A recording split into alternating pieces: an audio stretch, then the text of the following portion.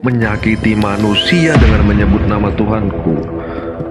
Karena kan Yesus mempraktekkan di Matius berapa tadi? Matius 6 ayat 14. Jika kau mengampuni orang lain, maka Bapa akan mengampunimu.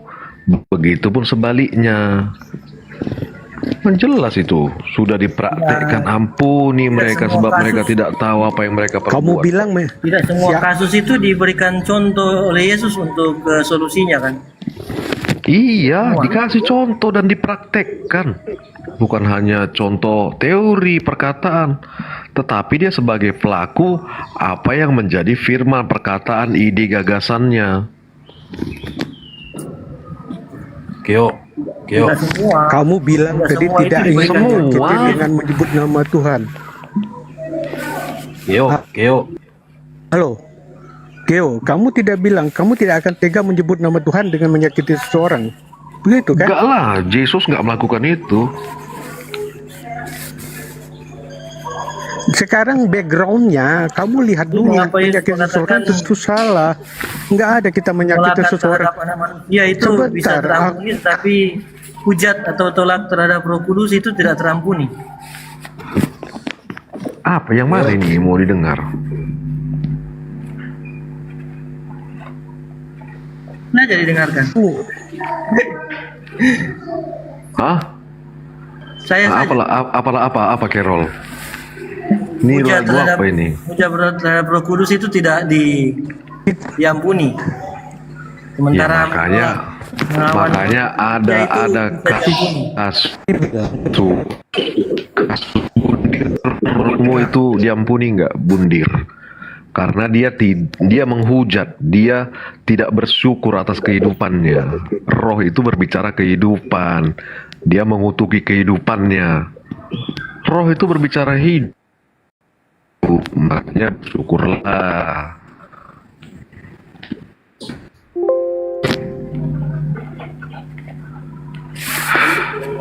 Keo. Kan itu pengertian itu Carol. Oh, Keo. Nah, apa itu? putus tadi kan? Putus.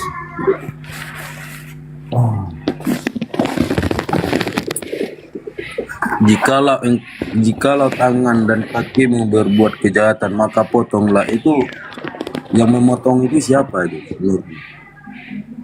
Ya dirimu sendiri, makanya kuasai dirimu, jadilah tenang supaya kamu dapat berdoa. Gitu. Kuasai dirimu, perangi dirimu, bukan memerangi orang lain. Pikul salib, sangkali dirimu. Kau sangkal dirimu sendiri, bukan menyangkal orang lain, bukan memerangi orang lain. Aku kan menyampaikan ayat aja, walaupun seayat tetap ku sampaikan. Memerangi. Menurutmu kalau misalnya saya tidak menerima Yesus, ada perintahnya bunuhlah di hadapanku, itu masuk kategori memerangi enggak itu? Perangi dirimu sendiri dibilang dari tadi. Ngapain kau perangi? Diriku sendiri pun gak beres ini, makanya diriku yang harus kuhancurkan, yang harus kuperangi. Ngapain aku perangi dirimu? Yo, dengarkan mulutku, dengarkan ya. Saya tidak menerima Yesus sebagai rajaku, ya kan?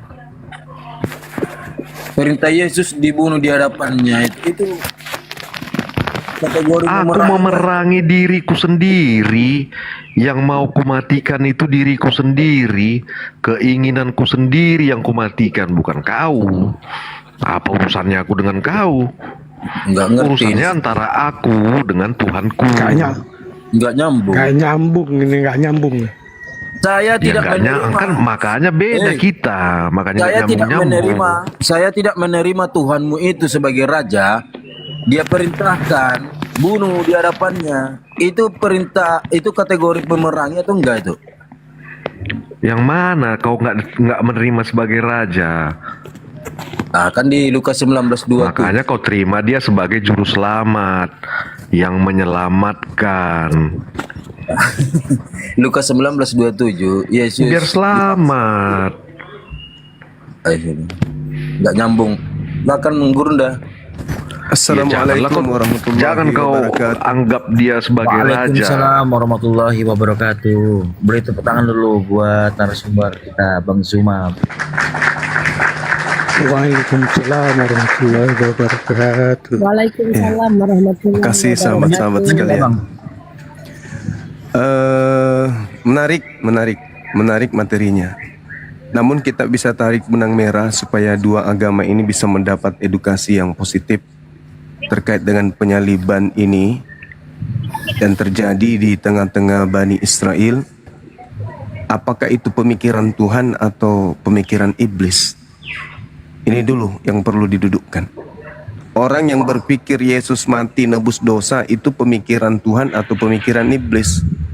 Karena saya tertarik ketika Yesus menyebut Petrus sebagai iblis karena berpikir kalau Yesus itu akan mati disalib. Kesimpulan saya bahwasanya orang yang berpikir Jangan kau Yesus ambil itu kesimpulan. Kau terus Kesimpulan ngambil saya. kesimpulan. Belum pun kita ribut. Kesimpulan saya Jangan kau ambil ini kesimpulan. saya ini nanti Anda bantah dengan kesimpulan bahlul Anda kan gitu. Jangan kau ambil. Jadi kesimpulan saya sebagai orang yang berakal sehat, orang yang menginginkan kematian terhadap Yesus itu adalah iblis. Saya sepemikiran dengan Yesus bahwa Petrus iblis karena Petrus tidak memikirkan pikiran Tuhan yang Maha Kuasa yang sanggup menyelamatkan Yesus dari kematian. Jadi kesimpulan saya sekali lagi, orang yang berpikir Yesus itu mati disalib oleh iblis itu adalah iblis. Sama dengan Yesus berkata kepada Petrus, "Enyahlah iblis, engkau adalah satu batu sandungan karena telah memikirkan apa yang dipikirkan manusia, tidak memikirkan apa yang dipikirkan Tuhan." Pertanyaannya, apa yang dipikirkan oleh Tuhan? Yesus disalib Kau ngambil atau pertanyaan, Yesus kau sudah ambil tidak kesimpulan. Ya itu kesimpulan saya. Kesimpulannya muncul Ya, pertanyaan. Makanya dengarkan dulu pemakan babi supaya otakmu itu berfungsi. Pagi-pagi kau udah ngawur kau. Karena kau itu pemikiran iblis. Terlalu banyak kau makan babi. Kau duduk yang tenang dulu. Setelah saya bernarasi kau tanggapi tuyul. Kau kayak sopaten aja kau. Penyaliban itu pemikiran Tuhan atau pemikiran iblis? Tuh, telan itu, jawab. Pandai-pandaian kau so pintar. Nah, jadi kau jawab pertanyaan sekarang. berapa detik lah aku di room ini. Nah, ini aku mau edukasi nih. Mau kabur. Bukan pasti. Oh ya detik sudah, kau ini. jawab. Kau kan Salib itu cuma kayak pemikiran gini. Tuhan atau pemikiran Nah. iblis? Jawab. Pemikiran Tuhan. Gimana maksudmu pemikiran Tuhan? Nah itu aja kau nggak Paparkan paham. dulu apa itu paparkan aja, dulu apa itu pemikiran Tuhan, coba. Oke. Biar jelas dulu pertanyaanmu. Pemikiran Tuhan itu rencana Tuhan, rancangan Tuhan, ide Tuhan, gagasan Tuhan terhadap orang benar, terhadap orang yang dikasihi, terhadap orang yang dicintai, terhadap orang yang dimuliakan, terhadap anaknya. Apa rancangannya? Mati Nah, coba dibunuh, dulu mati dibunuh kau Tuhan, dibunuh kau setan. ambil kesimpulan. Ya itu Coba kau ambil kesimpulan saya, kesimpulan. makanya kau dengarkan. Apa kesimpulanmu? Oh, baru kau tanya. Kesimpulan saya, penyaliban itu pemikiran iblis, bukan pemikiran Tuhan. Nah, tanggapi itu. Nah, berarti kau ini di sini kau sudah mengajarkan, kau sudah mengerti apa isi pemikiran Tuhan dan isi pemikiran iblis. Dari mana, atas dasar apalah kau mengetahui isi pemikiran Tuhan dan pemikiran iblis? Coba logikakan dulu, biar ngerti aku. Baik. Kau itu sebenarnya yang harus menjelaskan kemudian pemikiran Tuhan, karena kalian anak-anak Tuhan, bukan saya. Tapi karena saya memiliki mutiara, yaitu ilmu, pelajaran, maka saya yang berhak. Saya yang berhak untuk mengajarkan Anda, dan Anda kemudian punya tanggung jawab untuk memahami itu. Jadi yang dimaksud pemikiran Tuhan itu adalah keinginan Tuhan, rancangan Tuhan terhadap Yesus. Apa rancangan Tuhan terhadap Yesus? Rancangannya apa? Apakah untuk mati di atas tiang salib? Atau kemudian mengajarkan Bani Israel menerima dia sebagai utusannya? Itu. Makanya ketika kemudian orang-orang Yahudi, orang Farisi, mahkamah agama berencana, berpikir, membuat siasat palsu, tipu muslihat, dibantu oleh iblis, mereka berpikir untuk menyalib Yesus. Apakah mereka sepemikiran Tuhan? Tidak. Tuhan punya rancangan lain. Contoh, di dalam Keluaran 23, Nomor 7, nomor 8. Tuhan berfirman, jangan kau membunuh orang yang benar. Jangan kau membunuh orang yang tidak bersalah. Itu pikiran siapa? Pikiran Tuhan. Pikiran iblis. Bunuhlah orang yang benar. Bunuhlah orang yang tidak bersalah. Sebab Tuhan, sebab aku iblis akan membenarkan, akan membela orang yang bersalah. Itu pemikiran iblis.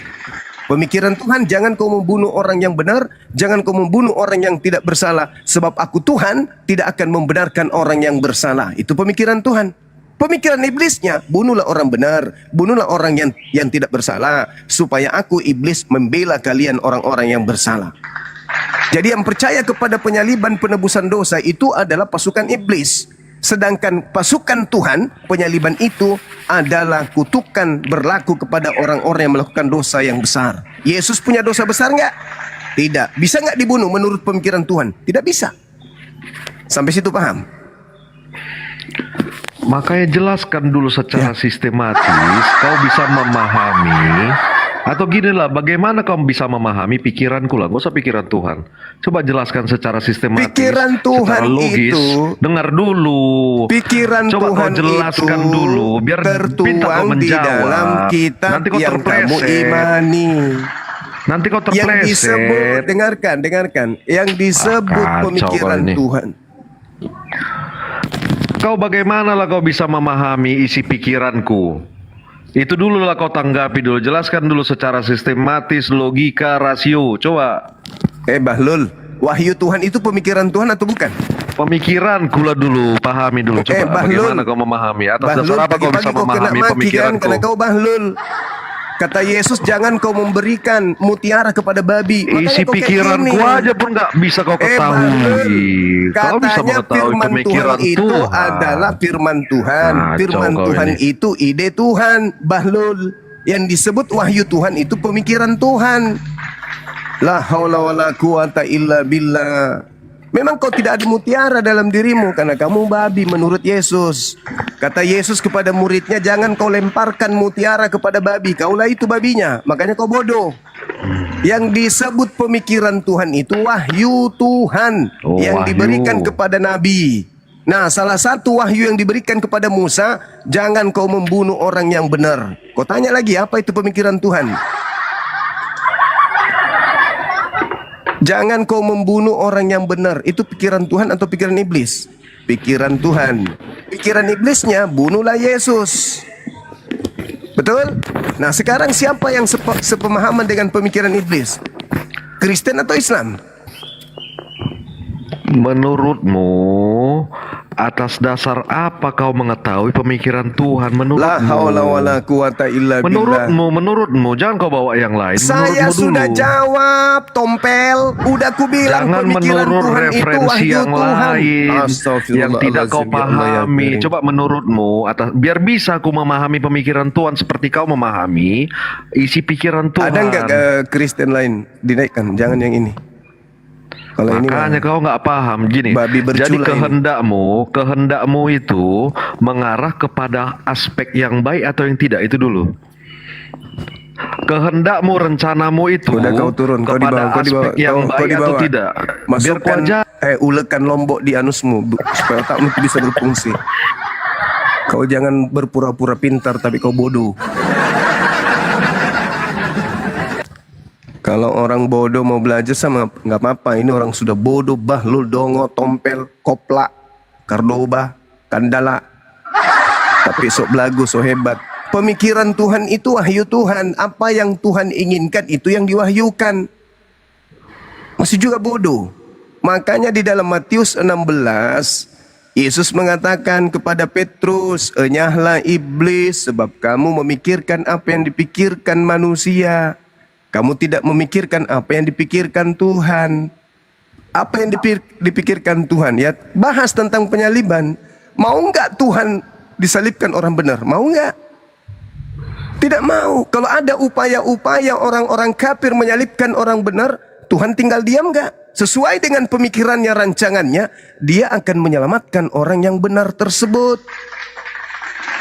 Makanya Yesus mengatakan, tenang aja lo Petrus. Meskipun iblis berkongko-kongko ingin menyalibkan aku, itu tidak akan pernah diizinkan oleh Tuhanku. Tuhanku sudah punya rencana jauh sebelum kau lahir. Tuhanku sudah punya rencana, meskipun 1000 manusia di kiriku, 1000 di kananku, untuk kemudian berupaya menangkap aku, itu tidak akan berhasil. Tuhanku sudah punya rancangan untukku. Enyahlah iblis, kau adalah satu batu sandungan untukku. Yesus itu batu sandungan kan? Hah? Yesus itu batu sandungan. Buat siapa? Buat iblis. Sementara bagi Tuhan, Yesus itu apa? Batu penjuru. Bagi Tuhan, Yesus itu batu penjuru. Bagi iblis, Yesus itu batu sandungan. Itu dulu yang kau pelajari. Kalau kau onyeng tapi kosong, tak ada ilmu, ginilah jadinya. Kau pelajari dulu, apa itu batu penjuru, apa itu batu sandungan. Batu penjuru bagi Tuhan, apakah batu sandungan bagi iblis? Ya. Kenapa dikatakan Yesus itu batu penjuru? Karena dia satu-satunya nabi terakhir untuk kaum yang terpilih, yaitu Bani Israel. Begitu. Sedangkan dikatakan dalam kitabmu, penyaliban itu adalah satu kebodohan. Satu kebodohan. Bagi siapa? Bagi orang-orang non-Yahudi dan Yahudi. Yahudi adalah satu batu sandungan, orang Yunani adalah satu kebodohan. Makanya kalau kalian tuh membahas salib, pasti kamu terlihat bodoh. Pasti kau jadi bulan-bulanan. Karena memang itu adalah satu kebodohan yang dipaksa untuk menjadi sebuah kebenaran. Ini aja kau sengaja bertanya, padahal kau tahu itu. Pemikiran Tuhan itu ya rancangan Tuhan, wahyu Tuhan, itu pemikiran Tuhan. Sedangkan yang muncul kemudian, pemikiran manusia adalah Yesus disalib atau Yesus tidak disalib. Di mana pemikiran manusia? Di mana pemikiran iblis? Karena hanya ada dua, pemikiran iblis dan pemikiran Tuhan. Pemikiran iblis, Yesus disalib. Pemikiran Tuhan harus sebaliknya.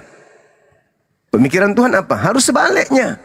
Pemikiran Tuhan, Yesus tidak disalib. Iblisnya dulu. Pemikiran iblis, Yesus disalib gak? Disalib. Kalau pemikiran Tuhan sama gak dengan iblis? Tidak sama, berarti bertentangan. Yes. Kalau begitu, iblis dan Tuhan tidak mungkin kompak. Tidak mungkin satu kubu. Maka pemikiran iblis dan pemikiran Tuhan harus bertentangan. Pemikiran iblis, Yesus disalib atau Yesus tidak disalib? Iblis dulu. Oh, pemikiran iblis, Yesus tidak disalib. Gugur dong Kristen. Gugur dong Kristen. Kenapa? Iblis merasuki Yudas, tujuannya apa? Rancangannya apa? Yesus disalib. Nah, Tuhan punya pemikiran apa? Harus bertentangan dengan itu. Harus bertentangan. Maka pemikiran Tuhan, Yesus tidak disalibkan. Yang kedua, pemikiran Tuhan, Yesus untuk Israel saja atau untuk Romawi Yunani. Pemikiran Tuhan nih, ini berat. Kalau kalian mau jujur, kalian ingin sadar, kalian ingin keluar dari jerat setan, maka pertanyaan saya sederhana. Pemikiran Tuhan Yesus itu hanya untuk Bani Israel atau untuk Yunani Romawi juga? Pemikiran Tuhan. Siapa yang berpikir Yesus hanya untuk Yahudi saja? Dan siapa yang berpikir Yesus ini juga untuk Yunani Romawi? Ayo. Berat ini, berat. Berat. Kalau kalian masih mau gila, jangan naik ke sini. Tapi kalau kalian mau waras, naik ke sini pakai akal. Pasti kalian waras. Pemikiran Tuhan Yesus itu untuk Yunani kah? Pemikiran Tuhan Yesus itu untuk Romawi kah? Pemikiran Tuhan agar Yesus mengajarkan agama Kristen kah? Pemikiran Tuhan agar orang beribadah hari Minggu kah? Pemikiran Tuhan agar manusia makan babi kah? Pemikiran Tuhan agar manusia menyembah 3 pribadi sembahan kah? Pemikiran Tuhan agar manusia tidak bersunat kah? Atau yang saya sebutkan tadi itu adalah pemikiran setan? Naik ke sini kalau mau waras. Jangan naik kayak tadi kesurupan, tak ada ilmu, pura-pura pintar. Silakan.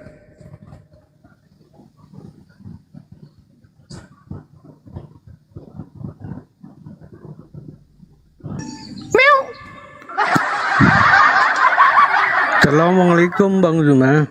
Waalaikumsalam warahmatullahi wabarakatuh. Jumpa lagi kita semenjak di JCC dulu dari Zoom. Allahu Akbar. Malam Masya itu Allah. Bang Zuma udah enggak. Iya Bang Pe. Masya Sudah Allah. lama. Baru pertama saya bicara dengan Bang Zuma nih. Allahu Akbar. Jadi Masya Allah. begini Bang Zuma, tadi saya pernah dengar si Oten ini kan bicaranya begini, bahwa tidak satu iota pun dihapus dari hukum Taurat. Itu kan Iya. berarti perjanjian antara Yesus dan Israel, bangsa Israel. Begitupun Musa, kan Musa diutus untuk Bani Israel. Begitupun Yesus, atau menurut mereka itu Isa bagi kita itu untuk Bani Israel. Nah, mereka bilang begini, jadi sejak matinya Yesus, maka hukum dan segala aturannya itu dihapuskan. Berarti kan habis. Habis. Ya berarti ada aturan baru yang dibikin untuk mereka, Oten. Berarti kan nggak ada hubungan dengan Oten, dengan Yesus. Nggak ada. Begitu kan? Nggak Siap. ada. Nah, itu yang saya bingung menjawabnya. Berarti kan mereka nggak ada hubungan lagi dengan Yesus dan Musa. Berarti yang mereka pakai itu hanya perjanjian baru. Tok sampai di Iya. situ. Karena yang mereka imani adalah Paulus, begitu kan? Betul. Makanya beberapa minggu Nah, tadinya saya membahas apakah Yesus Jangan. mengenal Bible, dan ternyata tak ada satupun dari mereka yang sanggup menjawab bahwa Yesus mengenal Bible. Gitu Bang. iya, berarti kan mereka mengakui sendiri dengan begitu kan. Padahal ini yang bicara Oten loh, Bang. Jadi yang dia mengakui bahwa Yesus dan Musa itu hanya untuk Bani Israel karena terjebak dengan omongan dia sendiri. Nah, maka saya bilang berarti antara Yesus dan Musa itu nggak ada hubungan dengan Kristen. Maka yang membuat aturan baru itu adalah perjanjian baru yang dibuat oleh Paulus. Iya. Kesimpulan di situ, benar nggak, Bang? Betul.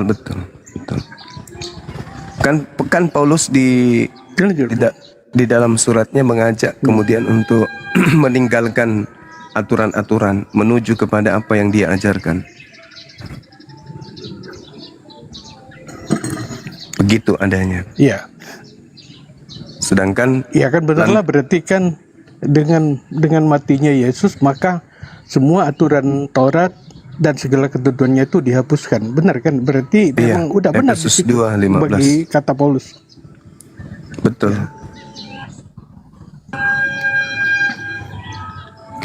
Sedangkan pijakan kita terkait dengan salib itu jelas di dalam Al-Quran. Bismillahirrahmanirrahim. Innama jazaa'ul ladzina yuharibuna Allah wa rasulah. Jadi yang disalib itu adalah orang yang memerangi Allah dan orang yang memerangi Rasulnya. Wa yas'auna fil ard fasadan ayyuqattalu aw yusallabu aw tuqatta'a aydihim wa arjuluhum min khilaf aw yunfau min al-ard. Itu kata Allah, dan itu kita tidak bisa ragu bahwa orang yang disalib adalah orang yang memerangi Allah, orang yang memusuhi kemudian memerangi Rasulnya, termasuk memerangi Nabi Isa, serta membuat kerusakan di bumi. Siapa yang membuat kerusakan di bumi? Adalah dia yang telah merusak tatanan perintah Tuhan kepada Bani Israel, menggantikan dengan aturan baru. Maka dikatakan dalam Al-Quran, mereka dibunuh, mereka disalib, dipotong tangan dan kaki mereka secara silang, atau diasingkan dari tempat kediamannya. Nah, lalu Allah mengatakan, dzalika lahum hisyum fid dunya. Yang demikian itu merupakan kehinaan bagi mereka di dunia. Makanya dikatakan sendiri oleh kitab mereka bahwa salib itu adalah sebuah kebodohan, dan kebodohan itu adalah kehinaan.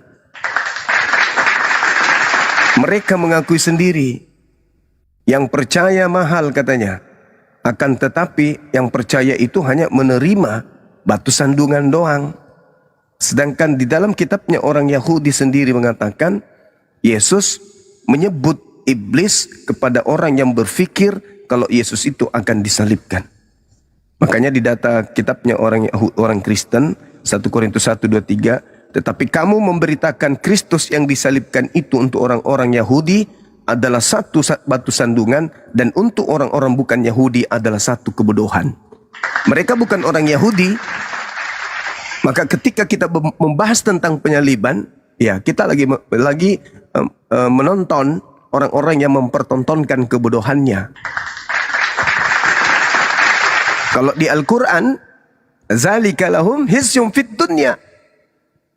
Itu adalah sebuah kehinaan. Ketika mereka mengagung-agungkan penyaliban, kata Quran itu adalah sebuah kehinaan. Dan kata Paulus itu adalah sebuah kebodohan. Jadi kehinaan dan kebodohan ya satu grup. Maka mereka nampak bodoh, maka mereka nampak hina. Siapa yang kau sembah? Makhluk yang mati di atas salib. Ya kehinaan itu. Kok manusia dikutuk disembah? Itu kehinaan. Al-Quran kita sudah menjelaskan itu. Zalika lahum hizyum fid dunya. Dan di akhirat kata Allah, walahum fil akhirah azabun azim. Orang yang percaya kepada penyaliban itu akan diberi asap yang sangat pedih nanti di akhirat. Nah, lagi-lagi klop. Hanyalah daripada aku, kalian semua adalah pembuat kejahatan. Aku tidak mengenal kalian. Pembuat kejahatan ya ke neraka. Kata Quran, walahum fil akhirah azabun azim. Di akhirat nanti orang-orang yang percaya kepada penyaliban ini adalah akan disiksa dengan siksaan yang sangat berat. Termasuk dia yang disalib. Karena yang disalib ini hanyalah pelaku dosa yang benci kepada Allah, benci kepada Rasul, dan yang membuat kerusakan di atas muka bumi. Apa tanda-tanda orang yang membuat kerusakan di atas muka bumi? Tanda-tandanya apa? Orang yang menggiring manusia menyembah kepada sesamanya makhluk. Orang yang mematahkan semangat kecerdasan kepintaran manusia. Orang yang mematahkan firman Tuhan, menggantikan dengan doktrin dan dogma. Itu adalah pembuat kerusakan. Mengajarkan manusia menyembah kepada tagut, menyembah kepada inazan, berhala, makhluk, itu adalah pembuat kerusakan di atas muka bumi ini. Maka bagi mereka apa kata Allah?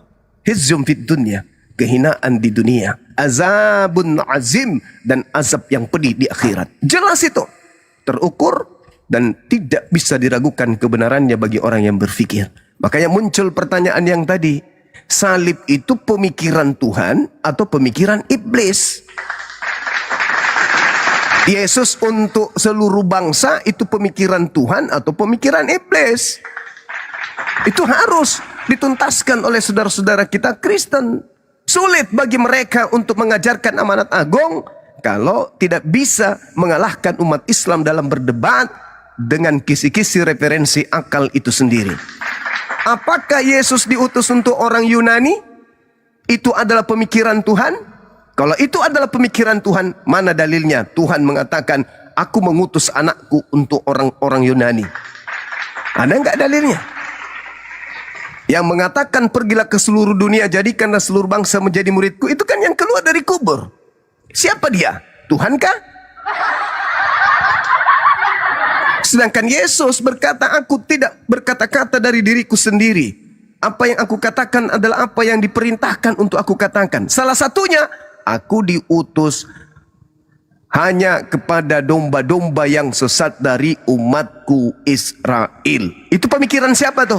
Pemikiran Tuhan. Kenapa? Karena Yesus berkata, firman yang kau dengar dari mulutku itu bukan dari aku, tetapi dari Tuhan yang telah mengutus aku. Yohanes 14:24. Jadi pemikiran Tuhan, Yesus kudu wajib hanya untuk Bani Israel tok. Titik. Lalu siapa yang punya pemikiran Yesus untuk Yunani? Yesus untuk Romawi? Ini tanda tanya besar. Saya kira begitu sahabat-sahabat. Silakan dilanjut.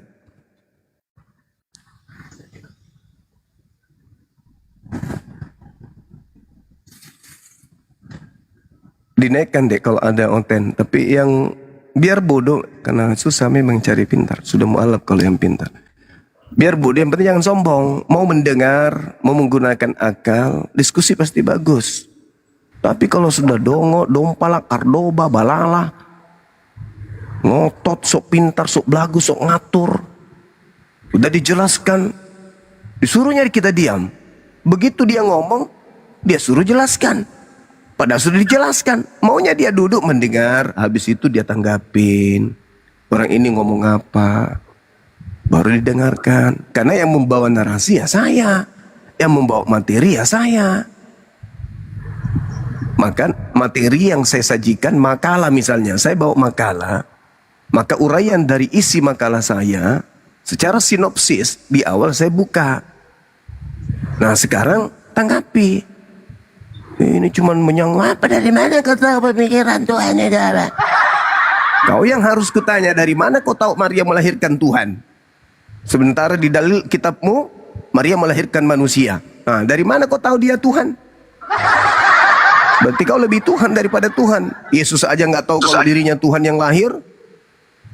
Yesus aja mengatakan Yohanes 8:42, aku datang ke bumi bukan atas kehendakku sendiri. Kalian yang lebih tahu dari Yesus. Berarti kalian lebih Tuhan daripada Yesus. Kalian lebih tahu pemikiran Tuhan.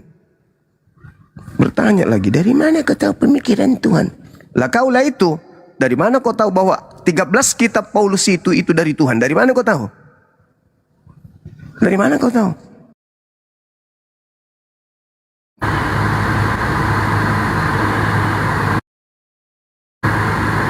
Darinya. Materi-materi dari mana yang didapatkan oleh Paulus? Dari Tuhan. Ya nabi dong dia. Kan hanya nabi yang menerima wahyu. Kalau 13 kitabnya Paulus itu adalah wahyu, berarti dia nabi. Kalau bukan, kalau bukan nabi, berarti dari mana 13 buku ini? Mas Olang. Jadi mau tidak mau, paksa Paulus itu duduk sebagai nabi. Paksa dia, paksa. Gak bisa tidak. Karena kalau tidak kuakui dia nabi, dari mana dia dapat firman? Sedangkan dalam Bilangan 12 nomor 6, di situ dikatakan, jika di tengahmu ada seorang nabi, maka aku Tuhan akan berfirman kepadanya melalui penglihatannya dan berkata kepadanya melalui mimpi. Itu nabi. Nah Paulus ini apa kedudukannya? Bukan nabi bang. Ya sudah, berarti murni karangan kalau bukan nabi. Tapi kan di dalam Kisah Para Rasul 13:1 Saulus disebut nabi. Dan Paulus sendiri mengatakan juga bahwa di tengah-tengah jemaat ada rasul, ada nabi. Berarti dia juga mengaku nabi. Ini teman-teman kita memang rusak. Orang barat mengatakan, orang barat bagian timur selatan mengatakan mereka ini dompala, beda, cuplis, Kardoba. Mereka berbicara terputus semua saraf dari mulut ke otak. Jadi mulut cuman ngomong tanpa kontrol otak. Nah, sama seperti kambing. Kambing bicara itu, bersuara itu tidak dipikirkan dulu. Yang penting bersuara aja. Gak bermakna suara itu. Itulah mereka. Bang Zuma, ada pertanyaan Siap. dari saya menyangkut kambing nih Bang Zuma. Nah, Ya. Di Matius 25 nomor Iya. 41 sampai 44 itu kan Siap. domba di sebelah kanan dan kambing di sebelah kiri. Nah, yang dimaksud apa? Gimana tuh narasinya itu? Yang dimaksud apa ya? Yang di sebelah apa ya? Kambing ini menyeru Yesus itu sebagai Tuhan kalau nggak salah kan, kurang lebih begitu kayaknya tuh. Nah, itu yang dimaksud siapa tuh, Bang Bani Zuma? Israel. Oh, Bani Israel berarti apa ya? Kristen atau apa? Ya, orang-orang Yahudi, orang-orang Nasrani, dan orang-orang zalim yang ada di antara keduanya. Oke. Iya. Siap.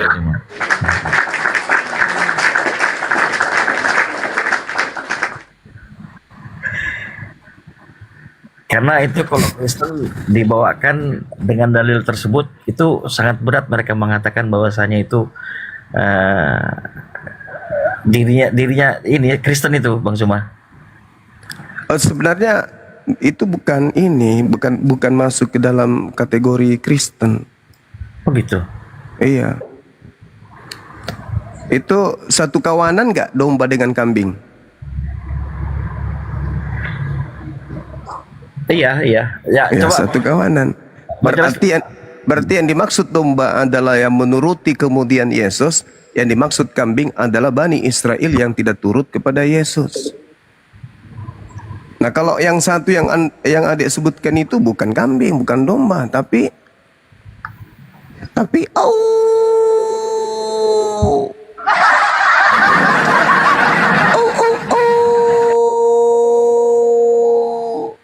Atau yang kita kenal dengan sebutan kucing.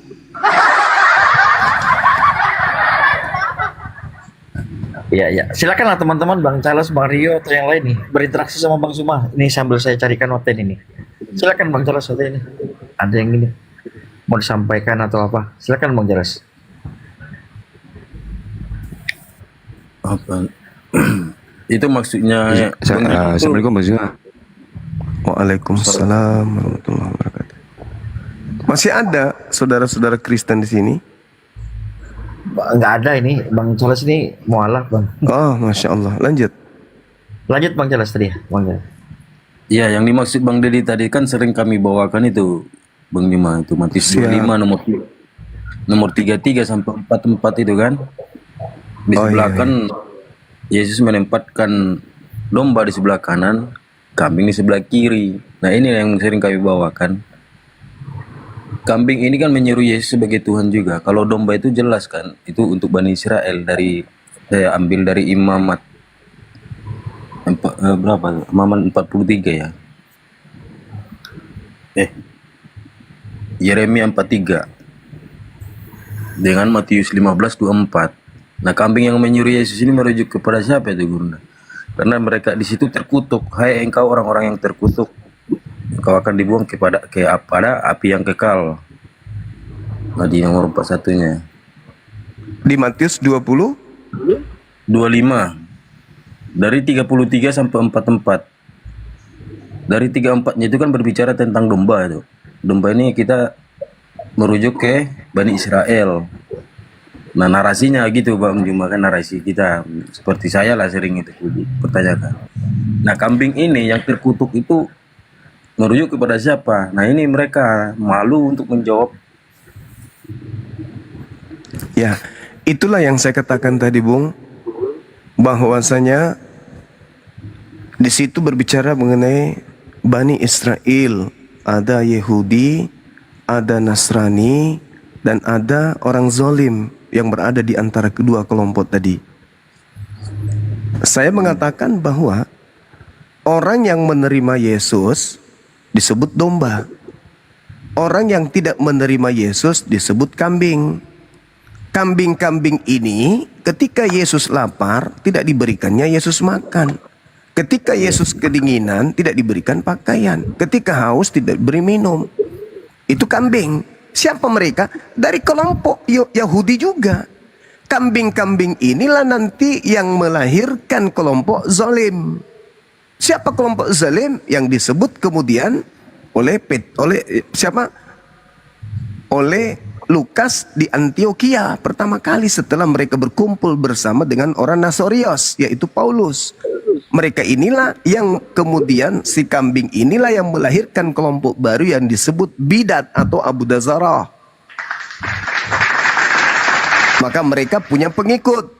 Kambing inilah yang menjelajahi daratan, menyeberangi lautan, mentobatkan orang di luar Yahudi menjadi pengikutnya dan menjadi orang neraka yang 2 kali lebih jahat daripada orang-orang Israel atau kambing-kambing tadi. Itu jadi di situ tak ada Islam, di situ itu tak ada. Itu bercerita 3 kelompok. Bercerita 3 kelompok. Namun kambing adalah kelompok Yahudi juga yang tapi menolak Yesus. Yang menolak Yesus inilah nanti yang akan mendirikan sekte baru. Yang saya maksud zalim. Kenapa zalim? Karena mereka membuat aturan baru. Makanya kita berdoa kepada Allah untuk dilindungi dari kelompok ini.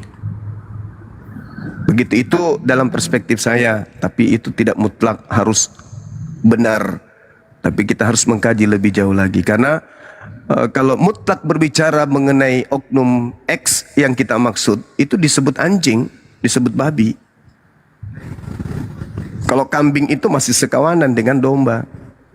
Cuman tidak menerima Yesus sebagai Mesias, malah diolok-oloknya.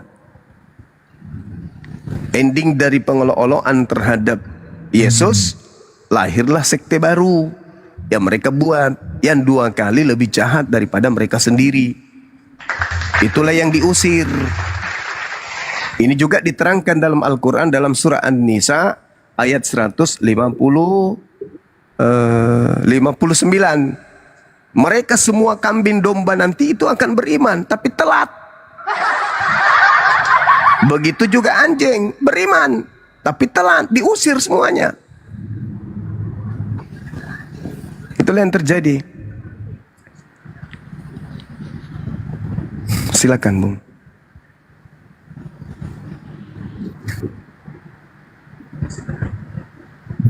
Ya, hasil penyebaran di luar Bani Israel ini berarti yang masuk yang disebut yang kita maksud ini. Tapi nanti dia akan masuk ke kawanan kambing ini.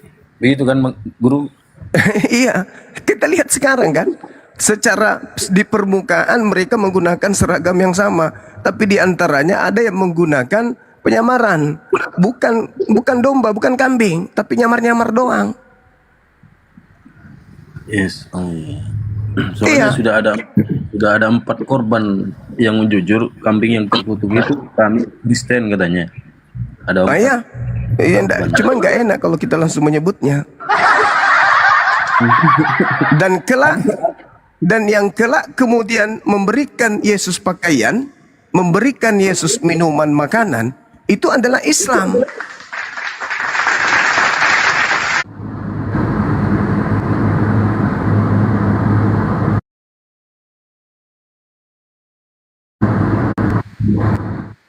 Tadi yang wajahnya kita diludahin, ditonjok, diobati, dilap, dibersihkan, dikasih pakaian baru oleh Islam.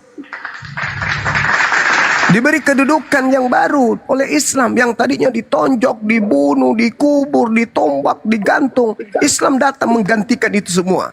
Bukan. Seperti ini yang sebenarnya. Maka duduk perkaranya, endingnya adalah dimuliakan, bukan dihinakan. Makanya tadi saya mengangkat tema penyaliban itu pikiran Tuhan atau pikiran iblis. Yesus untuk seluruh bangsa itu pemikiran Tuhan atau pemikiran iblis. Nah, ini yang harusnya saudara-saudara kita Kristen perkuat argumentasinya dengan data ketika membantah narasi yang saya bangun berlandaskan terhadap fondasi dalil. Kan gitu.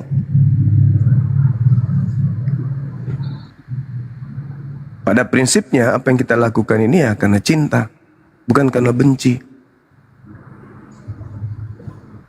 Cuman benci terhadap orang-orang yang susah menggunakan akalnya tapi sombong gitu loh. Dan yang perlu dipahami di sini oleh saudara-saudara kita, mereka tidak mendapatkan barang-barang kudus, mereka tidak mendapatkan mutiara. Itu dulu. Apa barang kudus itu? Barang kudus itu adalah seperti kaki dian, kemudian Mikdas, kemudian Taurat, apalagi Injil.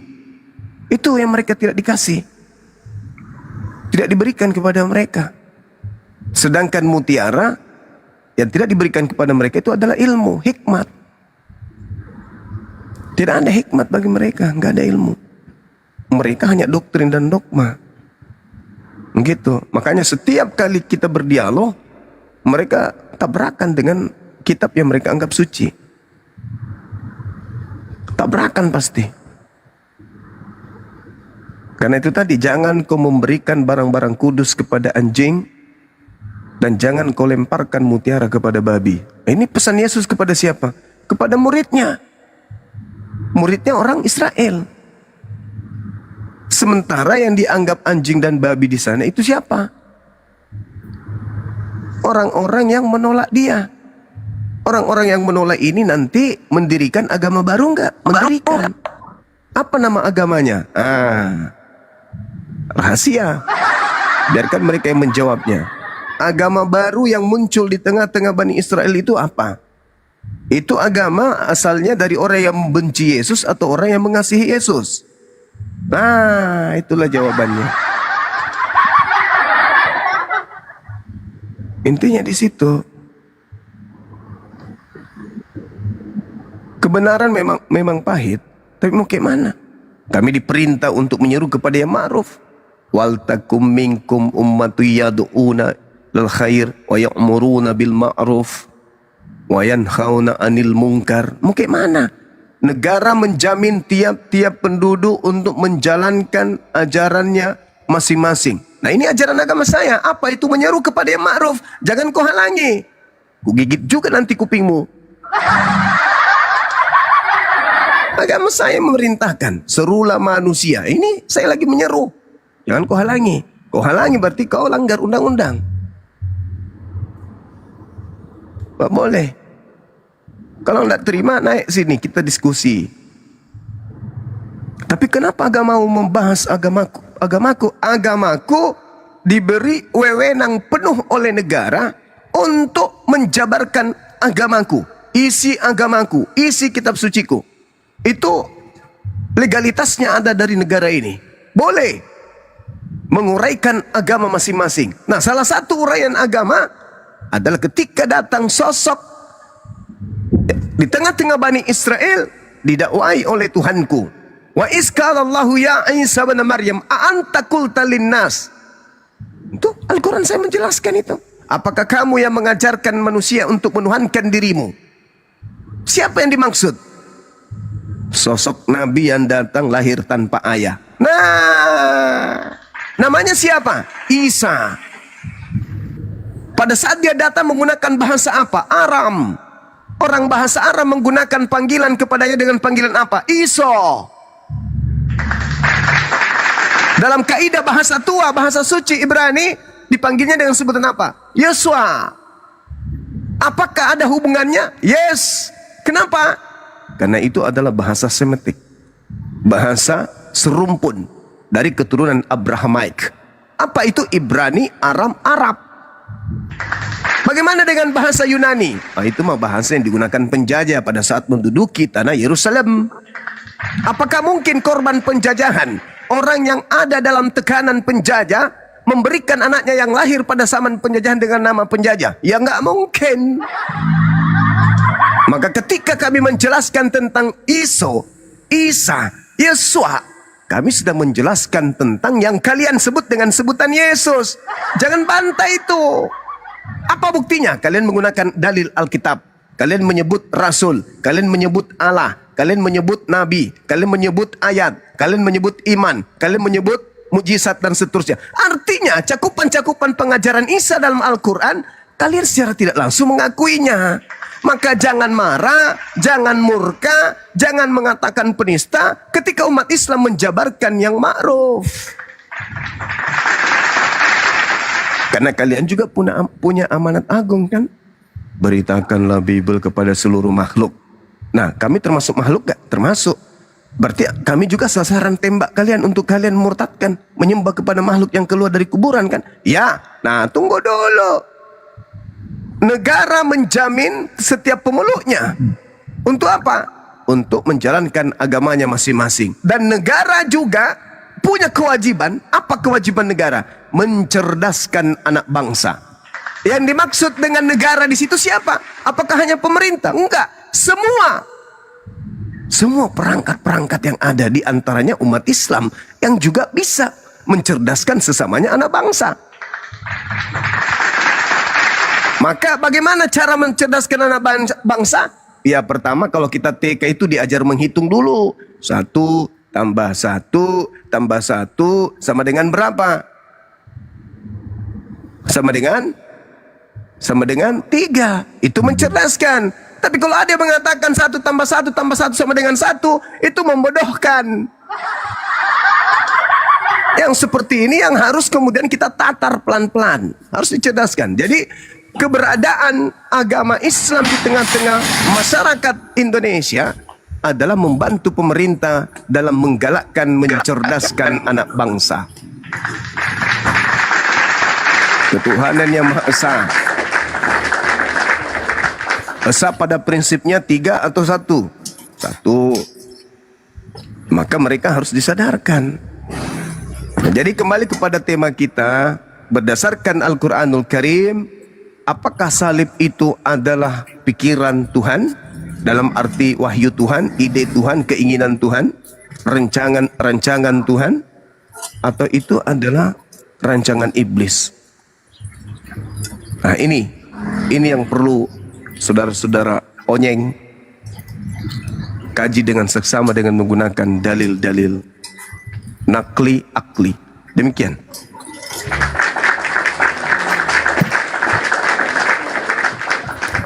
Makasih Bang Firman. Bapak Firman nih, selamat pagi Muslim ini. Bapak Firman. Tadi mungkin dia. Bapak Firman.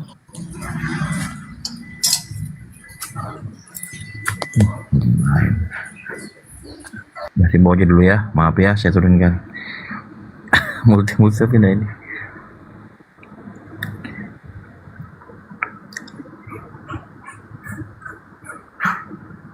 Ya mungkin ada yang mau tanya nih teman-teman ke Bang Zuma. Silakan. Jadi lah. begini, itu ya Bang Det. Kalau Ya. kalau pertanyaan biarkan mereka yang menjawab ya kan. Tapi kita ya selama ini udah dapat 4 kita ya kan. Pengakuan 4, dari ya. mereka. Sampai dihitung segitunya ya. Iya Bang. Iya Bang. Dibuatkan sertifikat atau piagam.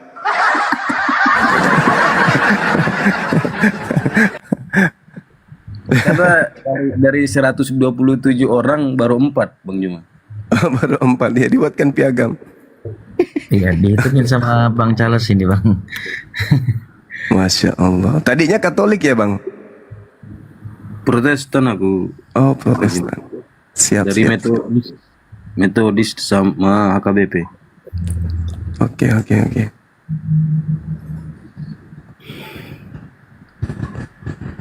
Ya, beliau inilah Bang yang dampingin saya nih, teman-teman Bang Rio, Api Kepri ini selalu sama-sama saya nih, Bang. Ketika di Komal gitu kan, ketika saya diserang gitu kan dengan kawanan domba, wah, mereka datang itu, Bang. Untuk bantu saya. Kawanan domba orang Yahudi dong. Jadi apa mereka itu? Kawanan guk-guk. Iya. Oh iya. Iya dong. Iya. Mana ada domba makan babi? Domba itu makannya rumput. Masa makan babi, nggak nyambung. Iya. Dia ada di bibirnya makan rumput. Atau pernah lihat domba makan daging?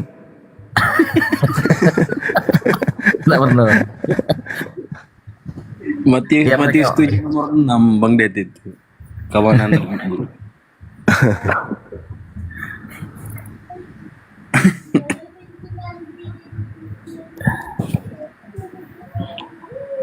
Lanjut Bang Det. Iya, ntar aku undang Oten ini. Ini pada ngumpet-ngumpet nih Bang Zuma. Kayak kemarin itu Bang Zuma turun langsung datang itu Bang Zuma 5, 6 di sini langsung. Oh, Gak lama Bang Zuma turun itu 6 tuh. Kalau ada Bang Zuma tuh ngintip-ngintip dia kayak tikus ketemu ini Bang. Singa itu kan. Ngintip-ngintip, ada singanya datang kabur dia. Kejuk. Kabur dia.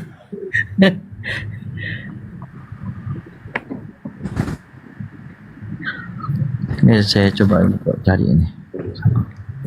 Ini banyak online kok mereka di sini. bintang kehidupan, barakallahu fik. Ini ada Edis katanya di bawah. Saya rindu begini loh. Kalau Edis kan kita sudah sering kencingi mulutnya kan ya. Saya mau lihat Edis itu berdebat dengan orang Islam yang ada di Amerika gitu loh. Pingin kali. Bagaimana si Edis ini mematahkan argumentasi para mu'alaf yang ada di sana. Orang anak-anak muda bule yang masuk Islam karena proses berpikir. Saya pingin lihat Edis itu dialog dengan mereka. Kan sudah ada di luar. Maka sasarannya harusnya Islam yang ada di luar. Nggak bisa kau hadapi lagi Islam yang ada di Indonesia kecuali yang masih yang baru belajar gitu ya. yang sholatnya masih sholat bolong-bolong, mungkin bisa. Tapi kalau menghadapi seperti saya gurumu, itu nggak mungkin kau bisa. Dari dulu kau saya gembalakan, tapi kau tidak seperti domba, memang kau seperti anjing liar. Kau kabur dari Indonesia, kau tidak berdaya menghadapi kami. Yang kau andalkan ilmu baru di luar, apa itu hujat? Itu nggak bisa kau pakai ketika kau masih di Nusantara ini. Ilmu barumu hujat yang kau sudah persiapkan, itu yang kau pakai. Dalam dialog agama itu nggak dipakai yang gitu. Jadi kau itu bukan pendebat, kau itu penghujat, gitu. Nah, kita mau nih, khususnya saya, pingin kali melihat Edis itu diskusi dengan orang Islam yang ada di luar sana. Bule yang masuk Islam karena proses belajar gitu. Tapi yang ada sudah di luar negeri yang dihadapi ya Islam awam, nggak berkelas.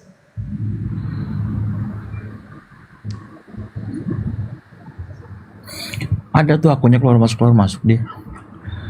Edis itu betul, dia itu mencuri materi-materi dari Bang Zuma. Itu jangan diragukan itu.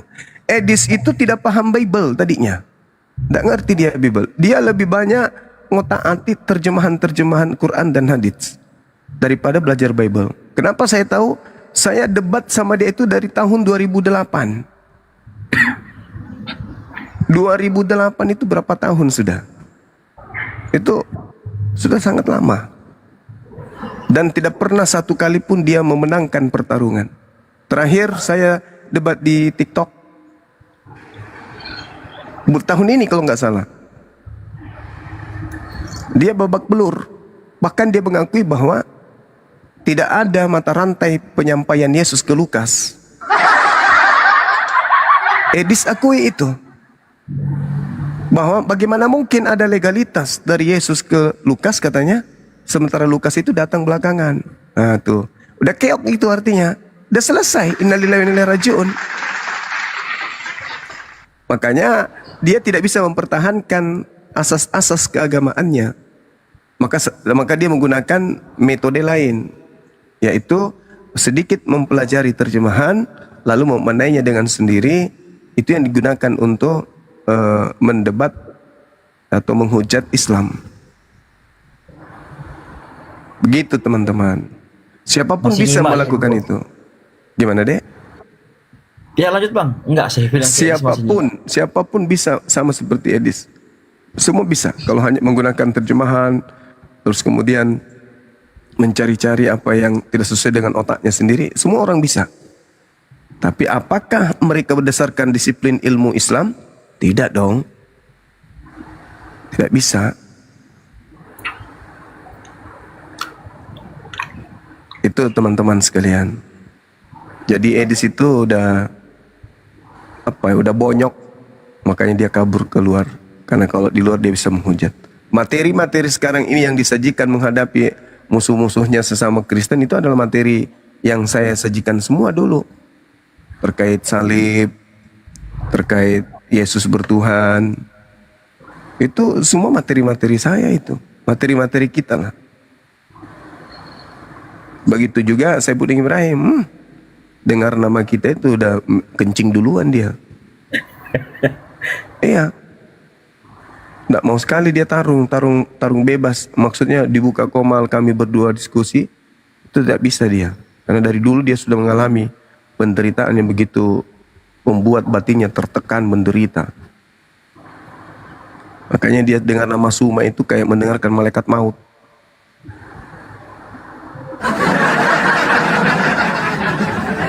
Karena tidak pernah ku kasih ruang untuk berbicara kebohongan.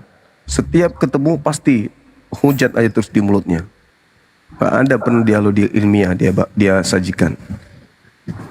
Tapi kalau sama yang lain so pintar, so paten, wah paten kali. Begitu saya naik langsung, kayaknya Suma naik, turunkan. Atau sekali dia yang lari. Karena dia sudah tahu kartu asku ada sama Zuma. Si Taipudin, tai kering ini nggak bisa dia. Dulu malah dia hubungi anaknya Saddam, kemudian Saddam itu hubungi saya waktu itu. masih hidup siapa? Ustadz kita, Ustadz Moko Ginta. Saya teleponan, katanya Abi pesan Bang Suma jangan sebut-sebut soal namanya Abi. Nah, kenapa? Karena itu mengganggu proses belajar saya. Apa hubungannya? Ternyata bapaknya masih kirim uang untuk sekolah. Waktu itu ya. Tapi saya sudah kehilangan komunikasi dengan anaknya. Sejak ada salah satu dari tim kita yang murtad kala itu karena uang. Di situ kita sudah mulai jarang komunikasi.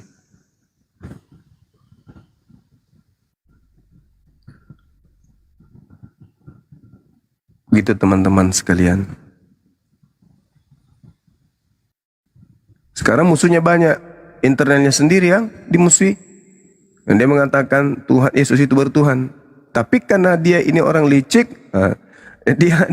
dia maksudnya di situ bertuhan itu maksudnya bukan Yesus itu bukan Tuhan, kan aneh. Dipelintir-pelintirnya itu supaya dia melihat ini banyak musuhku nggak kalau saya pakai narasi ini. Oh dia lihat banyak, dia pelintir lagi. Yang dimaksud bertuhan di situ bukan bahwa Yesus itu ciptaan yang menyembah kepada pencipta. Diputar lagi ke sono. Pintar memang dia. Liciknya minta ampun. Kayak ular tua.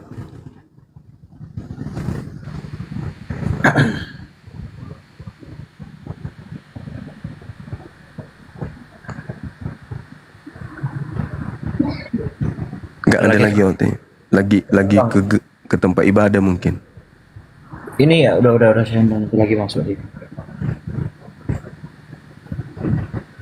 Semoga dia mulai ya. Soalnya Bang Zuma di atas itu.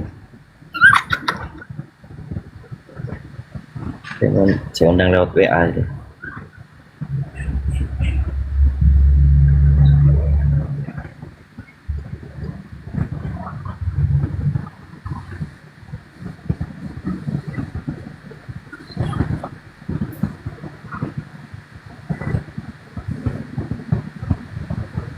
Bentar ya Bang ya.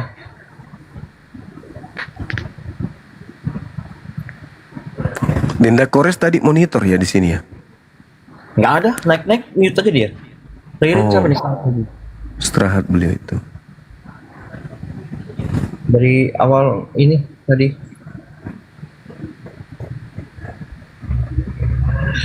Coba ini Ririn, selamat pagi Ririn. Shalom. Oh, pagi Kristen ya? Iya. Oh, laki-laki suaranya. Akunya perempuan. Iya. Iya, betul. Silakan kalau ingin berdiskusi. Temanya siapa yang disalib itu? Iya, begitu Bang Suma ya? Salib itu pemikiran Tuhan atau pemikiran iblis? Kepanjangan itu, Mbak. Salib pemikiran Tuhan, strep iblis.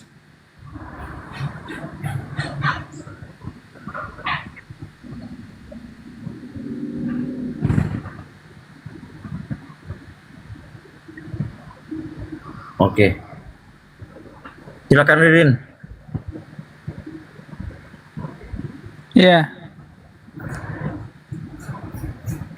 Ya, silakan. Pemikiran Tuhan, Kasih dalil. Alkitab. Ketika Yesus berkata, "Kenapa engkau ingin membunuh aku? Karena kamu tidak memperoleh firman-Ku di dalam dirimu." Kenapa bisa kau katakan bahwa penyaliban itu pemikiran Tuhan? Ketika salah satu murid Yesus berkata, Guru, saya nggak saya lupa ayatnya tapi bunyinya kayak mirip kayak gini. Guru, moga-moga aja kamu nggak disalib. Matius Terus kata 16 nomor 22. Oke. Terus kata Yesus, "Nyah kamu setan karena kamu tidak berpikir apa yang dipikirkan Allah." Pintar sekali. Apa yang dipikirkan oleh Petrus di situ? untuk supaya Yesus lolos dari penyaliban. Nah, karena Petrus berpikir Yesus akan disalib kan? Iya. Itu pemikiran Tuhan atau pemikiran iblis kata Yesus?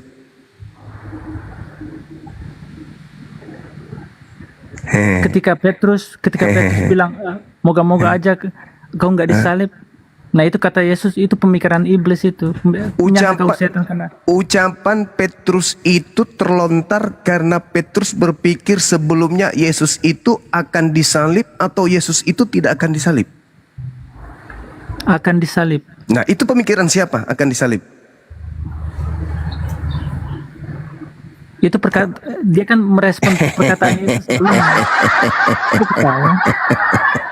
Pemikiran Yesus akan disalib itu pemikiran Tuhan atau pemikiran iblis? Pemikiran Tuhan lah. Kok ketawa? Kalau pemikiran Tuhan, terus kenapa dikatakan enyahlah iblis? Karena si Petrus mau supaya Yesus lepas dari penyaliban, supaya Yesus tidak melengkapi misinya. Munculnya pemikiran Yesus itu harus jangan disalib karena ada pemikiran Yesus akan disalib, betul?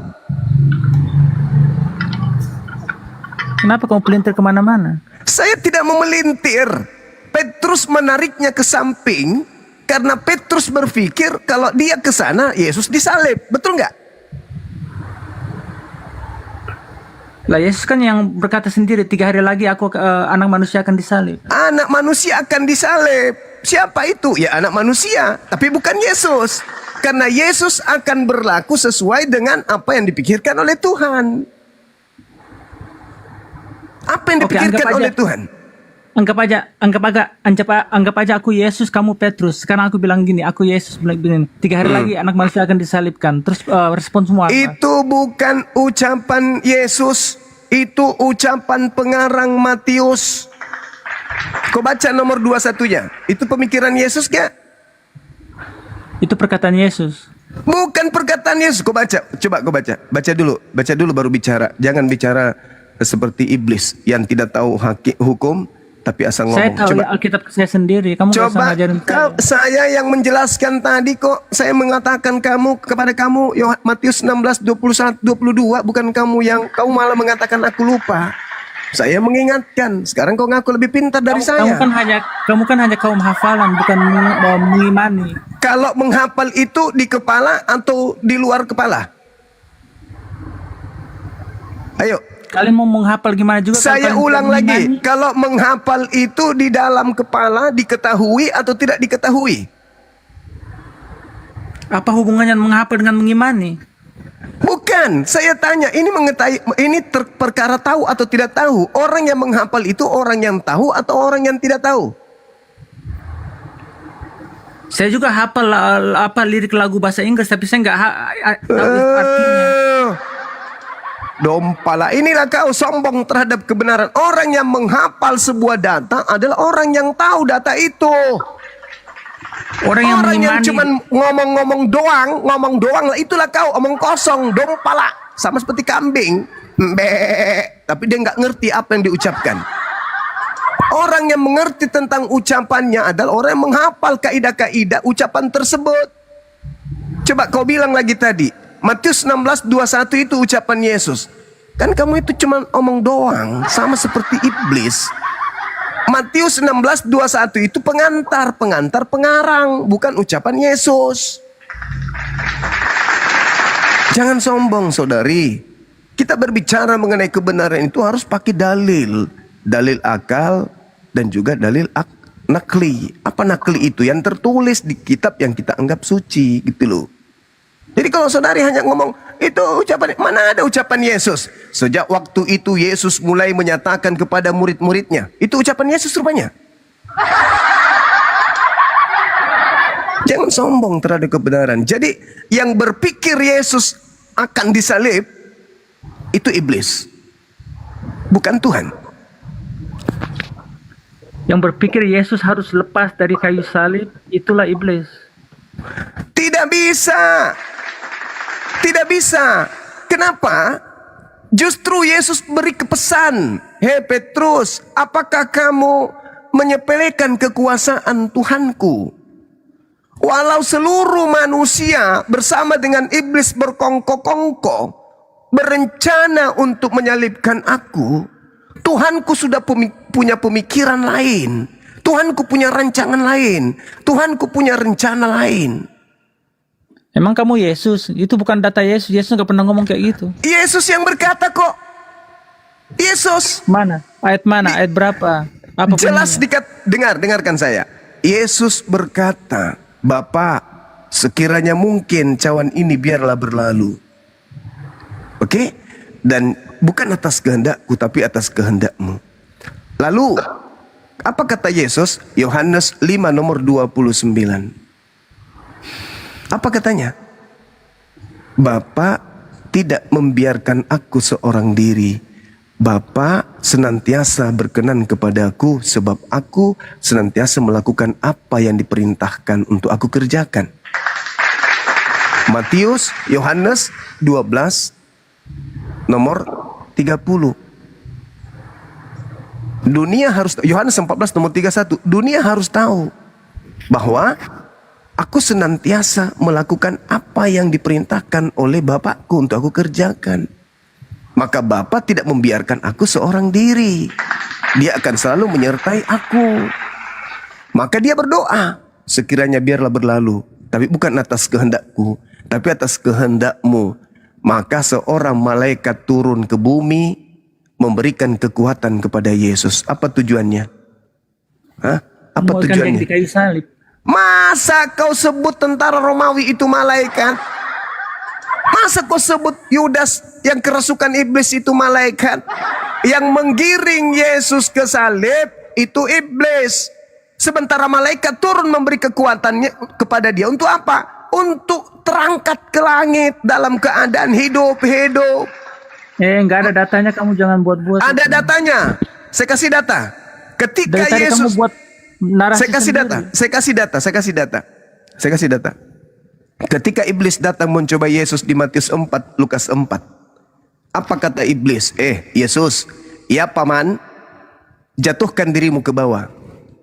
Sebab ada tertulis, Tuhan pencipta langit dan bumi akan mengutus malaikatnya agar malaikatnya menatang engkau di tangannya agar kakimu tidak terantuk kepada batu. Betul nggak ada tertulis? Betul nggak malaikat akan datang? Itu perkataan iblis yang sedang mempelintir. Memelintir Ayat-ayat.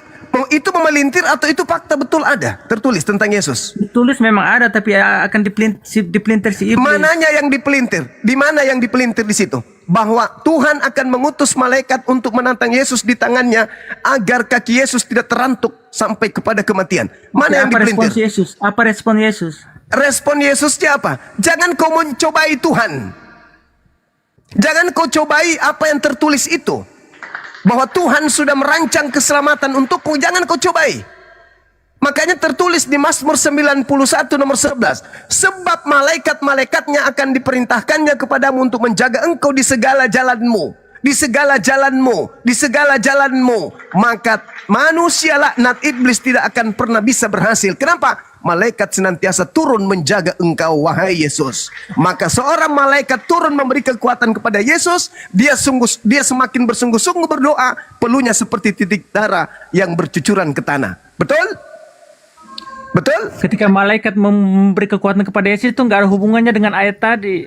Kata siapa tidak ada hubungannya? Malaikat turun untuk apa? Untuk menantang Yesus. Setiap ayat Apa beda beda konteks konteksnya. gimana? Yesus mengatakan apa? Dengar. Lukas 24 nomor 44. Pasang kupingmu. Aku memang harus pergi meninggalkan dunia ini sesuai dengan apa yang sudah tertulis tentang aku. Di mana? Di kitab Mazmur.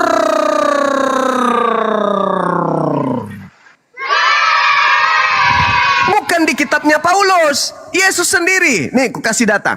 Lukas 24:44. Matius 24 nomor 26. Kemudian Lukas 22 nomor 22. Apa kata Yesus? Aku Yesus memang harus pergi meninggalkan bumi sesuai dengan apa yang sudah dirancang Tuhan di dalam Torah, di dalam kitab Nabi-Nabi dan di kitab Mazmur. Jadi bukan Bahkan yang dirancang dalam kitab Roma, untuk itulah Yesus mati supaya dia dibangkitkan menjadi Tuhan. Pret. Yesus tidak menyinggung data-data bohongan seperti itu. Yesus menyinggung Taurat, kitab para nabi, dan Mazmur. Jadi dia harus pergi berdasarkan kitab Mazmur. Apa yang tertulis di Mazmur, itulah cara Yesus pergi. Ada nggak di Mazmur bahwa dia harus mati? Tidak, justru di dalam Mazmur 118 Yesus sendiri berkata, aku tidak akan mati sebab Tuhanku tidak akan menyerahkanku kepada kematian. Aku adalah batu penjuru yang dibuang oleh tukang-tukang bangunan. Hanya orang Kristen dari barat yang menginginkan kematian terhadap Yesus, karena itu adalah keinginan iblis. Sedangkan Tuhan tidak menginginkan kematian terhadap anak yang dikasihinya. Inilah anakku yang kukasihi, kepadanya aku berkenan. Yesus berdoa, kemuliaan yang kuberikan kepadaku di kehadiratmu sebelum dunia ini diada. Yesus itu manusia mulia, kok mati terkutuk? Yesus itu manusia dikasihi, kok mati terkutuk? Yang mati terkutuk itu penggantinya. Penggantinya inilah yang keluar dari kubur yang kalian sembah sebagai tanda untuk angkatan yang jahat. Kalianlah itu. Bahkan Petrus berkhutbah di dalam Kisah Para Rasul 2, 29, 30, 31, 32, 33. Apa kata Petrus? Daud, kakek kita, buyut kita telah menubuatkan ke depan, dan kuburan Daud masih ada di tengah-tengah kita. Apa katanya? Elohim akan membangkitkan Mesias di tengah-tengah Bani Israel. Jasadnya tidak mengalami kematian, jasadnya tidak ditinggal di kubur, melainkan tangan kanan Elohim mengangkatnya, meninggikannya ke langit. Siapa tangan kanan Elohim? Malaikat. Makanya turun sang malaikat untuk mengangkat Yesus ke langit. Gereja mana yang memvalidasi ayat-ayat tafsiranmu itu? Apa? Gereja mana yang memvalidasi ayat-ayat Tidak tafsiranmu mungkin itu? ada gereja yang memvalidasi. Kenapa? Karena justru gereja itu adalah sebuah sekte yang disebut sebagai sekte Nasorios, yang pembuat kejahatan. Kisah Para Rasul 24 nomor 5. Paulus ini adalah penyakit sampar yang telah menyesatkan dunia, yang telah menyesatkan orang-orang Yahudi di seluruh dunia yang beradab, dan dia adalah tokoh dari agama Nasorios. Dari tokoh Nasorios ini nanti pengikutnya disebut Aliteng. Setahun lamanya dia tinggal di Turki, Antioquia, pengikutnya disebut Aliteng. Lalu ada gereja mana? Ya tidak mungkin, gereja pula yang kau bawa. Justru gereja ini adalah buah dari si nabi palsu yang tidak akan mungkin lolos dari api neraka. Matius 23 nomor 15. Celakalah engkau wahai Paulus, yang engkau telah menyeberangi lautan, menjelajahi daratan, mentobatkan orang di luar Yahudi untuk menjadi pengikutmu, dan kau jadikan mereka menjadi orang neraka dan 2 kali lebih jahat daripada engkau sendiri. Jedar. Itu fakta. Kita bicara dalil. Hanya gereja yang punya otoritas untuk menafsirkan kitab suci kami. Tidak bisa begitu kawan. Kitab yang kau anggap suci itu catatan-catatan pewarta. Siapapun bisa menjelaskan, siapapun bisa mentafsirkan. Kenapa? Yesus tidak memberikan validasi. Yesus tidak pernah memberikan pengesahan legitimasi terhadap kitab lo. Itu hanya catatan-catatan pewarta yang dibukukan kemudian, lalu pada konsili-konsili diloloskan pada saat pengkanonan. Bukan firman Tuhan kitab kamu itu, bukan juga sabda Yesus kitab kau itu, tetapi cerita-cerita yang disusun dari hasil penyelidikan penyusun. Maka siapapun boleh berbicara dengan sudut pandangnya masing-masing. Tidak seperti Tauratnya Nabi Musa, tidak seperti Quran. Mereka memiliki kaidah ilmu tersendiri untuk memanifestasikan isi rangkuman daripada kitab-kitab tersebut. Berbeda dengan surat kabar, tergantung perspektif kita masing-masing. Sementara gereja itu ada otoritasnya enggak dari Yesus? Ada nggak? Semua tafsiran di luar gereja itu sesat. Saya tanya, ada otoritas dari Yesus nggak untuk gereja? Ada Dalil, cepat. 1, 2. Petrus, Galatia 2 nomor 8. Paulus pendiri Kristen berkata, Petrus diutus kepada orang-orang yang bersunat di atas batu ini. di atas batu. Yang jamaah yang didirikan oleh Petrus itu jemaat pemakan babi atau tidak makan babi? Jawab. Pemakan babi. Nenekmu kiper, makanya kau dungu. Mana mungkin orang-orang Yahudi makan babi, tuyul? Enak kali kau ngomong. Orang Yahudi itu orang bersunat, masuk ke dalam sinagoge, ke dalam mikdas Baitullah, mereka mandi junub dulu, mereka mentahirkan diri, mereka membasuh tangan, membasuh muka, mencuci kaki, baru boleh masuk shalom alaihim ke dalam bait sucinya mereka. Mereka harus potong kuluk dulu baru masuk ke situ. Nggak boleh orang makan babi, tidak mandi junub, tidak berwuduk, pakai sendal, pakai sepatu, tidak habis makan babi masuk sana, nggak boleh. Haram hukumnya. Mana dalilnya? Yeskil 44 nomor 9. Haram hukumnya orang-orang yang tidak bersunat nonotnya masuk ke dalam bait suci orang Yahudi. Nggak boleh.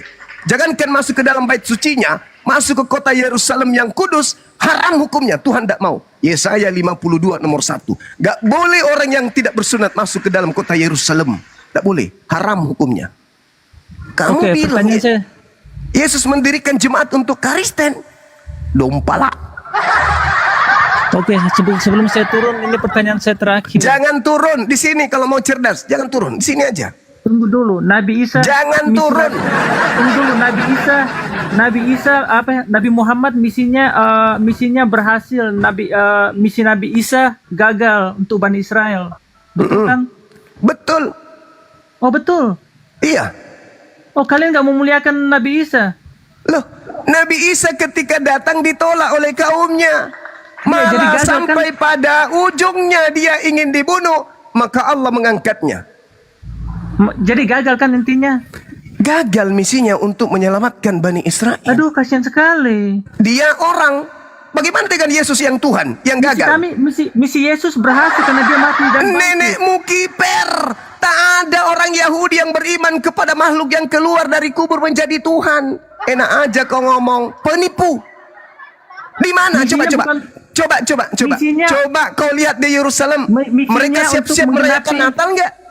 Misinya untuk menggenapi nubuatan di kitab Yesaya. Nenekmu sumbing mana bisa? Tidak ada orang Yahudi. Lihat, nih dengarkan, jangan turun dulu. Dengarkan baik-baik.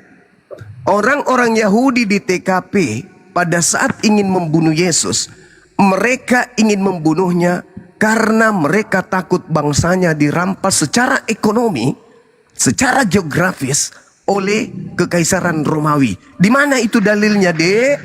Yohanes 11, 45 sampai 57. Orang-orang Yahudi, imam kepala mahkamah agama, orang Farisi berkumpul. Apa yang harus kita lakukan ini, Pak? Kalau Yesus dibiarkan hidup, maka orang akan semakin banyak percaya kalau dia itu adalah Mesias. Apa kata Imam Kayapas, imam besar pada tahun itu? Kalian tidak insaf dan kalian tidak mengerti bahwa adalah lebih baik satu orang mati, yaitu Yesus, daripada seluruh bangsa kita dirampas oleh bangsa Romawi. Maka mulai saat itu Kayapas bernubuat. Apa bunyi nubuatnya Kayapas? Sang imam kepala. Imam kepala loh, bukan noten. Imam kepala ahli Taurat loh yang bernubuat. Apa nubuatannya?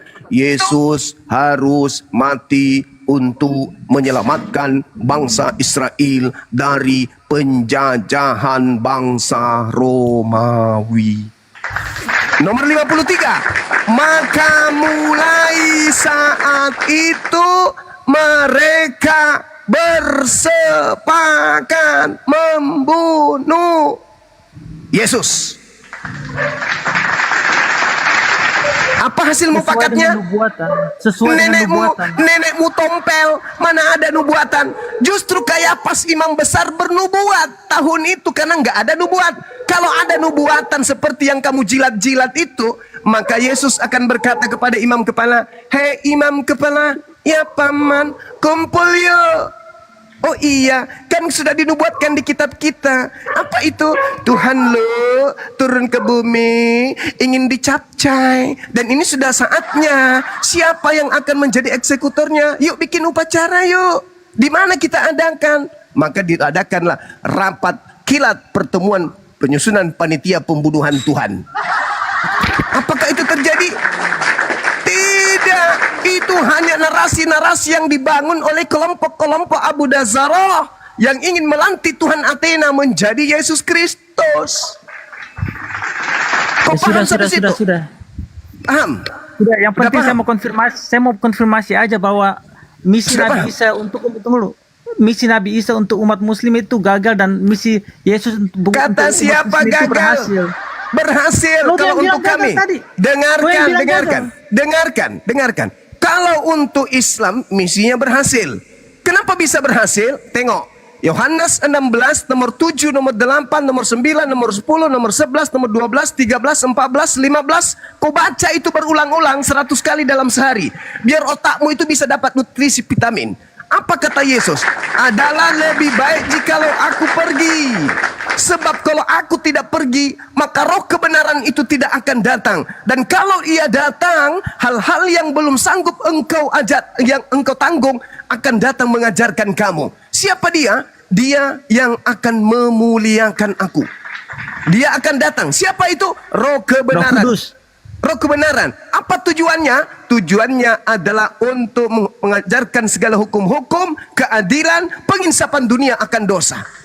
Ya udah, Sehingga Roh Yesus mengatakan, jika hidup keberagamaanmu tidak lebih baik dari hidup keberagamaan ahli Taurat, maka kamu tidak akan masuk ke dalam surga.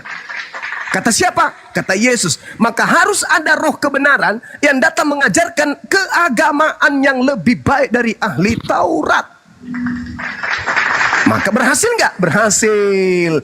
Ya ayyuhannas, inni rasulullahi ilaikum jami'a. Maka turunlah Roh Kudus mengajarkan segala hukum-hukum, di mana ketika ia datang, Bani Israel, mantan keturunan kaumnya Yesus, diajak untuk menuju kepada jalan keselamatan. Apa itu? Dinul Islam. Di mana diterangkan Al-Quran surah Al-Ma'idah ayat 15 ayat 16. Ya ahlal kitab, qad ja'akum rasuluna yubayyinu lakum. Sementara kalian, apakah kalian punya agama? Tidak. Apakah Kristen itu agama? Bukan. Sementara kata Yesus, syarat masuk surga ada dua. Yang pertama beragama, yang kedua agama tersebut harus lebih baik dari agama ahli Taurat. Masuk nggak Kristen Zuma. sebagai kandidat? Enggak.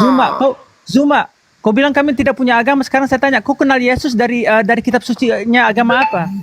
Dari orang-orang yang mengaku agama Kristen. Ya itu kau bilang kita nggak punya agama, terus kau ambil Yesus dari kitab suci kami. Oke, sekarang saya tanya samamu, apakah Yesus mendirikan agama Kristen? Tidak. Tidak. Lalu siapa yang mendirikan agama Kristen? Petrus. Di mana Petrus mendirikan agama Kristen? Di atas batu ini aku berikan Petrus kamu itu kunci berbicara kerajaan. di tengah Yerusalem. Orang-orang yang menjadi jemaatnya itu orang Yahudi atau orang Yunani? Begini, kalau gini aja, kalau kau mau Begini nasib penyembah makhluk. Kalau kamu bilang Yesus tidak kenal Kristen, Argumennya Kalau kau bilang- kacau. Saya tanya, Tunggu dulu. Petrus Kalau itu kau bilang- dengarkan. Petrus diutus kepada orang-orang yang bersunat. Pertanyaan saya, apakah orang Yunani, orang Romawi saat itu adalah orang-orang bersunat?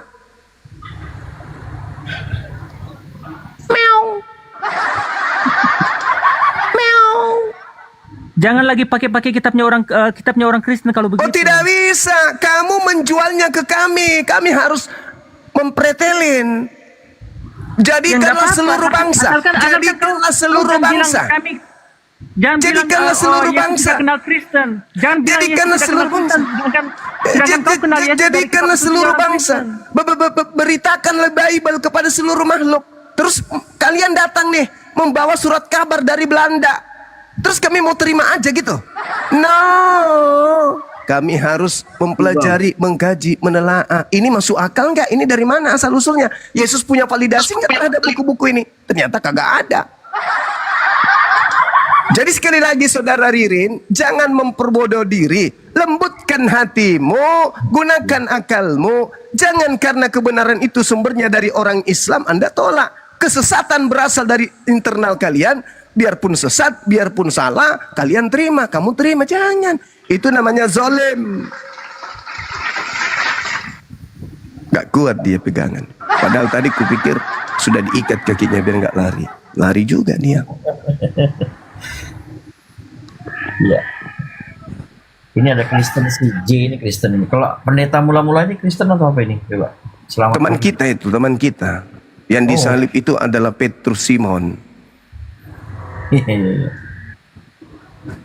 Saudara pendeta mula-mula ini harus dipelihara. Oke. Karena musuh paling beratnya orang Kristen itu beliau. Selamat pagi Bang Juma. Pagi saudaraku. Gimana, sehat?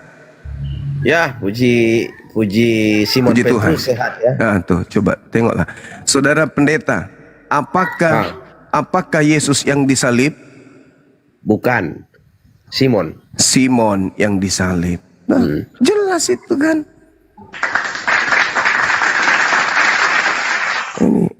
Ini Kristen mula-mula. Ini yang betul.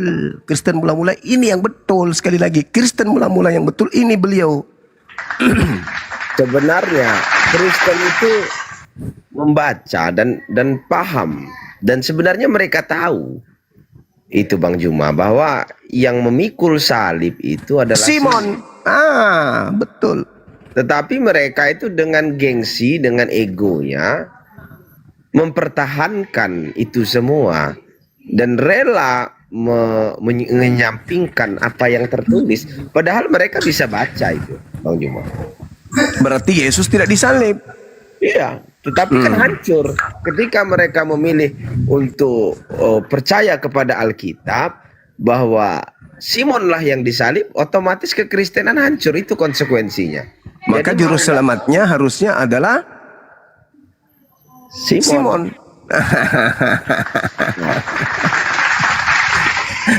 Penebus dosanya adalah Simon. Masuk lagi lapik dak. Ini Simon yang betul. mendirikan gereja, Simon yang mendirikan jamaat, ya, tetapi mereka mengaku sebagai jemaat Yesus. Kan salah. Harusnya jemaat Simon, karena Simon yang menerima kemudian tongkat estafet pengajaran Yesus. betul. Yesus memberikan kuasa kepada Petrus, Simon. Bahkan kunci surga diberikan kepada Simon. Kristen itu tahu generasi bahwa Simon itu memiliki kunci kerajaan surga itu pada Simon, bukan pada Yesus. Kristen masuk lagi. Hancur. Bagaimana mungkin Kristen bisa selamat, bisa masuk kerajaan surga tanpa Simon? Tetapi Kristen tidak ada yang mau mengakui Simon. Ini permasalahan terbesar. Ayo, akui bahwa kalian tidak akan mungkin bisa masuk kunci kerajaan surga itu tanpa Simon. Bagaimana caranya? Gitu loh. Masalah generasi, teman-teman. Kristen semakin berat. Dengan adanya Kristen mula-mula di sini hancur sudah. Menurut Bang Juma, apakah Kristen bisa masuk kerajaan surga tanpa Simon? Sementara kunci itu Simon yang punya. Kalau yang pemegang kuncinya Simon, ya mau teriak sampai kapanpun tidak bisa. Makanya dikatakan banyak orang akan memanggil aku Tuhan, Tuhan, malah diusir sebagai pelaku kejahatan, bukan? Benar nggak? Matius 7, 22, 23. Betul. Iya, betul. Kalau pengikut Petrus Simon itu tidak akan diambil oleh maut. Jemaat Simon itu tidak diambil kemudian oleh maut. kerajaan diberikan kepada mereka. Masalahnya sekarang mereka harus mengakui bahwa yang disalib itu Simon Petrus. Hei, masalah generasi boro lutukmu ampo. Sulit itu, sulit. Jemaat mula-mula yang dibangun, yang diserahkan adalah Petrus. Petrus yang megang kunci kerajaan surga. Jemaatnya tidak akan mungkin kemudian diambil oleh maut. Tetapi untuk menjadi jemaat Simon, syaratnya adalah harus mengakui bahwa yang mati di salib adalah Simon dari Kirene. Ayo, mau nggak kalian menggantikan filmnya yang kemarin itu yang disalib Yesus menjadi Simon? Ganti filmnya. Betul, harus diganti itu Bang Juma. Iya. Karena secara literasi Yesus tidak pernah sekalipun memikul salib. Ya. Simon itulah yang memikul salib. Jadi memikul salib itu saja penting, filosofi di dalam kekristenan. Memikul salib itu memikul dosa manusia. Artinya ketika Simon memikul salib, bukan Yesus yang memikul dosa manusia, itu bukan. Asik. Tidak ada satupun ayat di dalam Alkitab bahwa Yesus itu memikul salib. Bukan Yohanes, bukan Petrus, bukan Lukas, bukan Yesus, bukan Markus, tetapi hanya satu nama di dalam Alkitab. Simon. Masuk lagi Kristen. Masuk lagi Kristen, masuk. Izin Bang Zuma, ini ada sesepuh kita ini. Pak Lamsen Bahru. Oh, cucu saya hadir. Apa kabar, cu? Cucuku apa kabar? Tidak minum kopi, tidak minum teh, tapi minum alkohol. Tidak makan cumi, tidak Orang makan seperti kepiting, ini tidak tidak layak makan belut, dilayani. tapi makan babi. Saya keluar aja ya, Mas ya. Cucuku, jangan kemana-mana ya. di sini Terima aja. kasih Aku banyak. rindu. Orang Aku seperti rindu. ini kan tidak layak dilayani. Aku rindu, layak dilayani. cucu. Maaf ya, saya keluar aja. Orang bercanda juga kok, wow, ngambekan gitu aja. Masa nggak rindu sama aku? Ngopo? Bercanda ngambek. Itu karena roh jahat ada di Japri dalam saya tiap hari dia japri sama saya. Tapi tidak pernah ku gubris. Tiap hari loh dia japri saya. Tapi nggak pernah ku gubris. Giliran di sini jabe, manja, sok culun, sok imun, sok cantik. Ayolah. Opung.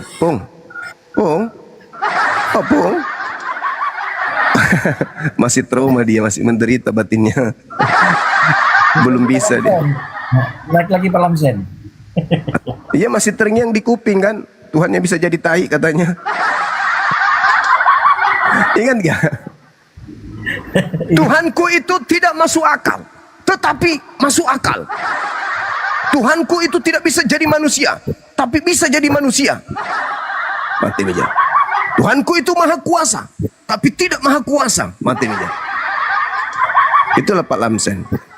Silakan saudara pendeta mula-mula, silakan. Mungkin ada teman kita Saya yang ingin mau berdiskusi. menjawab tadi malam pertanyaan yang belum sempat saya jawab. Ada Silakan. yang mengatakan begini. Lantas ketika Yesus tidak mati di kayu salib, Yesus matinya kenapa katanya? Akan saya jawab. Ternyata Yesus itu matinya disembelih. Surat Paulus pasti. Ya. Kenapa matinya disembelih? Buanglah ragi yang lama, sebab engkau bukan terbuat lagi. Sebab anak domba kita yang telah disembelih. mati disembelih, yaitu Kristus.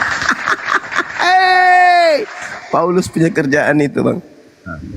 Jadi siapa anak domba itu? Yang dimasuk dengan anak domba itu yang mati disembelih itu, kalau bukan Yesus. Jadi Yesus tidak pernah mati disalib, melainkan mati disembelih, bukan pula yang terangkat bukan Yesus. Mati meja. Matilah. Anaknya orang mati disembelih, mati meja. Itu yang bilang bukan saya itu Bang Juma, tapi Alkitab yang bilang anak domba Paulus. Paskah kita telah mati disembelih, yaitu Kristus. Iya. Itu tertuang di dalam kitabnya Paulus di 1 Korintus 5 nomor 7.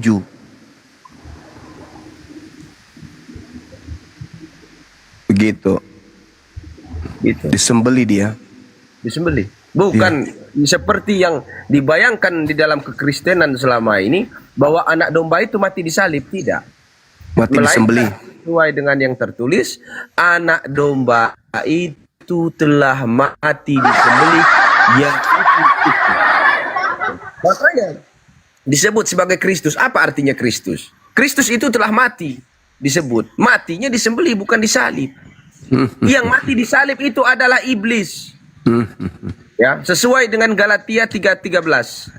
Terkutuklah dia yang mati di kayu salib. Siapa yang terkutuk? Hanya satu makhluk yang terkutuk di dunia ini, ialah iblis. Siapakah iblis itu? Simon Petrus. Petrus. Apa ayatnya? Hanyalah engkau iblis, 16:23. sebab engkau tidak memikirkan apa yang dipikirkan manusia, pikirkan Tuhan, melainkan engkau memikirkan apa. Nyambung deh. Nah, hanya satu manusia yang disebut sebagai iblis terang-terangan. Yesus sendiri yang berkata, bukan saya. Petrus itu dikatakan iblis. Dan di mana tempat iblis? Adanya di neraka. Di mana Petrus membawa kunci kerajaan surga itu sekarang? Di neraka. Datanglah kalian ke neraka itu dulu. Ambil kuncinya. Baru kalian berjalan ketemu Yesus, baru bisa masuklah ke dalam surga itu. Karena Yesus itu jalan. Jalan dan tujuan dibedakan. Ya, Yesus mengatakan, aku hanya jalan. Jalan dan rumah bisa dibedakan. Kecuali kita buta. Ya, kecuali kita domba yang tidak tahu pulang. Dikatakan domba liar.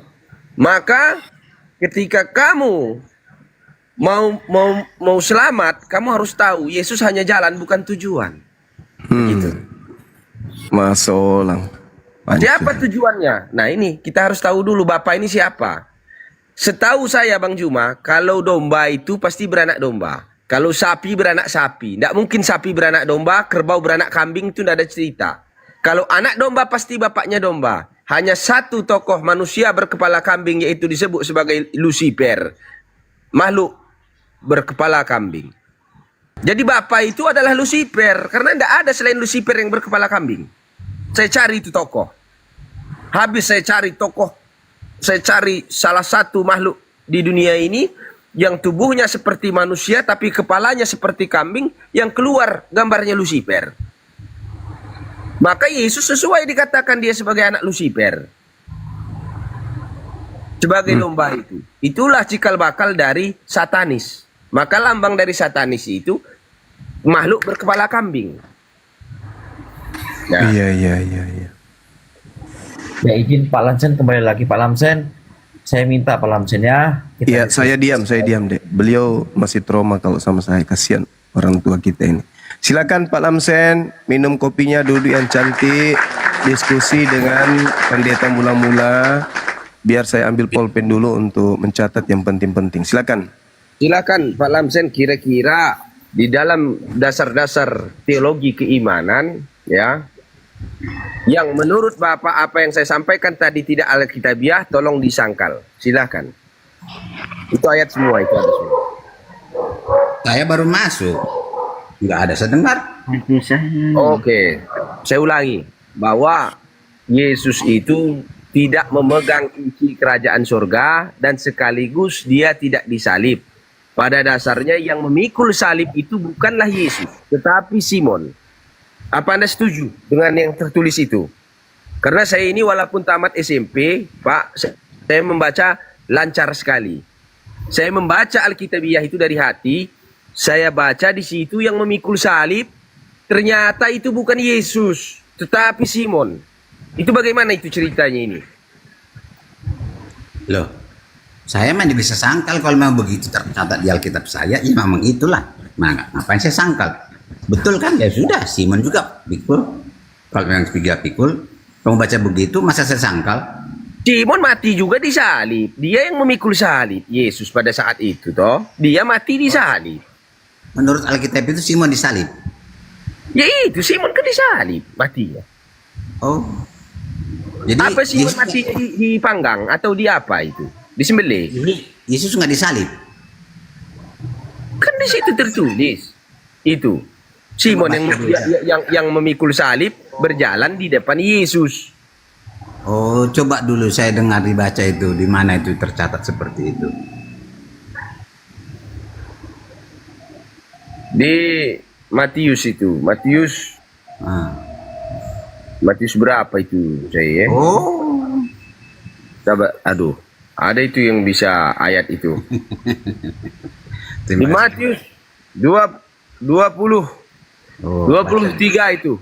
baca dulu saya dengar dari awal sampai akhir. Bagaimana ceritanya itu?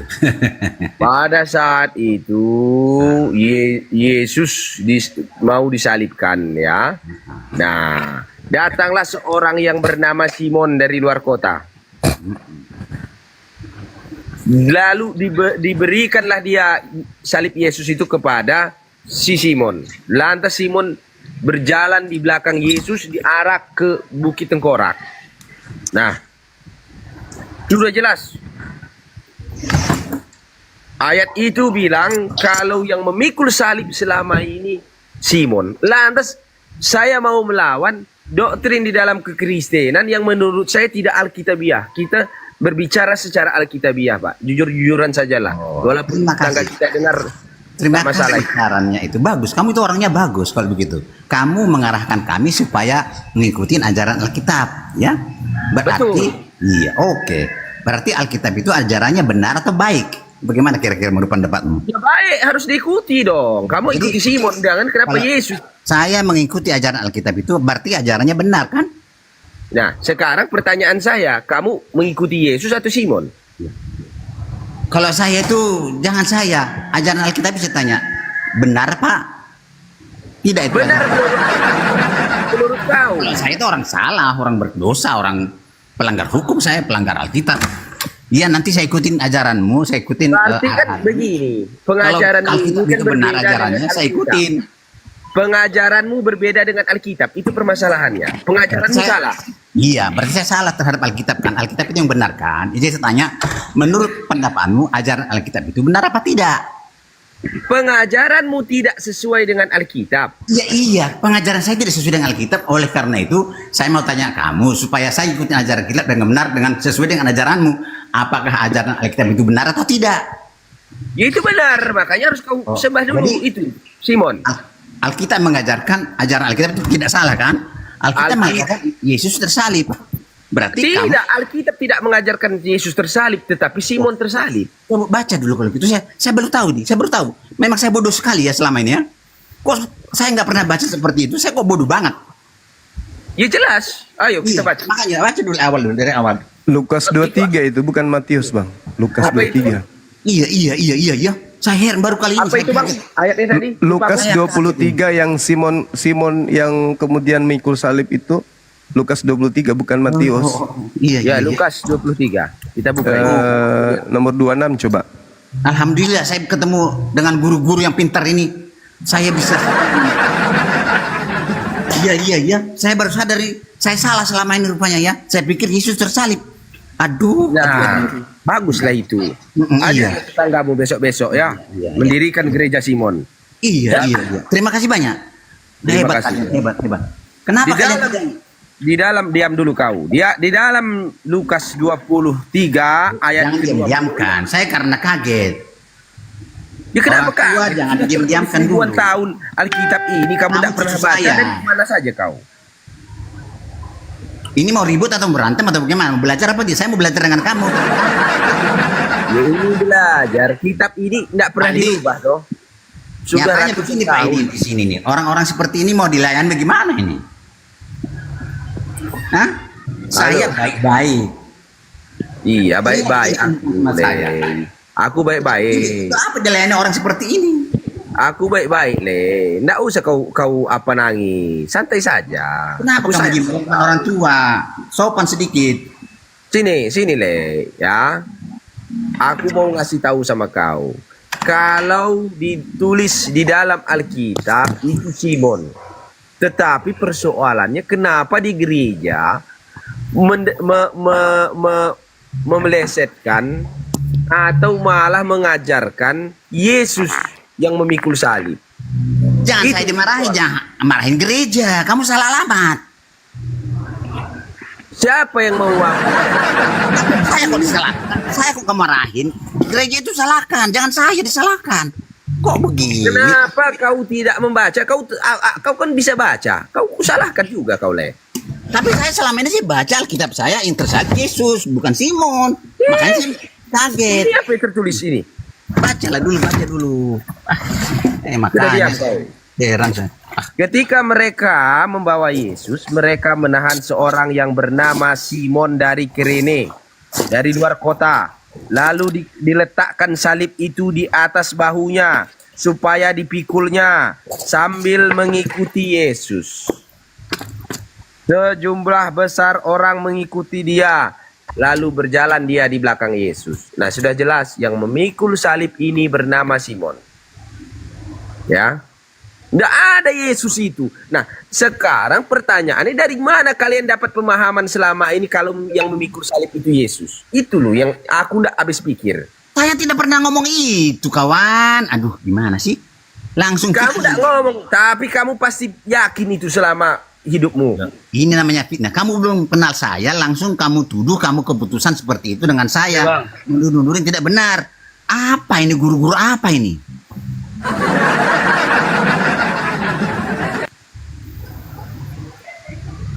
Jadi kamu sudah bertobatan sekarang, sudah mengetahui bahwa yang memikul salib susah payah Guru begini fitnah namanya, guru fitnah namanya nih. Saya nggak pernah mengatakan seperti itu, kamu tuduh saya begitu.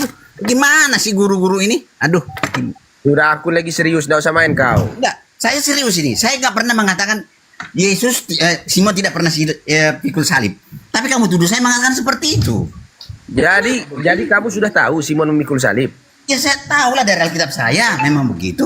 Emang kenapa? Nah, emang salahnya kenapa kamu masih menyembah Yesus, tidak menyembah Simon? Loh, kok lari ke sana? Karena Simon yang pikul salib, saya kenapa? Ada hubungan apa? Kan Simon yang disalib. Saya tidak pernah baca di kitab saya Simon disalib. Sudah capek aku meladenimu. Yang lain sajalah. Nggak nyampe kau. Lanjut Bang Juma. Sama saya beliau takut. Coba dia sama Bang Charles agak jinak dia itu. Coba. Nanti ngambekan lagi, lari lagi nanti. Ya. Bang Charles, silakan. Saya mencatat aja semua perkataan tadi. Dia 4 kali mengaku bodoh. Terus 1 kali dia bilang kemudian alhamdulillah. Itu udah banyak tuh. Silakan Saudara Charles. Ya, silakan lanjut Bang Charles. Ini merengek lagi nanti. Juma sini tugasnya untuk mencatat kesalahan-kesalahan. Silahkan. Loh, kok kesalahan? Saya mencatat apa yang penting. Anda merasa bodoh tadi kan, mengaku bodoh. Betapa bodohnya saya selama ini. Ya saya catat. Kan tidak salah itu Pak. Silakan Bang Charles. Pak Lamsen. Siap. Yang benar lah ya. Kalau diskusi baik-baik. Jangan untuk menghina, jangan untuk mengajarkan yang tidak benar. Ya, saya baik melayani tapi dengan baik. Lawan saya baik. Kalau penghinaan, pengejekan, olok-olokan, saya keluar kok. Nggak mau saya melayani seperti ini. Tapi kalau yang benar-benar baik, belajar tentang ajaran Alkitab, ya mari kita pelajari bersama. Bukan penghinaan yang keluar dari mulut kami. Penghinaan itu keluar dari ini, Bible. Mau nuduh yang tidak benar. Kamu bilang saya tadi tidak percaya Petrus pikul salib. Dari mana kamu tahu? Orang saya nggak pernah ngomong seperti itu, kamu tuduh. Kan tidak baik seperti itu. Aku baru ngomong ini, Charles. Masih ingat sama aku, Kak? Iya, tapi yang benar aja lah. Kalau cerita, kalau mau diskusi dengan baik, kita pelajari dengan baik Alkitab itu. Ya? Iya. Siapa penulis Bible itu menurut Pak Lamsen? Bukan penjahat lagi?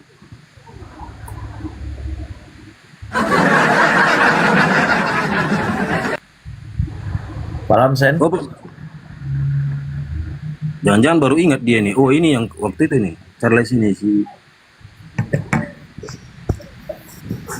Pikiran curiga terus. Ya baik-baiklah ngomong. Jangan Kan- negatif terus pikiran itu. Kenapa berpikiran negatif terus?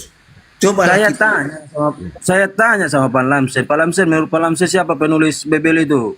Karena Nggak pernah tahu. kan Sama dengan Al-Quran, tidak tahu siapa penulis Al-Quran itu, sama itu. Untuk apa kita tahu isinya, yang penting ajarannya apa? Penulisnya untuk apa? Tidak perlu. Yang penting ajarannya baik atau benar, itu yang penting. Penulis Al-Quran siapa rupanya? Kan nggak tahu. tahu lah. Ya, siapa coba? Waktu itu kau bilang betul ya? Yang menuliskan Bible itu penjahat dan orang-orang berdosa, orang-orang bodoh. Ya iyalah, orang penjahat semua berdosa semua itu. Karena tidak ada di dunia ini satu pun manusia yang benar. Semua berdosa. Alkitab. Tuh. Berarti penulisnya Tapi Tuhan penjahat meng- orang-orang. Tapi Tuhan Berarti kami menggunakan orang-orang berdosa untuk menyampaikan ajarannya supaya sampai kepada manusia dengan baik dan benar. Itu kuasa Tuhan. Berkuasa Tuhan di situ, mampu dia menggunakan orang-orang berdosa. Orang berdosa tapi tulisannya baik dan benar. Itu Alkitab kami. Bagaimana orang-orang bodoh, orang-orang pendosa menuliskan Ya, kita Kepada tidak manusia. tahu. Itulah kekuasaan Tuhan yang maha mampu menggunakan orang-orang berdosa, orang-orang bodoh, orang apapun itu. Tuhan gunakan menyampaikan ajarannya kepada manusia dengan baik dan benar. Ya kita tidak Nah, tahu namanya Tuhan Maha Kuasa. Nah, faktanya bahwa yang menerima tulisan dari orang-orang bodoh itu makin bodoh gitu ya. Saya tidak tahu. Bagi kamu mungkin makin bodoh. Iya, bagi kamu. Saya tidak mau bantah-bantah kamu. Bagi kamu mungkin bodoh. Saya tidak bantah. Tapi saya merasa orang itu pintar. Ternyata yang baca-baca Alkitab orang pintar semua. Oh, baiklah, baiklah. Apa yang kita bahas? Coba tahu ini salah satu pengakuan yang kelima Bang Det ya. Kita Ya, tes di catat. dalam tentang Bandingkan Orang-orang- baca Alkitab dengan membaca Al-Quran, mana lebih pintar? oke. Orang-orang ya, orang-orang yang terkutuk disebut kambing itu menyeru Yesus sebagai Tuhan, menurut Pak Lamsen siapa itu? Nggak tahu, saya nggak pernah ajaran begitu saya terima. Jangan tanya Tapi saya. selalu begini Pak Lamsen ini kalau diskusi mengajak, ayolah diskusi. Kalau ditanya Saya nggak tahu. tidak Apa tahu. yang kau Kamu tanyakan hal-hal yang tidak pernah saya tahu. Ya, saya bilang tidak Matius. tahu. Matius 25 nomor 41 sampai 44. Yesus Baca. berkata, "Hai engkau orang-orang terkutuk," katanya. "Engkau akan dibuang ke dalam api yang kekal seperti tempat yang disediakan kepada iblis dan para malaikatnya. Engkau tidak memberi aku makan di saat aku lapar, engkau tidak memberi aku pakaian di saat aku telanjang. Di dalam penjara aku sakit, engkau tidak melayat aku." Datang ini, kambing ini, "Hai Tuhan, hai Tuhan, hai Tuhan," katanya di situ. "Bila mana kami tidak melihat engkau, tidak memberi engkau makan." Di situ mereka menyeru Yesus sebagai Tuhan. Berarti kambing-kambing ini meyakini bahwa Yesus sebagai Tuhan. Itu golongan siapa itu, Pak Lamsen? Ya, golongan kambing-kambing itulah. Ya, kok tanya saya lagi. Kamu sudah bilang kambing, ya sudah golongan kambing. Saya tidak bantah kamu. Kamu bilang golongan kambing, ya tanya lagi saya. Udah ngomong sendiri, golongan kambing ya golongan kambing. Kambing ini menyeru Yesus sebagai Tuhan. Makhluk siapa? Iya. Makhluk Kan mana? sudah saya- Astaga, Kamu belum jawab selesai. Dengarkan dulu aku. Pertanyaanmu, kamu jawab sendiri, jangan saya lagi berjawab. Orang kamu sudah ngomong itu, kambing-kambing itu yang ngomong itu. Bagaimana sih guru-guru ini? Di muka bumi ini makhluk siapa yang menyeru Yesus sebagai Tuhan? Loh, banyak manusia menyuruh Yesus Tuhan, saya termasuk Yesus Tuhan. Iya, Kenapa? siapa? Apa nama golongan ini? Loh, tidak perlu golongan. Ada yang golongan Kristen juga ada. Nah, Terus? yang tidak Kristen juga dulu sebelum namanya Kristen ada. Murid-murid Yesus juga manggil Yesus Tuhan. Yang tadi kamu baca Iya. tadi manggil Yesus Tuhan. Kenapa rupanya? Memang salah. Berarti yang terkutuk, kambing yang terkutuk itu siapa? Kristen? Jangan kamu samaratan gitu. Saya terkutuk. Terkutuk apa maksudnya terkutuk apa? Loh, di Matius 25 nomor 41, "Hai engkau orang-orang terkutuk," kata Yesus. Kan di situ jelas terkutuk tulisannya.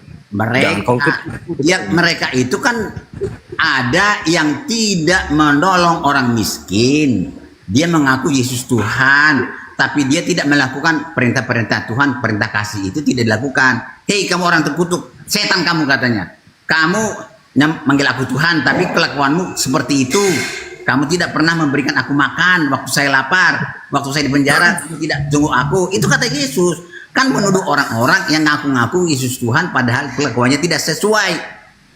Saya nggak tahu siapa-siapa itu. Banyak orang begitu, banyak. Jangan kau sebut lagi penjaranya, malu Tuhan di penjara. Poinnya di sini Bang Pak Lamsen, mereka ini menyeru Yesus sebagai Tuhan.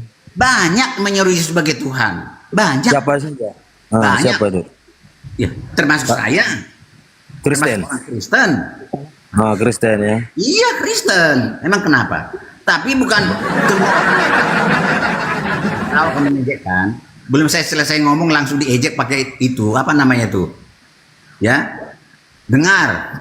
Orang Kristen itu menyeru Yesus Tuhan, tapi tidak semua Kristen masuk surga.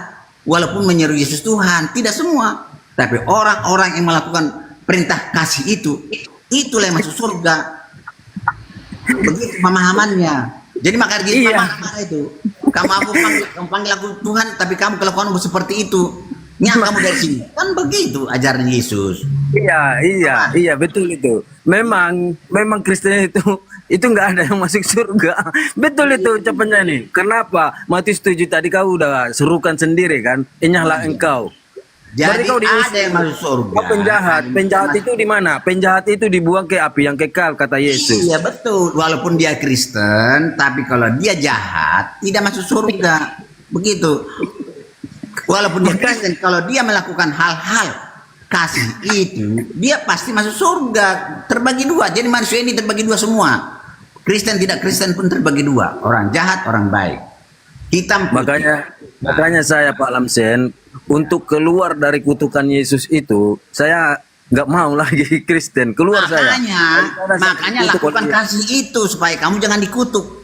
Kalau kamu melaksanakan perintah kasih itu, mengasihi orang, melakukan kasih kepada Tuhan, kamu lepas dari kutuk.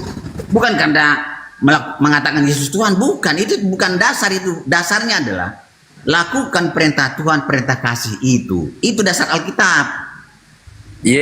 Penulis kalian itu atau Yesus mengambil dari Perjanjian Lama, ya, Yeskiel 43. Iya. Betul itu Yesus mengambil itu. Ajaran kasih itu kutipan itu, ucapan Yesus itu kutipan dari imamat. Kalau kutipan masalahnya apa? Tidak benar, tidak boleh diikuti. Bukan nggak benar. Nah, jadi gimana? Kalian kan mengatakan bahwa Yesus itu. Jadi yang kamu salahkan sekarang siapa sekarang yang kamu salahkan? Saya atau Alkitab saya yang kamu salahkan? Ya kalian lah. Ya untuk apa kamu salahkan saya? Hakimnya bukan kamu. Saya mengangkat kamu jadi hakim, menyalahkan orang. Kalau kamu mau benar, ikutin ajaran Alkitab. Begitu. Ajak saya, ini ajaran benar. Jangan suka jalan-jalankan orang. Emang kamu hakim, penentu. Jadi yang hakim siapa? Loh, hanya Tuhan yang menentukan ini benar, ini salah. Ini kamu bertindak sendiri. Oh, kamu menuduh ini salah, ini benar, ini salah, ini benar. Siapa yang angkat kamu jadi hakim?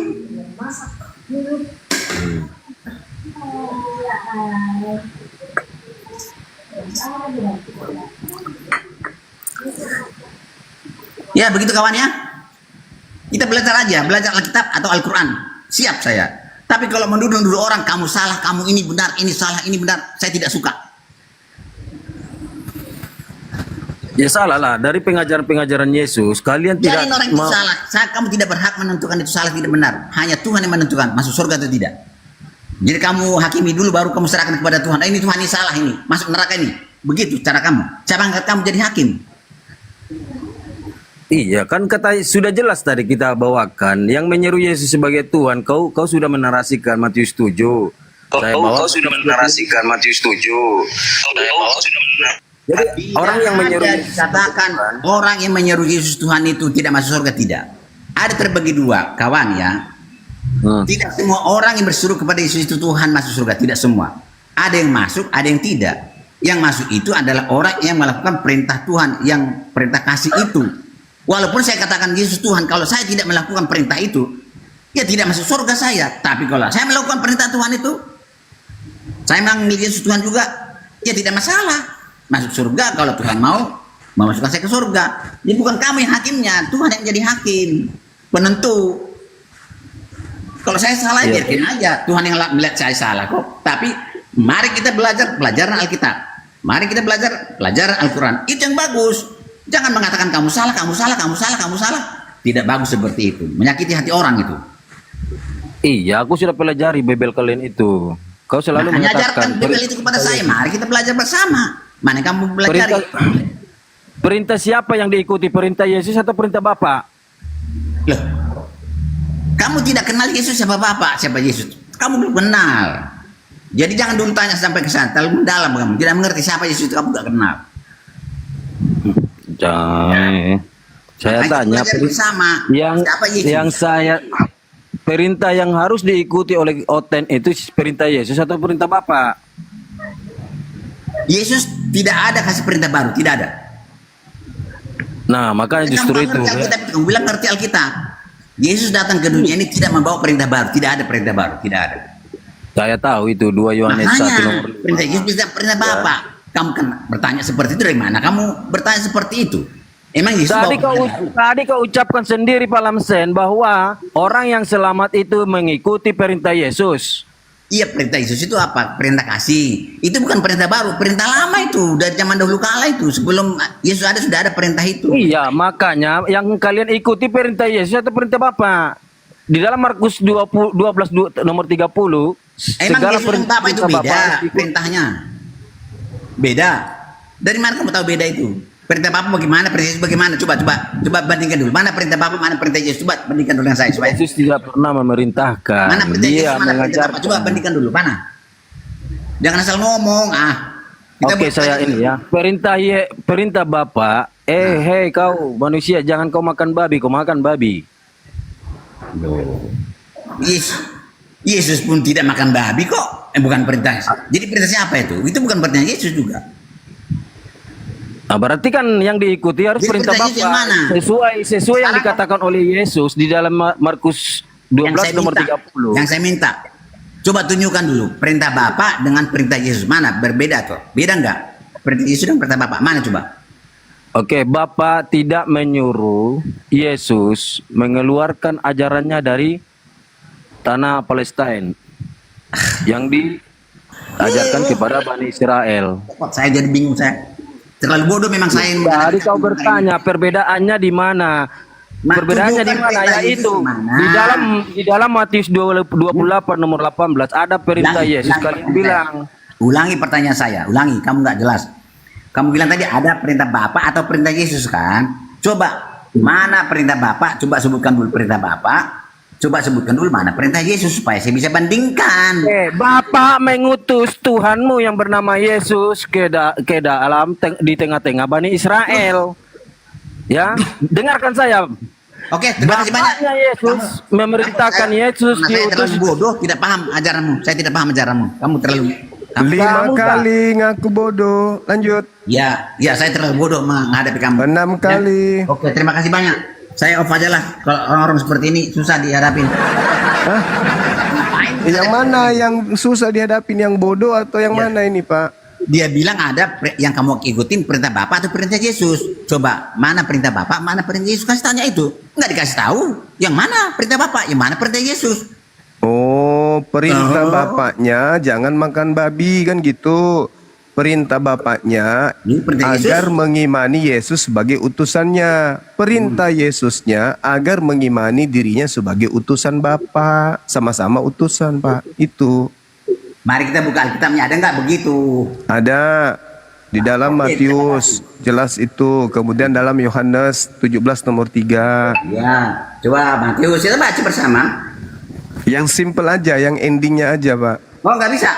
Alkitab itu tidak bisa ending-endingnya, tidak bisa. Harus lengkap, utuh. Jadi Islam membaca Alkitab kami tidak utuh. Yohanes 17 nomor 3. Hidup kekal itu adalah mereka mengenal Engkau satu-satunya Tuhan yang benar dan mengenal Yesus Kristus yang Engkau utus. Berarti hidup kekal menerima Yesus, mengenal Yesus, beriman kepada Yesus sebagai utusan Tuhan. Begitu, Pak. Ya betul.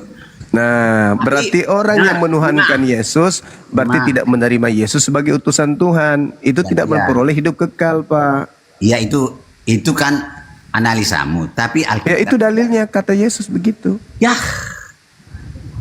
Itu kan satu ayat kamu baca, bukan ayat satu secara utuh. Baca Alkitab itu harus utuh. Nah, mana lagi? Yohanes 17, Yohanes 5 nomor 36. Ada kesaksianku yang lebih penting dari kesaksian Yohanes Pembaptis, bahwa seluruh mukjizat yang aku kerjakan, mukjizat itu yang bersaksi bahwa Bapa yang telah mengutus aku. Berarti Yesus bersaksi kalau dirinya utusan Tuhan, bukan Tuhan. Itu bukan perintah. Ya, tapi kesaksian Yesus tentang dirinya utusan Tuhan atau Tuhan? Yang saya tanya, mana perintah Yesus, mana perintah Allah? Perintah Yesusnya adalah jangan ke domba di luar Israel, jangan. Tapi pergilah kepada orang yang sesat dari Bani Israel. Itu perintah Yesus. Perintah perintah Allahnya, inilah anakku yang kukasihi, kepadanya aku berkenan. Jadi mana yang salah, mana yang benar itu, mana bisa diikuti, mana yang tidak bisa diikuti. Yang salah ketika menganggap anak adalah Bapa, yang salah ketika mengatakan Yesus itu untuk seluruh umat manusia. Itu yang salah, Kamu Pak. kan guru cuma. Tadi kan ada bedanya. Tadi kan saya ditanya, kamu itu ngikutin perintah Bapak atau perintah Yesus? Artinya perintah Bapak atau perintah Yesus salah satunya ada yang benar, ada yang tidak benar, ada yang boleh diikutin, ada yang tidak boleh. Jadi mana perintah yang boleh diikutin, mana yang tidak boleh diikutin? Perintah yang boleh diikuti itu adalah menjalankan hukum Taurat. Yang tidak boleh diikuti menghilangkan Perintah Taurat. Yesus atau perintah Allah yang tidak boleh diikutin. Jangan diputar, jangan di Dua-duanya harus diikuti, Pak. Dua-duanya harus diikuti.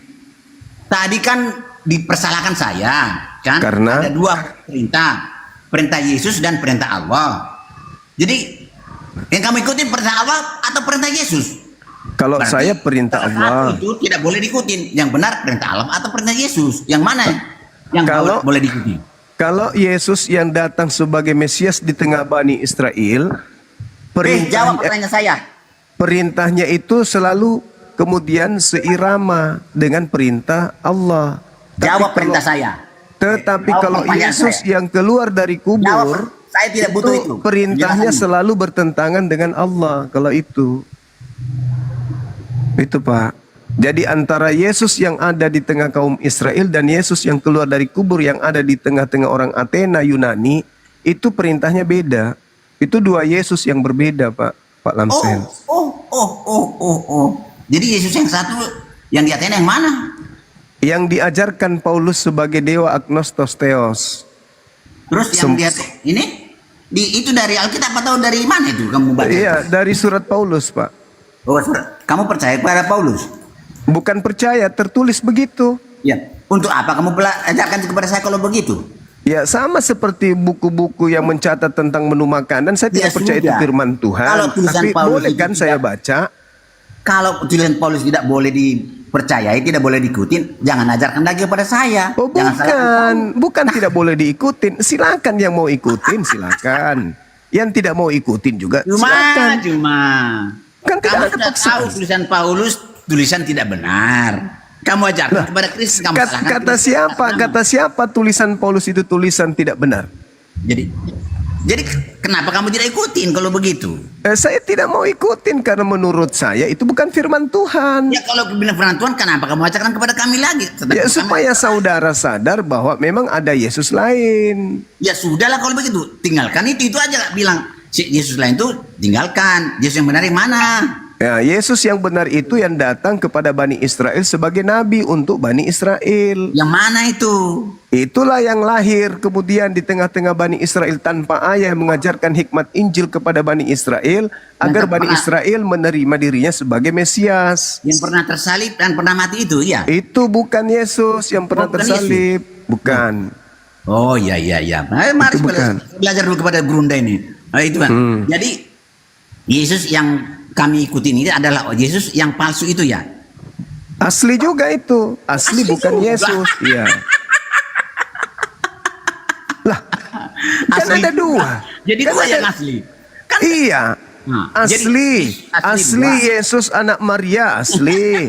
Yesus yang disalib juga asli. Oh, asli Tapi ya? kalau dikatakan itu adalah Yesus anak Maria, nah itu baru palsu. Oh,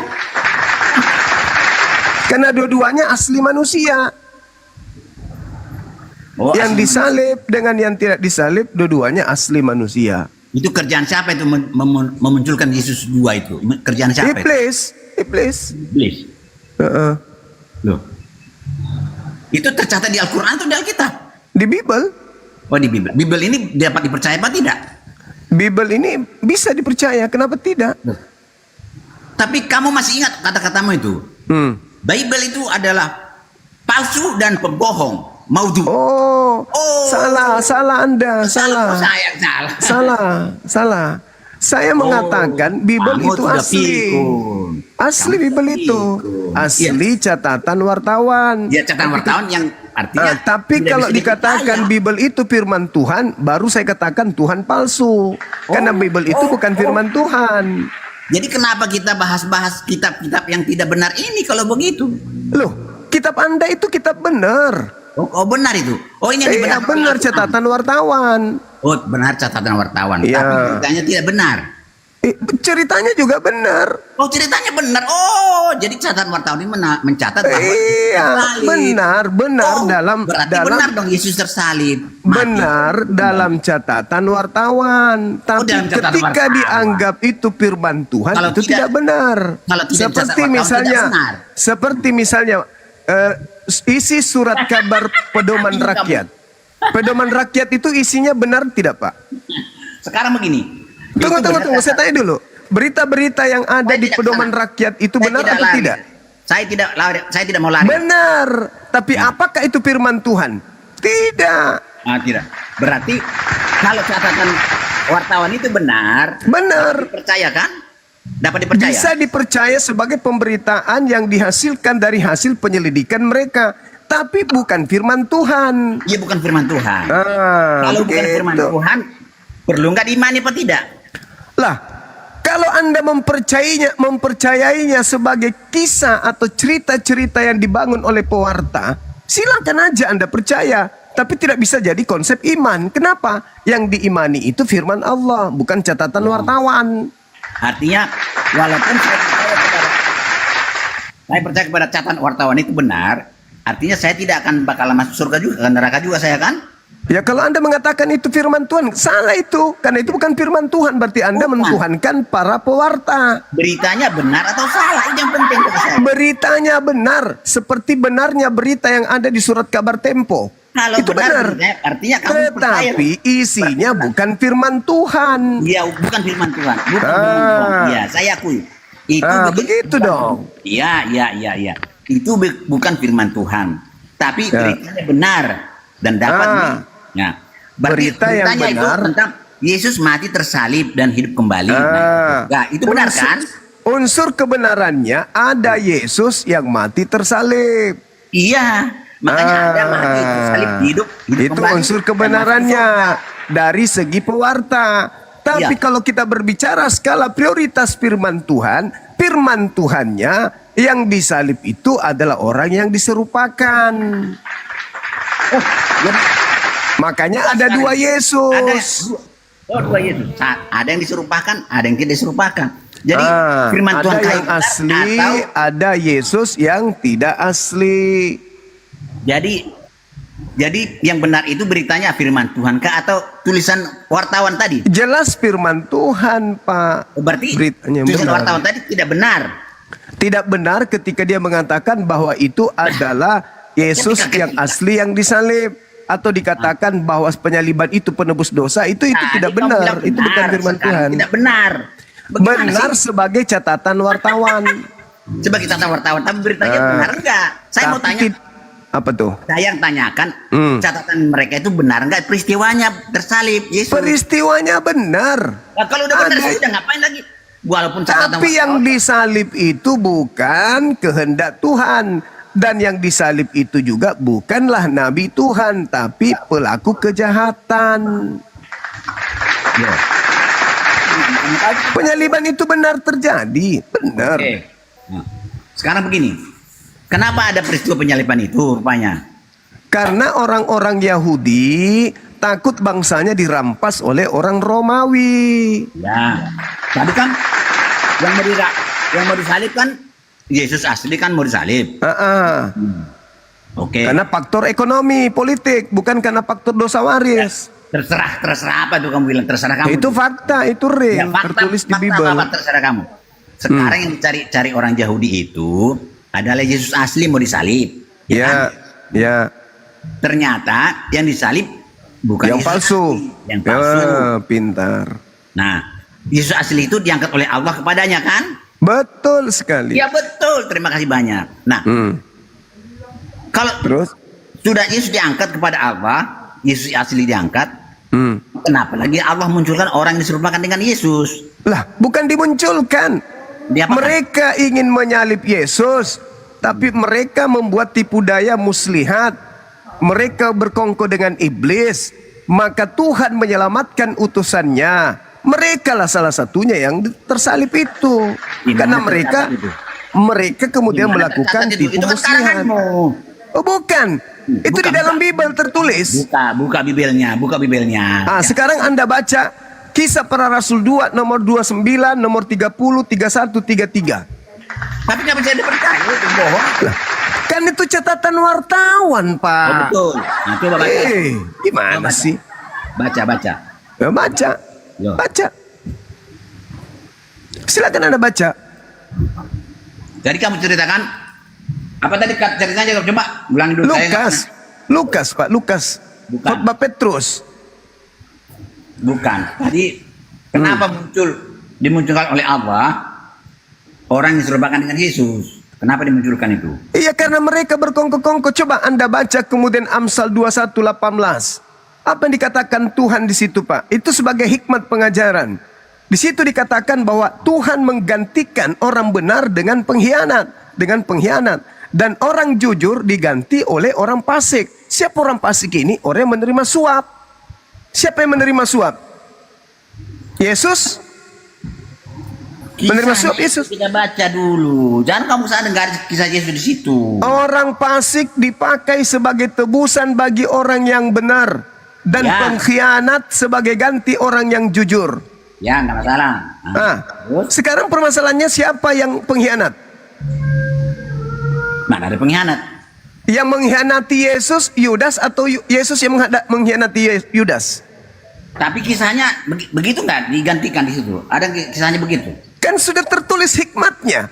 Orang fasik dipakai sebagai tebusan bagi orang benar, dan pengkhianat sebagai ganti orang yang jujur. Yesus orang jujur, Yesus orang benar. Ketika kemudian dia ingin ditangkap, ingin disalib, apa kata Tuhan? Diganti oleh sang pengkhianat. Itu kan analisamu. Tapi salah nggak analisa saya? Salah nggak? Ya, kalau tidak sesuai dengan tulisan Paulus atau tulisan Yohanes dengan Matius, ya salah lah. Yesus tidak mengacu. Yesus tidak mengacu kepada buku-buku itu. Yesus mengacu ke Amsal. Kata Yesus loh. Yang menceritakan Yesus tersalib siapa rupanya? Coba, Matius. Orang-orang Yahudi kan? Orang-orang Romawi, orang-orang Yunani. Yang mencatat peristiwa penyaliban itu adalah Matius, Markus, Lukas, Yohanes. Ya dan kan? itu bukan orangnya Yesus. Bukan orang Yesus. Bukan muridnya Yesus itu. Matius, penulis Matius bukan murid Yesus. Berarti peristiwa yang dicatat mereka tidak benar. Benar terjadi. Kalau benar kenapa nggak diterima? Biarpun bukan murid Yesus. Lah, benar terjadi penyaliban, tapi yang disalib bukan orang benar. Yang disalib itu pengkhianat. Kita baca kisahnya orang yang loh, kedudukan daripada catatan mereka itu bukan firman Tuhan. Dia hanya mengotak-atik peristiwa yang terjadi lalu mereka mengabarkannya. Tuhan kamu bilang itu catatannya benar. Yang Tuhan berfirman itu kan di perjanjian lama, Pak. Dan Yesus konon ceritanya mengatakan, aku memang harus pergi meninggalkan dunia sesuai dengan apa yang tercatat di dalam kitab Amsal. Pelan-pelan. Itu loh. Saya sudah tanya, walaupun bukan firman Tuhan, tapi kalau yang diberitakannya benar, ya benar, kita terima benar. Ya harusnya benar kamu ada penyaliban. Iya, benar ada penyaliban. Kisah-kisah yang ditulis mereka pun benar kan? Iya. Nah, kalau udah benar, berarti di dalam kisah Matius, Markus, Lukas, dan Yohanes dan Paulus pun mengaku bahwa yang tersalib adalah Yesus, bukan Memang Yesus, tapi Ya, makanya- palsu. Mana palsu? Tidak dikatakan palsu di situ. Lah, Tulisan mereka tidak ada mengatakan Makanya palsu. jangan jadikan karangan manusia sebagai acuan iman. Berarti Jangan. kamu itu tidak percaya tulisan Matius, Markus, Lukas. Saya dan- percaya, Pak. Ya. Saya percaya, tapi itu bukan firman Tuhan. Ya, bukan Maka firman jangan Tuhan. didudukkan yang Walaupun bukan firman firman Tuhan, Tuhan itu kalau sebagai beritanya buku dalam beragama. Sekarang begini, walaupun firman Tuhan kalau beritanya tidak benar, untuk apa diyakini? Walaupun Firman tulisan Tuhan itu wartawan. sudah pasti benar, Pak. Firman Tuhan itu sudah pasti benar. Oke. Tapi pernyataan wartawan belum tentu Saya benar. kan sudah tanya kamu. Tulisan wartawan itu beritanya benar apa tidak? Kamu bilang benar. Benar terjadi Kalau benar. ada penyaliban. Ada Tetapi penyaliban. yang disalib bukan anak Maria. Tapi tulisan mereka Yesus yang disalib.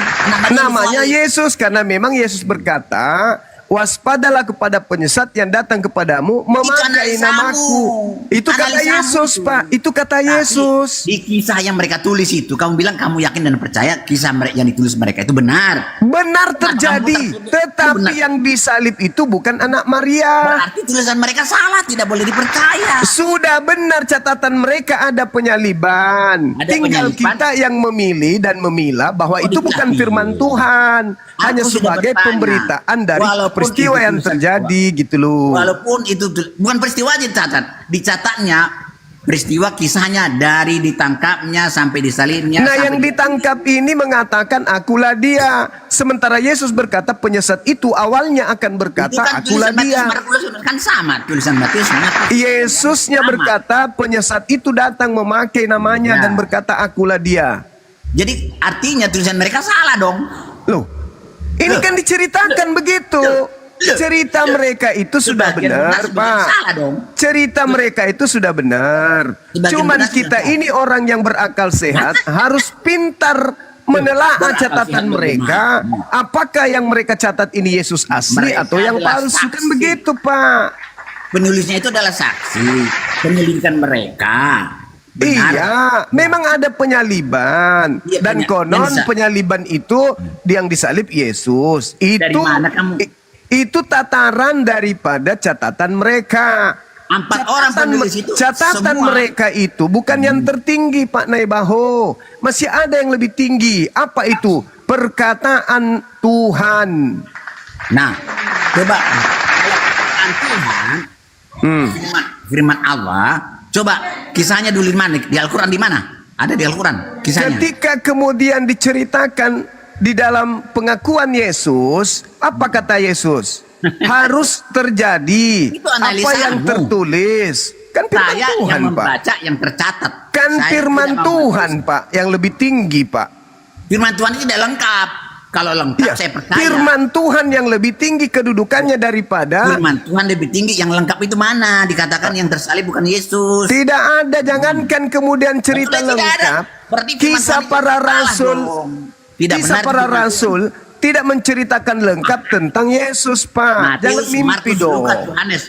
Matius, Markus, Lukas, Yohanes. Sekarang saya tanya sama Pak Martin, tinggi mana derajat kebenarannya, wartawan atau Tuhan? Karena dalam hal ini wartawan. Oh, dari dari situ wartawan memang benar. udah salah. Salah bagaimana? Kamu sendiri ngakui wartawan itu benar tulisannya. Masa lebih tinggi kedudukan wartawan daripada Tuhan? Pakai Dari otakmu. sini aja sudah salah Anda. Oke, salah. Salah. Saya ngikutin kamu. Masa wartawan lebih benar daripada Tuhan? Ini Anda sudah gila memang. Bukan cuma Buktinya bodoh Tuhan aja, tidak gila menceritakan juga dengan Anda ini. Buktinya Tuhan. Saya begitu. ulang lagi. Tidak Tinggi mana menceritakan derajat dengan kebenarannya? Wartawan atau Tuhan? dalam hal ini wartawan. Tuhan Nah, itu salah. gila berarti Anda sudah nggak Tuhan itu waras salah. ini. Buktinya tidak ada cerita Tuhan Yesus. Anda tidak waras. Sekarang menurut Tidak Yesus, ada kisahnya firman sekarang Tuhan seperti itu. Yesus menurut Yesus. Kamu Yesus tidak waras. berkata, Pak Nabaho, Yesus berkata dia Itu harus pergi analisamu itu bukan kesana. itu. Yesus berkata, Pak, bukan Saya Bang yang Sumat. Saya Yesus baca berkata, catatan mereka. 4 orang penulis itu sama tulisannya. Yang Paman, tersalib adalah Yesus berkata nih, Yesus berkata, aku memang Itu harus analisamu, pergi. kamu alih-alihkan ke sana. Tidak boleh Ini seperti itu. pengakuan Baca Yesus. Alkitab. Saya tidak seperti itu. Yesus dalam Baca Bible berkata, Aku Kisahnya memang baca. harus pergi Kisahnya sesuai baca, dengan tulisan apa? Sesuai dengan apa yang tertulis tentang aku di dalam kitab Taurat, di dalam kitab nabi-nabi, di dalam Yang kitab penting kita Mazmur, mengisahkan. bukan di dalam kitab para wartawan. Iya. Jadi Allah mau kesalahan itu. Loh, kenapa jadi Tuhanku kau bawa-bawa, Paman? Kamu yang bilang tadi firman yang benar atau wartawan yang benar? Yesus aja dulu. Menurut Yesus, dia harus pergi sesuai dengan kitab mana? Tulisan siapa itu? Perjanjian lama atau perjanjian baru? Tercatat di mana tuh? Itu tercatat di wartawan yang menuliskan Lukas 44 Nah, nomor berarti tulisan Lukas Lukas itu benar, 24 dengar Lukas Iya. 24 nomor 44. Artinya kamu percaya dengan tulisan Lukas kan? Kan saya sudah bilang tadi, Pak. Kalau sudah Saya dengan percaya tulisan Lukas, tulisan sudah mereka percaya sebagai kepada- tulisan wartawan. Sebagai wartawan dia mencatat Yesus pernah berkata. Dicatat lengkap loh. Nah, Catatnya lengkap. wartawannya mengatakan Yesus pernah berkata. Apa kata Yesus? Aku memang harus pergi berdasarkan dengan apa yang tertulis tentang aku di dalam kitab Kisah Yesus Taurat, tersalib di itu dalam mulai kitab lahir. Amsal, dan di dalam kitab Mazmur. Iya, gara-gara itu kamu tidak mau baca lagi kisah Yesus mulai lahir tersalib sampai Karena mati tua. Yesusnya katanya yang mengatakan itu, katanya. Maka saya percaya. Tapi Ya. kepercayaan saya itu hanya sebatas percaya kepada tulisan pewarta. berarti- Bukan percaya kepada firman Tuhan. Karena Lukas bukan Tuhan. Yesus bukan Tuhan. Jadi, Maka apa saya kata percaya Tuhan tentang bahwa kitab sebelumnya? Lukas telah mencatat sebuah kisah di mana Yesus berkata, Yesus harus pergi meninggalkan Yerusalem berdasarkan dengan apa yang tertulis tentang dia di Taurat, di Amsal, dan di Sekarang Mazmur. gini, saya tidak mau analisa-analisamu. Kenapa Sekarang Anda larinya ke Lukas, ke Markus, ke Yohanes, ke Roma, Galatia? Kenapa ke situ? Kenapa? Karena yang menulis kisah Yesus lengkap sempurna adalah Matius, Markus. Oke, kalau begitu tolong tunjukkan di mana kisah Yesus usia 14 tahun. Loh. Untuk Mana? apa itu? Mana? Mana? Karena tidak perlu, tidak semua tulisan. Katanya lengkap. Lebih lengkap daripada Mana? Usia dia 14 tahun, 15 tahun, 16 tahun, Coba. 17 tahun, 18 tahun, 19 tahun, 20, 21, 22, 23, 24, 29. Mana kisahnya? Mana? Tidak dikisahkan, tidak dikisahkan. Iya, katanya lengkap. Ya itulah selengkapnya. Bagaimana? Mana lebih lengkap?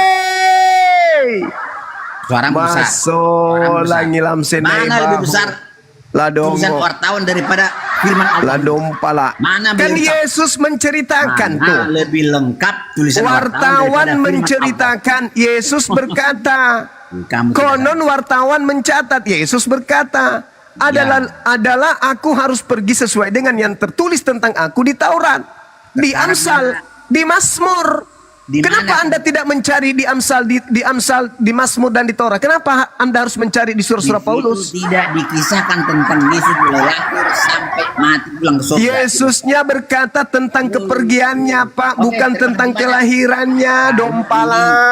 Kamu ini hanya mengendalikan analisa-analisamu. Yesusnya yang berkata apa?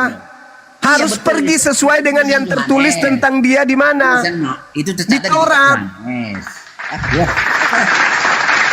Ini tidak baik ini ceritanya ini seperti ini. Ya.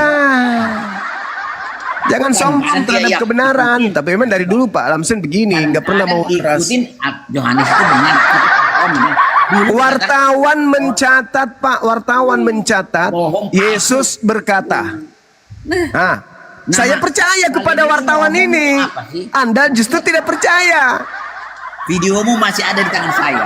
Videomu masih ada sama saya kirim sama kamu itu. Selalu saya kirim. Silakan. Jangan kayak Paulus Ada suka yang nipu. palsu dan bohong. Jangan kayak Paulus suka menyebar fitnah, bohong. Fitnah. Jangan kayak Paulus, Pak, jangan.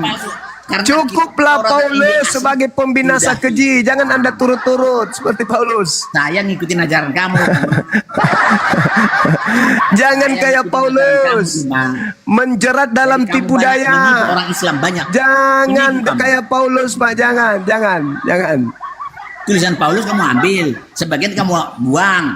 Apa itu? Mereka wartawan, Pak. Kalau wartawan jangan dipercaya lagi kalau begitu. Saya Loh, tanya. saya percaya, wong orang akademisi kok. Saya kenapa kamu buang-buang tulisan? Lah, Kedudukan tulisan mereka itu bukan firman Tuhan, tapi catatan wartawan. Piye Firman toh? Tuhan atau tidak firman Tuhan, tapi tulisannya benar, ya kan? Iya, benar sebagai catatan wartawan, tapi tidak benar kalau dianggap firman Tuhan. Apa ini? Ya, saya kan tidak katakan di firman Tuhan. Nah, sekarang pewarta ini, Pak, pewarta ini justru menceritakan Yesus, di mana Yesus mengatakan dia harus pergi sesuai dengan firman Tuhan di dalam Taurat. Kenapa Anda tidak mau menggunakan itu? Iya. Kamu sendiri yang tidak menggunakan. Tadi Saya mengatakan orang fasik dipakai sebagai tebusan bagi orang benar dan pengkhianat sebagai ganti orang jujur. Kenapa Anda nggak percaya? dalam hal ini tidak ditulis di situ. Lo Yesus lo Pak yang merujuk ke sana. Yesus yang merujuk ke Amsal, bukan saya. Nah, làm hộ nữa đi ạ. Đừng lao béo. Lukas 44. Data 44 dari Lukas bab 24. Yesus sendiri yang berkata bahwa Yesus harus pergi sesuai dengan apa yang tertulis di dalam kitab Amsal. Yesusnya yang berkata, Pak, bukan saya.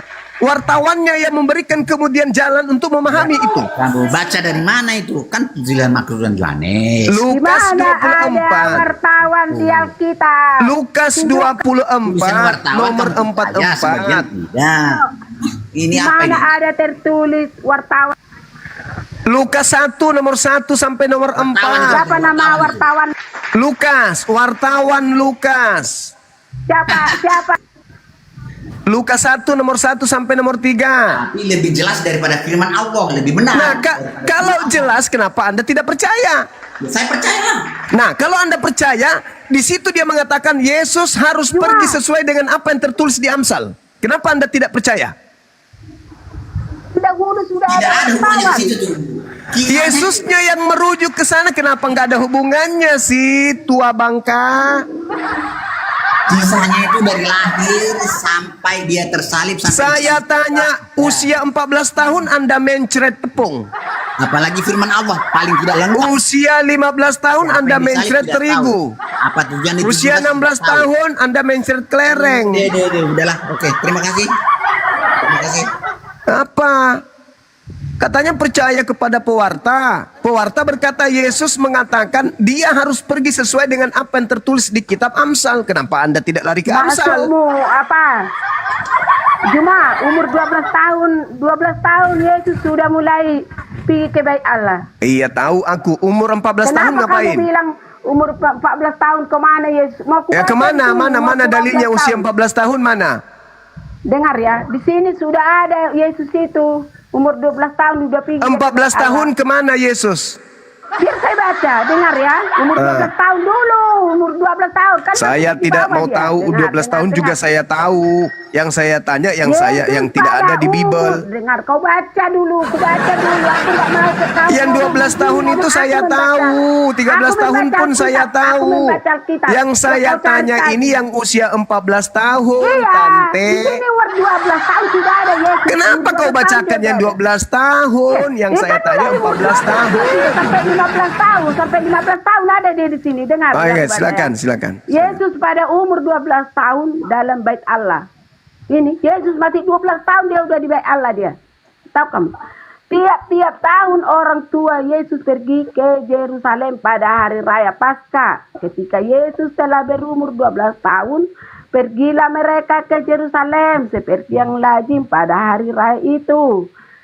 Sehabis hari raya perayaan itu, ketika mereka berjalan pulang, tinggallah Yesus di Yerusalem tanpa diketahui orang tuanya. Karena mereka menyangka bahwa ia ada di antara orang-orang seperjalanan mereka. Berjalanlah mereka sehari seperjalanan jauhnya lalu mencerita. Lalu mereka sehari perjalanan jauhnya lalu mencari dia. Di antara kaum keluarga dan kenalan mereka, karena mereka tidak menemukan dia, kembalilah mereka ke Yerusalem sambil terus mencari dia. Menemukan di bait suci. Kenapa kau Di bait mencemas? Allah, Kenapa udah kau dibilang membuat di aku bait Allah, cemas? Peong. Udah dibilang di bait Allah itu kan Bait Allah Itu bait suci, seperti kalau gereja, bait Allah seperti itu berarti bait gereja. suci. Bait Allah itu seperti gereja. Meong. Tempat perkumpulan orang Tempat memuliakan pemakan Tuhan. makanan berhala, Benar. kuil berhala Benar itu dulu. yang kau maksud. Bait Allah udah dibilang Tempat orang kumpulnya suci orang-orang yang tidak bersunat. Weh, dengar dulu, Tempat kumpulnya dengar dulu, orang-orang belum siap pemakan kubaca, babi belum itu siap kuil. kubaca. Bukan bait Dengar suci. dulu, kubaca. Orang tak bersunat Karena di dalam kok bilang bait mereka suci. tidak menemukan dia, kembalilah mereka ke Yerusalem sampai terus mencari dia. Sesudah 3 hari mereka menemukan dia dalam bait Allah. Bait Allah ini gereja perkumpulan nenekmu orang kiper. Kristen. Dengar. Pandai-pandaian kau gereja. Tempat ibadah, tempat Dasar orang penyesat, udah dibilang Allah, iblis bait tua. Allah itu tempat memuliakan Tuhan. Kau dengar, itulah arti apa Udah itu jangan bait kau Allah. terlalu jauh kemana-mana. Mana Ini usia kan 14 tanya tahun yang mana? 15 tahun. Kan Mana kan coba? tanya yang 15. Ah, silakan. Gua dulu ini karena nggak mungkin orang 12 tahun. Makanya nggak usah kau 15. jual Baca dulu. sesuatu yang busuk. Baca dulu Baca aja. perjalanannya, baru ku baca yang 15. Ada di sini lengkap. Bertahu. Ya, silakan, silakan. Ya, saya nggak kau ngomong-ngomong ini enak on baca yang apa yang isi Al-Quran. Ya, kenapanya ini kesurupan? Baca mana yang kutanya 14 tahun? Dengar dulu, belum siap. Sesudah 3 hari mereka menemukan dia di dalam bait Allah. Ia sedang baru 3 duduk hari. di tengah-tengah alim ulama. 13 sambil tahun. mendengarkan mereka dan mengajukan pertanyaan. Baru 12 tahun, lewat kepada 3 hari. mereka. Dan semua orang yang mendengar dia sangat heran akan Iya, baru 12 kecerdasannya. tahun lewat 3 Itulah hari. cerdasnya Yesus Kristus itu. Heran Ngapain semua kau orang. promosi yang itu, Dan Tuyul? ketika Yang orang saya tuanya tanya 14 tahunnya dengar. mana? Ini kan tunggu, ku baca nanti 15 Ya, tahun. 12 tahun lewat Dengar. 3 hari. Dan Ayo, lanjut. ketika orang tuanya melihat dia, tercenganglah mereka, lalu kata ibunya kepadanya, Nak, mengapa Apa? engkau berbuat demikian terhadap kami? Membuat ibu Kata cemas. mamanya, Bapakku mamanya Tuhan dan cemas. aku dengan cemas mencari engkau.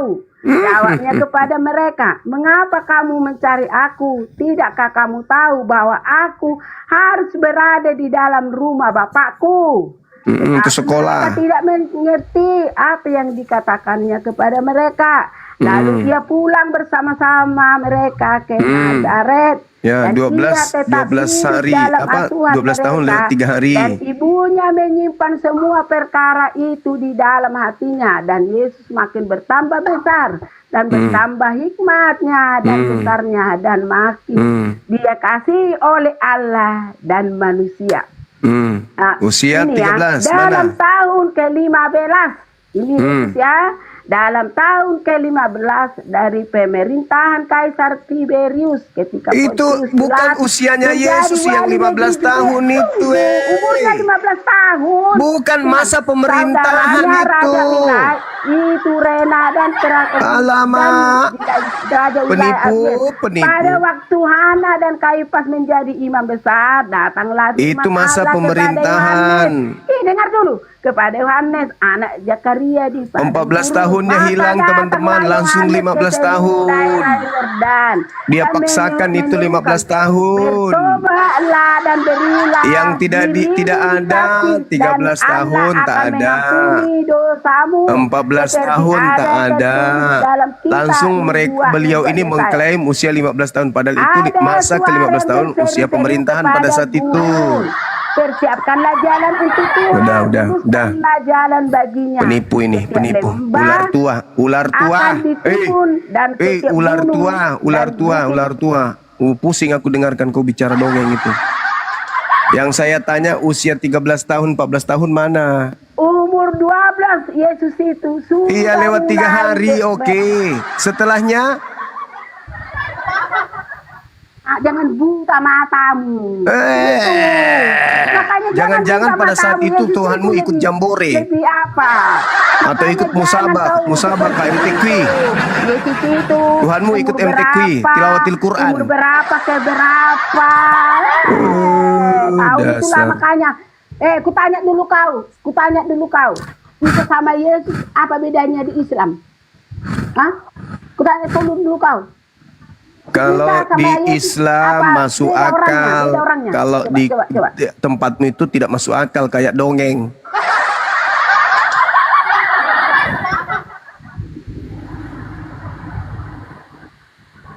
Udah kau cebok dulu, ular tua, kau cebok dulu. Kayaknya kau habis belum cebok itu. Nah, kau cebok dulu sana.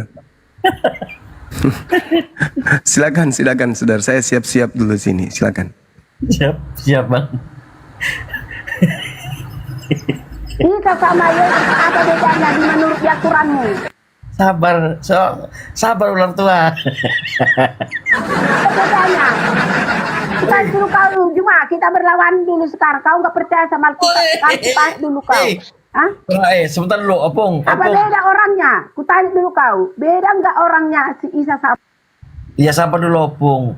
Jadi Bang Charles sudah diabaikan nih, ada Bang Zuma sekarang. Apa bedanya Isa sama Yesus? Apa orangnya sama apa tidak? Jadi diabaikan sudah. Udah dicampakkan Apa sudah dia Bang Charles. bedakan? Kok melarikan diri kau? Tanya perjanjian saya. Apa bedanya Isa sama Yesus? Yesus. Kau menang sendiri kau. Udah nggak tahu kau tidak tahu kau. Kau berek-berekan apa tentang Yesus? Kau bikin di apa? Di Al-Quranmu si Isa itu kau bunuh, orang Yahudi membunuh. Mana ada kayak gitu di apa? Yesus. Disalib dia, bukan dibunuh. Seperti Oke, yang kau ya. bikin di Al-Quran. Ya gantian bicaranya. Biasakan gantian bicaranya. Imani, kalau tidak kau percaya, jangan bikin Isa ini di Al-Quranmu. Keluarkan dia. Bisa nggak kau keluarkan dia dari Al-Quranmu? Oke, cukup Supaya ya. jangan sama Isa sama Yesus. Ya semakin liar narasinya ibu ini. Gantian Bu. Orang yang sama, tetapi kau hina-hina tiap hari, pagi, sore, dan malam. Berapa besar dosamu di situ? Orangnya sama, tapi kau hina-hina Yesus, tapi Isa kau simpan-simpan. Apa nggak berdosa kau di situ? Opung. Tunggu dulu apa? Ini si Juma ini perlu diajar ini. Di Al-Quranmu ada si Isa. Si Isa itu adalah Yesus. Kenapa kau menghina? Di Al-Quranmu si Isa itu kalian bunuh. Biar tahu kau di sini. Saya udah baca semua. Dibunuh. Sedangkan kami disalibkan. Kenapa kau roba-roba tentang Yesus ini?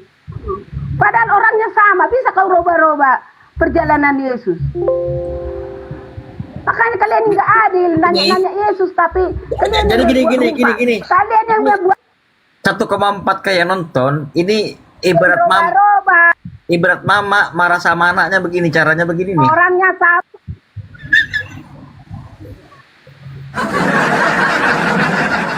Katakan yang sejujurnya kau bahwa Isa itu sama Yesus menurut Al-Quranmu. Iya gantian. Iya, kalau Opung bertanya diam.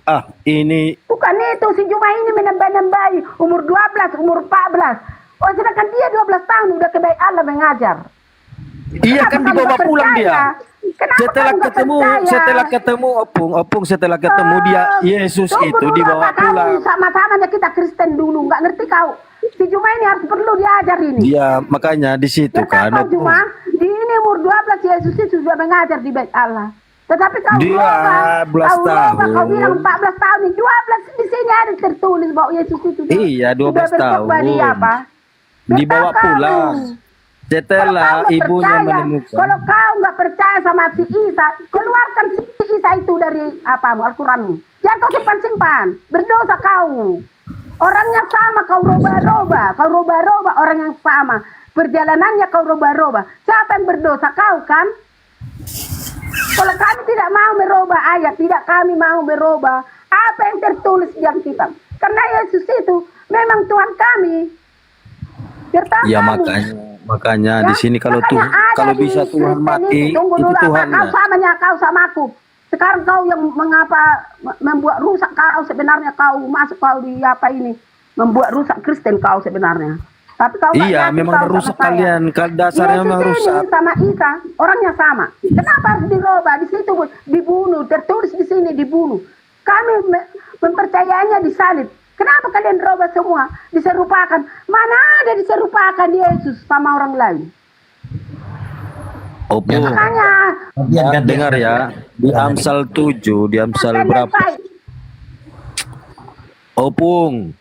Di dalam Amsal, orang yang menerima suap, Orang yang menerus suap itu Masa? yang dihukum. Saya dengar dulu. Ya.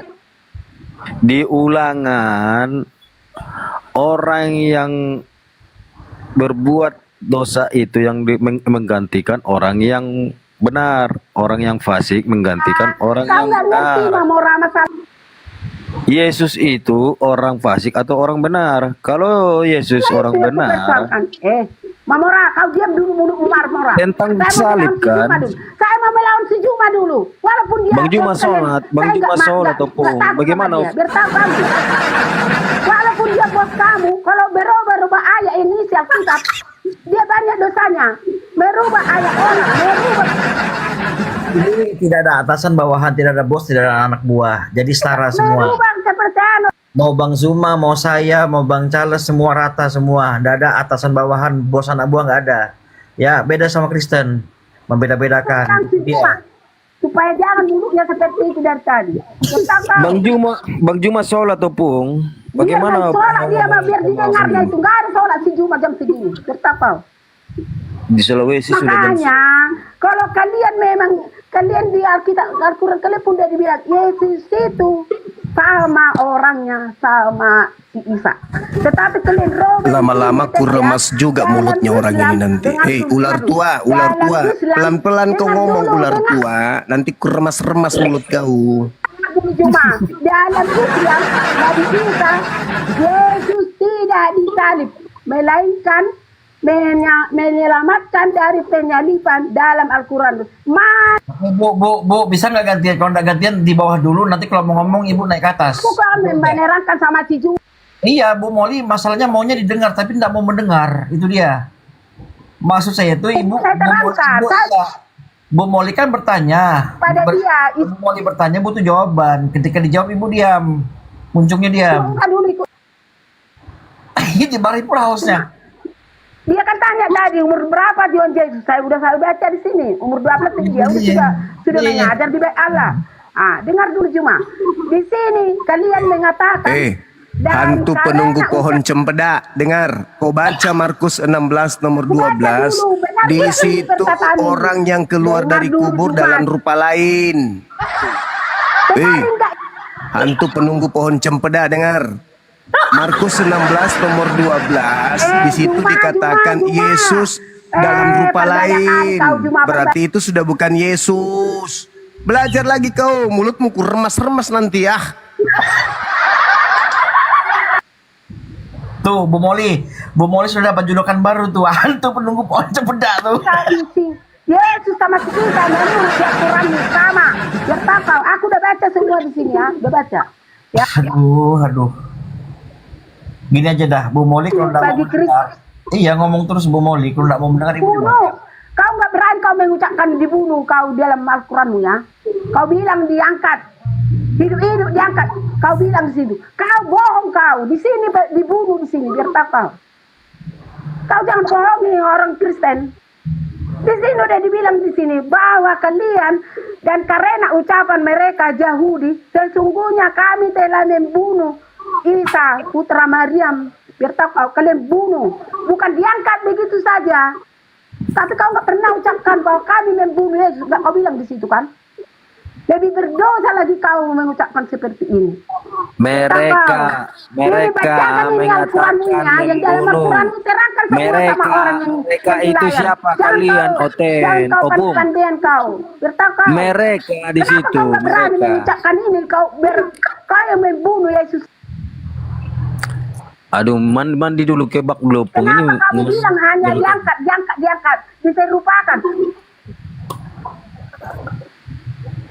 Kau menyerupakan orang yang sudah kau bunuh.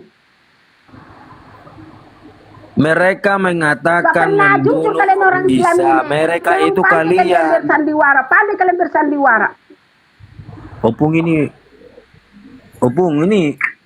Nanti tugas kamu sudah membunuh Yesus itu, makanya kamu tidak percaya apapun dikatakan Yesus. Bertahu kamu berapa sakit? Apa yang udah dengar dari Bu Moli ini? Bu Mauli udah makan, Bu Mauli. Makan dulu, Bu. Mauli udah makan, Bu. Makan dulu, Bu. Yesus kami, bertahu kamu, ya. pengalaman kalian selama ini. Kalian membuat Yesus itu seperti itu. Biar tahu kamu. Makanya bertobat kalian semua. Jangan pernah Oh, udah menghina bertobat, Yesus. Bu.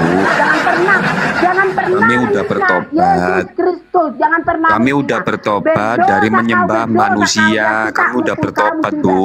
Sudah Bu. membunuh di sini ya. Membunuh Kami Yesus. sudah bertobat dari menyembah anak manusia. Kami sudah bertobat, Bu. Hina isi Alkitab. Biar tahu kamu. Hanya Oh, Alkitab ngomong terus inilah ini, yang Os. benar. Hanya Dia ngomong terus, Os. Dibawa dulu. Anu, radio rusak.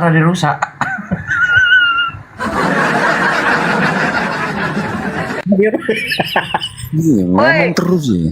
Hantu penunggu pojok. Tanpa rem, digas terus tanpa rem. Ibu Mauli. Hantu penunggu pojok.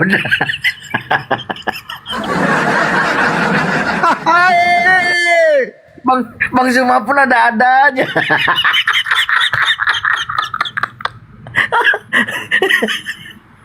Nada rem, nada titik koma. Parah Bu Moli. Kalau bertanya itu berarti butuh jawaban. Ya, belajar mendengar, jangan maunya didengar, Bu Moli. Mamanya siapa itu kayak gitu. Oh, kacau. Coba gue sedek lagi buat mainan. Buat mainan aja kayak gini. Oke, Bu Moli, dengarkan saya. Bu Moli kalau ingin bertahan di sini, Bu Moli diskusi dengan baik. kalian nyari kurang. Kalau nggak saya turunkan lagi. Maksudnya begini Bu Moli. Iya, Bu Moli kan bertanya. Tanpa rem itu, Bang. Tapi Bu Moli butuh Tanpa rem jawaban. dia itu. Iya, aku dulu mau baca. Iya butuh jawaban kan. Iya sabar, gantian Bu. Jangan maunya didengar. Tapi Ibu nggak mau mendengar Bu. Nggak bisa Bu diskusi seperti itu, mendominasi Bu. Kayak radio rusak itu Bu. Tahu kan Ibu radio rusak Bu? Kasetnya kusut. Zaman dulu kan pakai yang itu lah, kayak pita-pita itu loh. Kasetnya begitu itu kan kusut tuh. Kalau bertanya opung diamlah biar dijawab. Kan tadi di bait suci Yesus dibawa pulang. Iya, sudah kami dengar loh. Sabar dulu, Bu. Iya, sabar dulu, Bu. Sabar. Sebelum opung sudah bahas. Bukan masalah Sebelum sabar. Kau yang menjawab Juma. Ini biar ku baca semua ini yang terjadi kalian buat. Loh. Saya akan membaca yang terjadi kalian buat seperti apa Yesus. Oke, enggak apa-apa, kasih. Oke, dengarkan saya Bu. Ibu silakan baca, jangan kepanjangan Bu, ya. Saya minta itu aja Bu. Nah, Bukan kepercayaan kalian tentang Yesus yang ku baca ini. Bukan Ya tentang silakan. Yesus yang ku baca. Oke, Benar, silakan Bu. Juma, ya? Oke. Tapi buat sepakatan Bu ya, setelah Ibu membaca, kalau Bang Zuma dan teman-teman menjawab, Ibu diam ya Bu ya. Saya minta sepakat dulu. Tunggu dulu Juma apa? Ya, jangan tunggu dulu. Saya minta sepakat atau tidak? Jangan tunggu dulu. Saya minta sepakat atau tidak? Tunggu dulu. Juma, benar enggak Yesus itu sama Isa sama orangnya? Kau jawab dulu yang benar. Sama enggak menurut Al-Qur'anmu? Ya? Di Bible Kau ada jawab dua. ini dengan Tadi baik. katanya di Bible dua. Yang maksud Dengar, opung dengar. yang mana? Yang di sini membunuh, biar tahu kamu. Dan karena ucapan mereka Bu Mauli. Yahudi, Yesus saja. sesungguhnya kami Dari mana itu? telah membunuh.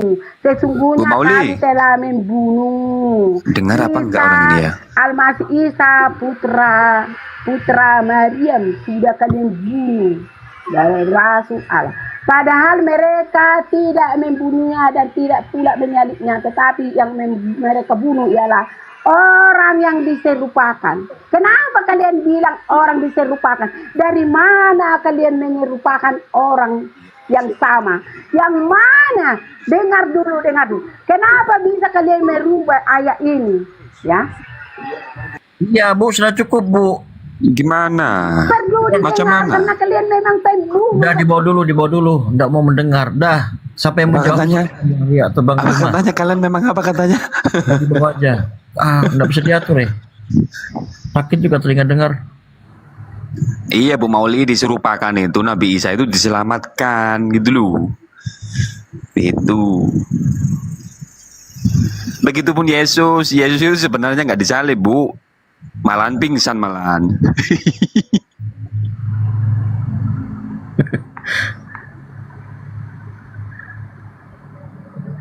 Bu Moli. Rusak ajaran Kristen semakin disiarkan sama Bu Moli ini. Ya Tambah gitulah rusak. teman-teman ya. Ya itulah apa ya. Memang apa mbah-mbah ya. Kalau di Jawa itu mbah. Nah, itulah nenek-nenek yang berkeyakinan Kristen. Ya gitulah, maklum lah. Sudah berumur, ya harap maklum lah ya teman-teman ya. Ya kita kasih pemahaman ya gimana. Ya memang gitu, memang kualitas apa namanya? Ya lecas ya. Ya gitulah. Ya emang seperti itu. Ya maklum lah ya. Ya memang umur-umur segitu itu memang ingin didengar. Makanya kita ini dianggap sama dia itu seperti cucu gitu. Dengarkan, pokoknya dengarkan terus gitu.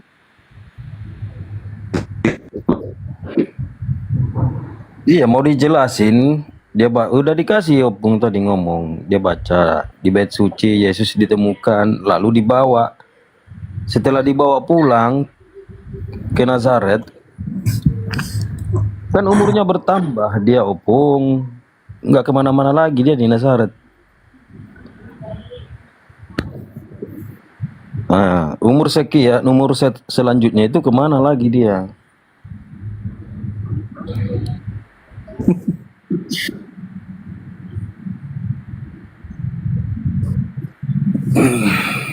Gua ngopung. Nah, naik Tanimbar. Itu kira-kira orang-orang yang di sekitarnya itu betah nggak dengar dia ya, kira-kira ya.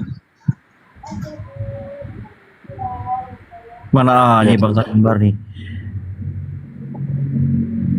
Nggak betah Bang, aku aja bising kok, sakit telingaku kayak ini deh.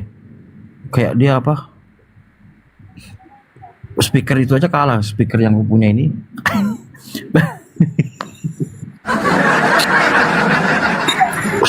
Selamat siang.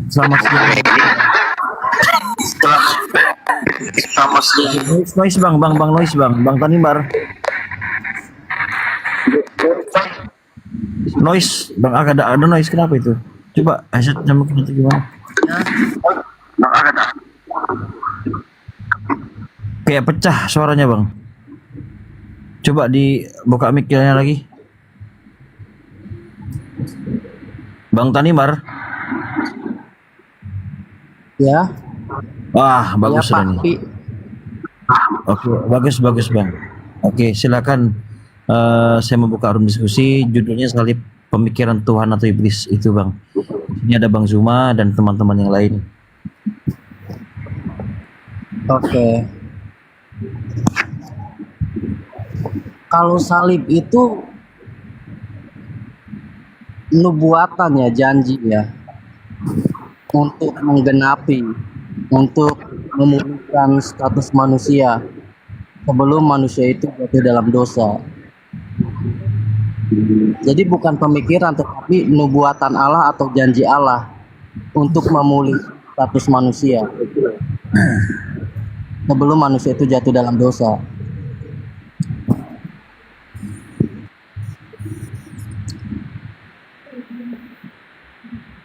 Ya apa dibilang ya Bang? Salib, penyalipan itu gimana? Coba ulang. Suaranya kayak ini. Katanya itu salib itu karunia Allah katanya. Penyalipan itu ada karena manusia itu jatuh dalam dosa. Jika manusia itu tidak jatuh dalam dosa, penyaliban itu tidak akan ada. Perjanjian baru itu tidak akan ada.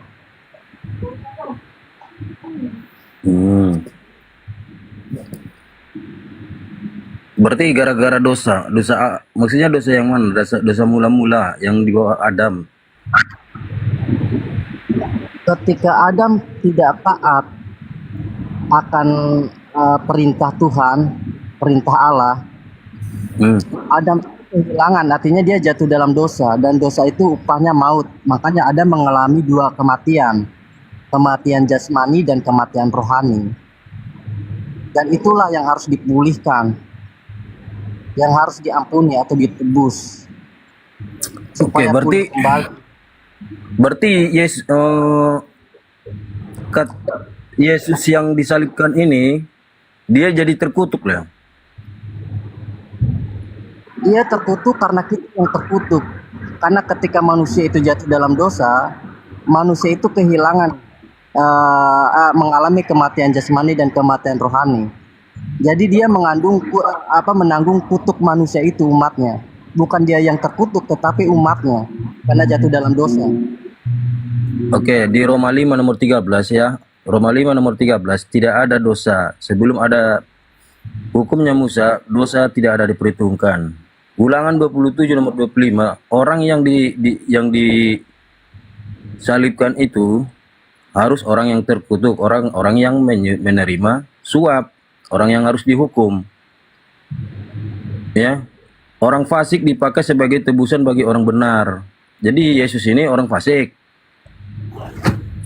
Orang yang menerima suap itu yang harus dihukum. Yesus menerima suap.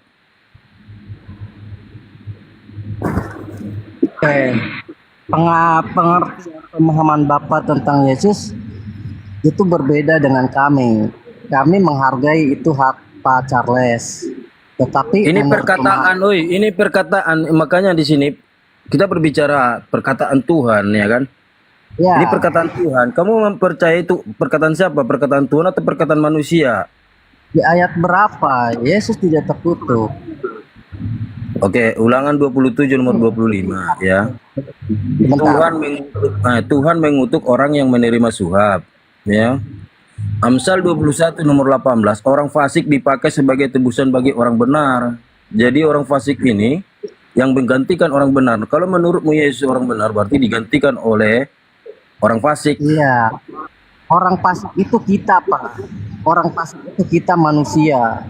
Ketika ada manusia itu jatuh ke dalam dosa, dia mengalami kematian rohani sehingga jadi fasik. Kitalah keturunannya jadi fasik dan digantikan oleh Yesus yang benar itu. Itu artinya. Jadi Yesus yang benar itu kefasikan umatnya manusia yang diwariskan oleh Adam. Begitu Pak. Jadi bukan Yesus yang fasik. Kalau begitu manusia pengertianmu, woi siapa namanya nih? Kalau begitu pengertianmu, orang fasik itu harusnya kalian yang disalibkan, yang digantung semua. Karena di Amsal 21 nomor 18 itu, orang fasik menggantikan orang yang benar. Malah orang yang benar kalian apa? Kalian gantikan. Yang menggantikan orang benar itu orang fasik. Kau mengaku orang fasik, berarti kalian harusnya digantung. Kalau begitu pengertianmu. Kita. Yang fasik itu manusia karena jatuh dalam dosa. Iya, orang fasik inilah yang menggantikan orang benar. Orang fasik inilah yang menggantikan orang benar yang terkutuk. Kalau kalian kalian mengaku orang fasik, harusnya kalian yang digantung, bukan Yesus. Karena Yesus itu orang benar. Kata bapaknya, Yesus itu orang yang saleh. Berarti orang yang saleh, orang yang benar. Yang harusnya dihukum itu orang fasik, bukan menggantikan orang fasik. Justru di sini dikatakan, ya orang benar itu digantikan orang fasik, bukan orang fasik digantikan dengan orang yang benar. Paham? Oke, sekarang giliran saya. Bapak sudah benar, Yesus itu benar, tidak bersalah. Terima kasih Pak kejujurannya, itu benar. Kenapa harus Yesus yang menggantikan kita yang fasik ini? Bapak lihat di dalam perjanjian lama, ada penebusan kurban darah hewan yang tidak tercacat dan tidak tercela. Nah, kenapa itu tidak kekal dan tidak sempurna? Karena yang ditebus manusia digantikan oleh Yesus yang tidak tercacat dan tidak tercela itu, Pak. Yang menggantikan kurban pertumpahan darah hewan. Makanya di dalam iman Kristen kurban hewan itu tidak berlaku. Sudah diganti oleh kurban darah. Oke ya. Oke, gantian kita. Kau mengatakan bagi Yesus kurban hewan tidak berlaku. Ya, di dalam Ibrani 5 nomor 3, Yesus menyiapkan korban hewan untuk dosa mereka dan dosa dirinya sendiri. Yesus menyiapkan itu. Kau mengatakan korban hewan tidak berlaku bagi Yesus. Sedangkan di Ibrani nomor 5 nomor 3, Yesus menyiapkan korban hewan untuk mereka dan dirinya sendiri untuk penebusan dosa. yang dilakukan oleh Yesus. Nah, yang menggantikan orang benar itu orang fasik. Jangan kamu balik. Jangan kau balik perkataan Tuhan di perjanjian lama tertulis di Amsal. Orang fasik akan menggantikan orang yang benar. Menggantikan sebagai apa? Sebagai orang yang terhukum. Nah, itu nubuat tanpa betul. Yesus lah yang benar menggantikan orang fasik sehingga kita Jangan selamat. kamu balik. Amsal 21 nomor 18. Coba kau baca. Jangan kau balik, weh. Cuman ego.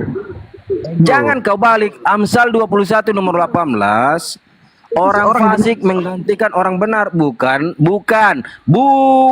orang benar menggantikan orang fasik. Orang benar, Pak. Itu sudah benar. Bapak sudah mengakui Yesus benar.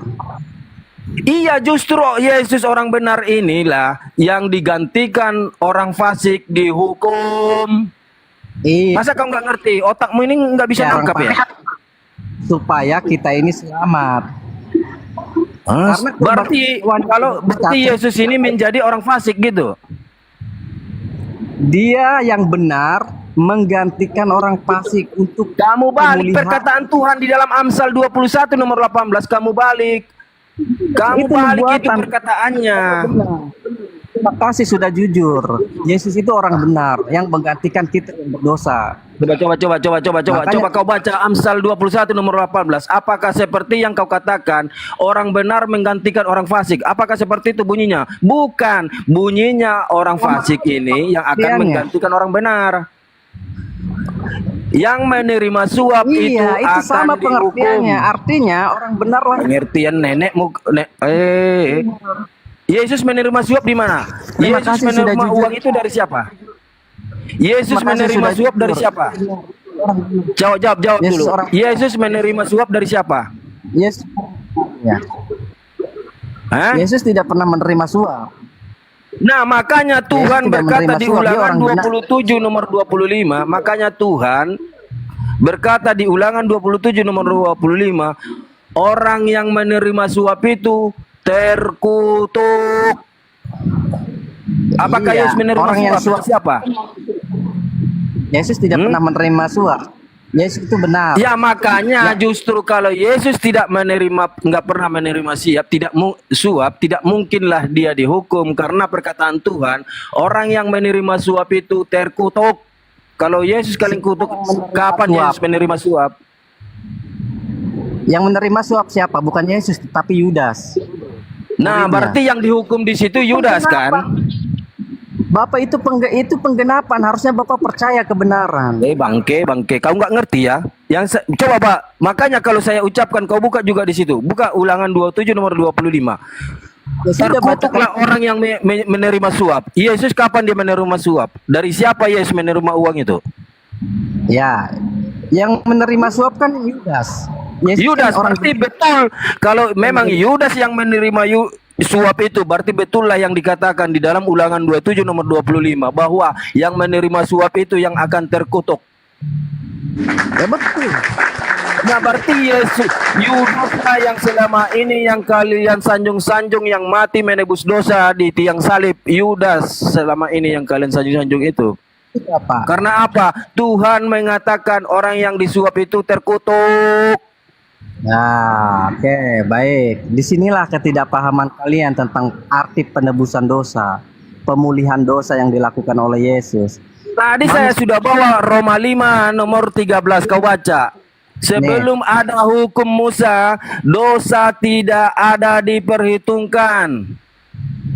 Itu menurut hukum Taurat, makanya simbolnya sementara. Setelah adanya hukum Musa, barulah dosa itu diperhitungkan. Karena apa? Karena perintah-perintah Tuhan itu diberikan kepada Musa. Jangan kau seperti ini, jangan kau seperti ini. Jika engkau lakukan, maka dosa mulai diperhitungkan. Paham ya? Otakmu itu harus dibuka itu. Ya, oke, baik.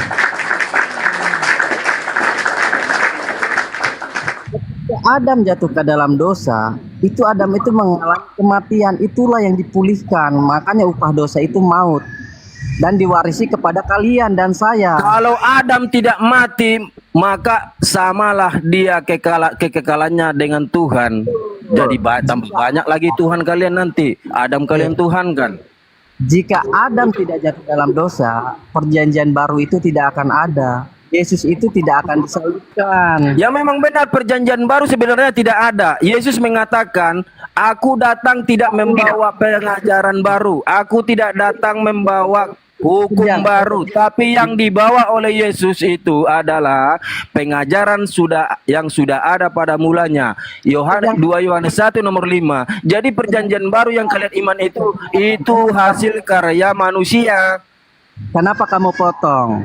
Tadi kan kamu sepakat jika Adam tidak jatuh dalam dosa, keturunan kita ini keturunannya tidak akan ada, dan Yesus pun tidak akan disalibkan. Kamu sudah cerdas. Adam itu sudah dijanjikan, Kejadian 1 nomor 28. Baiklah kita menciptakan manusia yang serupa dan segambar dengan rupa kita untuk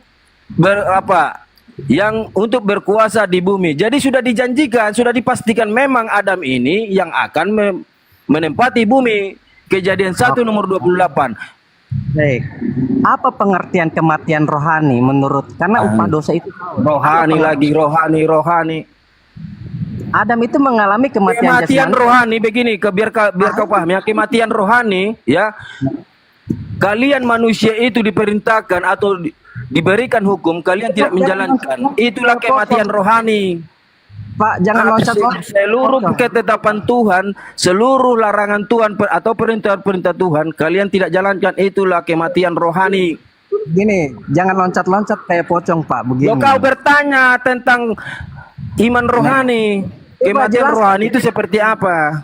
Kematian rohani itu tidak menjalankan segala perintah. Ini kan itu namanya kematian rohani. Ini kan Adam jatuh dalam dosa. Nah, ketika Adam jatuh dalam dosa dan upah dosa itu adalah maut, artinya Adam itu mengalami dua kematian jasmani dan rohani. Silahkan jelaskan kematian jasmani dan rohani itu apa yang diwariskan Adam. Makanya dengar orang kematian rohani itu tidak menjalankan segala perintah. Nah, kalau kematian jasmani, daging ini sudah pasti harus mati. Nah, betul. Karena itu kematian jasmani. Sekarang jelaskan kematian rohaninya apa. Kamu kan tadi menjelaskan Kejadian 1 ayat 28. Kamu harus mengerti arti ayat itu apa. Jangan sayur jengkol. Saya dengarkan kematian rohani itu tidak menjalankan. Enggak ngerti, tetapi ngerti gitu. Itu sotoy namanya. Baru saya jawab, kau bilang tidak ngerti. Coba jelaskan kematian. Kita kembali ke ini. Kamu lari, kau berusaha membawa saya lari. Kita bahas tentang ini, temanya nih ya. Aduh, ini nggak ada ilmu. Udah, ini nggak ada ilmu nih. Gantilah Bang Juma lah yang ada ilmunya nih. Nggak apa-apa nih. Kau nggak ada ilmu, loncat-loncat ke Tuhanmu itu menerima suap dari siapa? Kalau kau meyakini Tuhanmu itu mati di tiang salib, jangan loncat-loncat kayak poci. Coba jelaskan, ini kan tadi kontes kau bawa Kejadian 1 ayat 28, ya kan? Nah, pertanyaannya, ketika Adam jatuh dalam dosa, dia mengalami kematian jasmani dan rohani.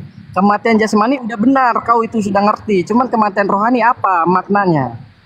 Coba jelaskan, jangan poci, loncat-loncat gitu. Kita kelarkan dulu ini. Ini tentang penyalipan Tuhan ini sudah kelar. Nah, ini berkaitan. Kan tadi saya sudah bilang. Ada berkaitan. Tadi kan ini berkaitan. Jika Adam tidak jatuh dalam dosa, penyaliban itu tidak akan ada. Karena penyaliban itu untuk mengampuni, menebus dosa yang tidak kekal menjadi kekal. Pengampunannya menjadi sempurna. Nah, kalau Adam tidak jatuh dalam dosa, itu tidak akan ada perjanjian baru itu.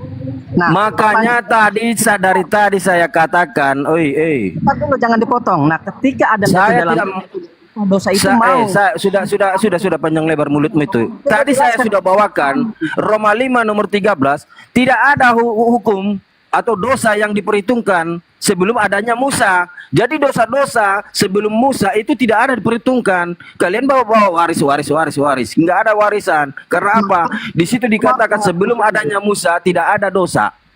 Dosa tidak ada sebelum adanya Musa. Oke, Nah, paham kau upah situ dosa. ya? Jadi tentang Yesus ini, Yesus disalibkan. Karena apa? Jelas Tuhan berkata, orang yang menerima suap itu terkutuk. Yesus menerima suap dari siapa? Yesus tidak pernah menerima suap. Yang menerima suap itu Yudas. Nah, berarti Kenapa kamu loncat? Kamu nggak jawab, jangan lari, jangan kayak poci. Jelaskan dulu siapa kematian yang rohani. loncat? Tante. Tema kita di sini tentang Tidak ada penyalipan karya iblis atau karya Bapa. Apa Ketika hubungannya kepada Adam? itu diperhitungkan. Nah sekarang saya mau tanya, jangan loncat-loncat kayak poci ya, pocong ya, jangan loncat-loncat. Nah coba jelaskan kematian rohani itu ketika Adam jatuh dalam dosa, dia mengalami kematian jasmani dan rohani. Oke, saya Kematian- jelaskan. Mulai Kematian dari rohani- nenekmu sampai dirimu itu kematian rohani, artinya tidak menjalankan perintah-perintah Tuhan. Mulai dari nenekmu ya. Paham kau sampai di situ? Mulai dari nenekmu sampai kau sampai detik ini, kamu tidak menjalankan hukum-hukum atau perintah, itu kematian rohani. Kenapa kejatuhan Adam itu? Karena itu diwariskan oleh siapa? Kenapa ketidaktaatan Nenek Adam moyangmu itu- yang bernama Paulus. Aku di tengah-tengah Bani Israel Yahudi, aku menjadi orang Yahudi. Tapi aku tidak mau hidup di bawah hukum Taurat. Itulah warisan dari nenek moyangmu yang bernama Paulus. Baik, begini. Kalau kamu tidak mengerti, kamu jujur. Jangan kayak poci loncat-loncat ya. Nah, saya akan jelaskan kenapa ketidaktaatan Adam itu diwariskan kepada umatnya manusia, saya dan saudara. Kamu harus tahu karena Adam mengalami kematian rohani. Kalau Adam tidak jatuh dalam dosa, Adam tidak akan mengalami kematian rohani. Paulus itu jangan engkau membunuh. Paulus membunuh, tapi kalian jadikan rasul sebagai orang suci. Kau jadikan. Kenapa kau enggak jadikan dia pewaris dosa? Longor. Jangan loncat kayak poci, jangan loncat-loncat kayak poci. Gara-gara makan buah, Adam sampai sekarang kalian warisi. Paulus membunuh pengikut-pengikut Yesus, itu perintah Tuhan, jangan engkau membunuh. Paulus membunuh, tapi kalian tidak mewariskan dosanya. Kalian jadikan dia orang suci. Justru Adam kalian orang yang tidak suci. Ya, maka dari itu Kenapa kalau kamu kalian tidak wariskan? mengerti, Kesalahan Paulus ini kenapa kalian tidak wariskan? ya, kalau kamu tidak bisa jawab, saya akan jawab sendiri. Jadi kalau tidak ngerti, tidak ada ilmu, jangan sotoi. Saya jelaskan ya, dengarkan kematian rohani. Kenapa?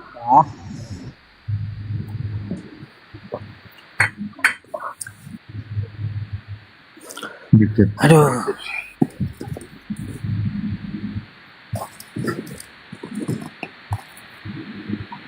Kebanyakan makan babi ya begini.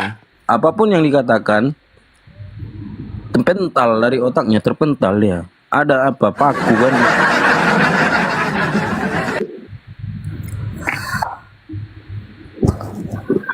Pakunya itu keras itu, jadi terpental, nggak bisa masuk ke otak.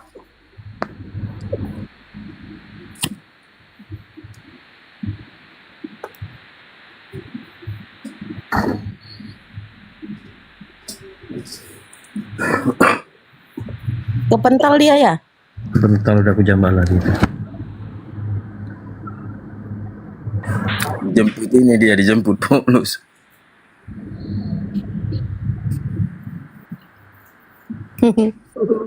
Orang dijawab, dibilang nggak ngerti, dia yang nggak ngerti.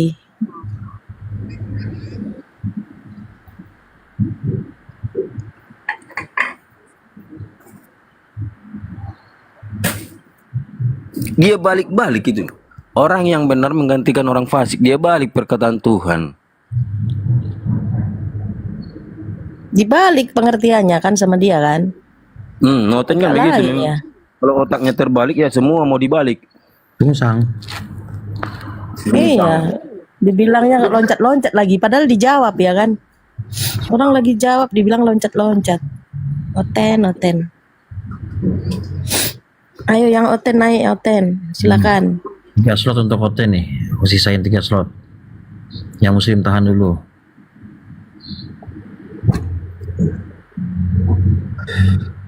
Ya, yang muslim tahan dulu ya. Nah, ini Biar multi open lagi aja dia. yang naik. Ini lagi dia. Enggak. Coba multi cuman ini ke delay dia ininya. Coba Tanimbar keluar dari aplikasi masuk lagi. Tanimbar keluar dari aplikasi masuk lagi. Ini jaringanmu ini. Multi tapi enggak ini. Sinyal dia jelek itu. Iya kata Sinyalnya jelek tuh dia. Ya, naik lagi. Tanimbar. Enggak. Gini. Iya, di semuanya pada jaringan pada jelek. Sebentar Kak. Keluar dari aplikasi baru masuk lagi. Tanimbar. Naik lagi. Request Tanimbar. Iya, nggak bisa dia karena ini harus keluar dari aplikasi dulu. Nah, coba multi coba. Mana dia? Multi Kematian coba. rohani lagi nanti dia jawabnya. Multi lagi, Tanimbar. Naik lagi, kalau nggak keluar dari TikTok dulu, baru masuk lagi bang. Iya, jaringan itu. Nah, sudah keluar dia. Masuk lagi. Yang Islam tahan dulu ya, Biar ada diskusi, kita naikin kawan Kristen ya. Sabar buat, ya. Buat teman-teman muslim nanti kalau mau naik, tunggu Bang Zuma turun baru kalian naik. Ada Bang Zuma rebutan. Pelan-pelan ngomongnya. Ada Bang Zuma. Nanti pas Bang Zuma ada baru kalian multi. Ya, oke.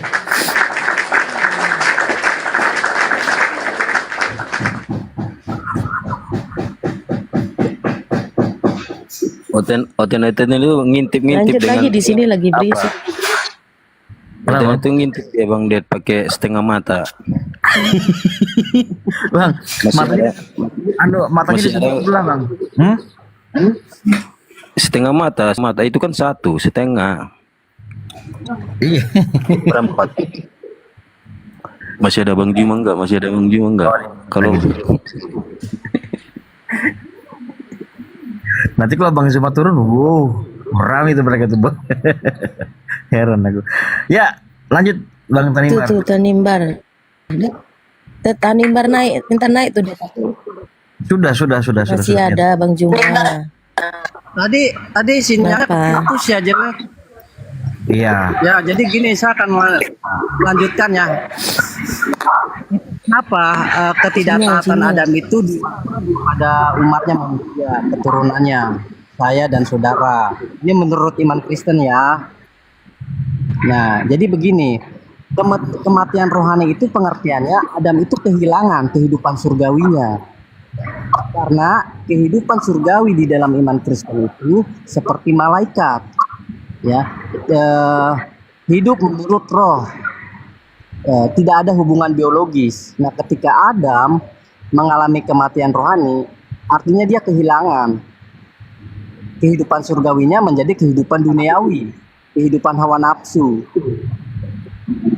Makanya kenapa Adam itu mewariskannya? Karena kita hasil dari hubungan biologis Adam.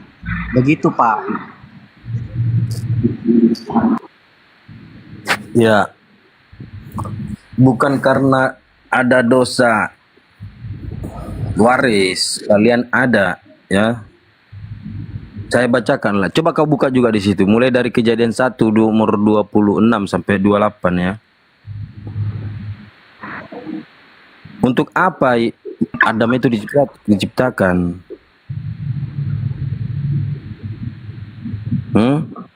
Dia memang sudah dijanjikan untuk menempati bumi.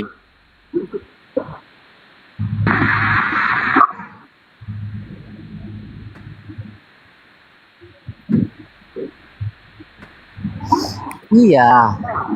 Ketika Adam tadi kan saya sudah jelaskan. Adam itu mengalami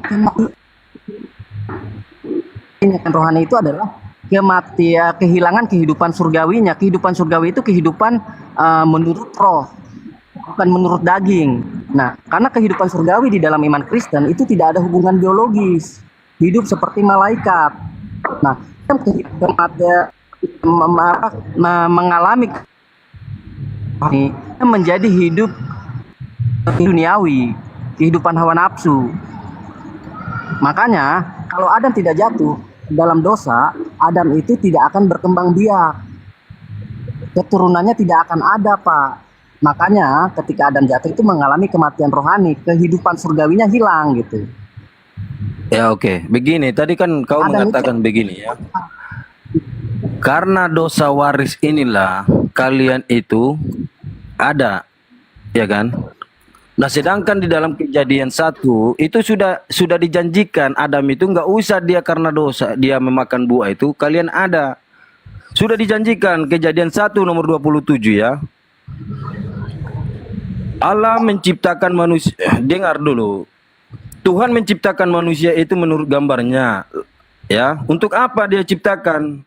Lalu Tuhan berfirman kepada mereka, beranak cuculah dan bertambah banyak, penuhilah bumi. Berarti di sini sudah ditetapkan mereka bukan karena dosa.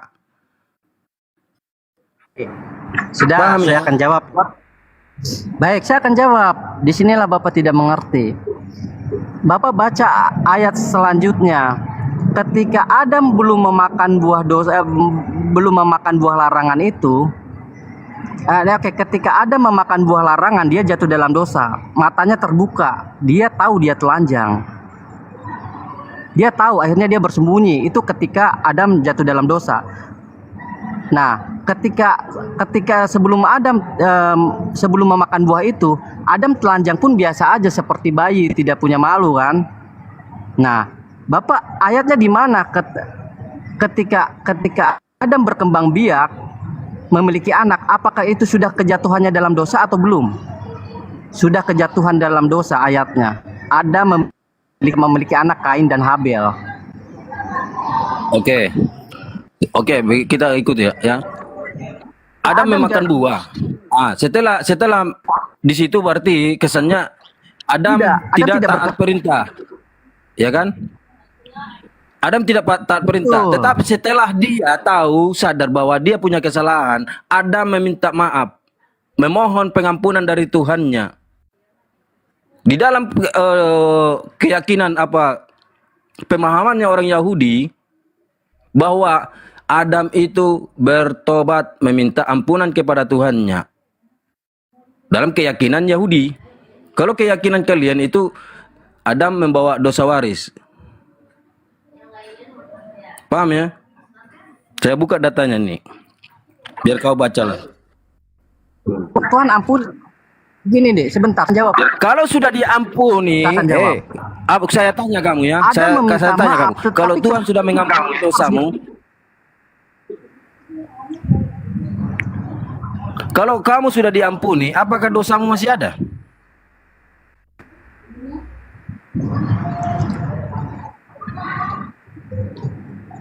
Diampuni harus taat dalam pertobatan.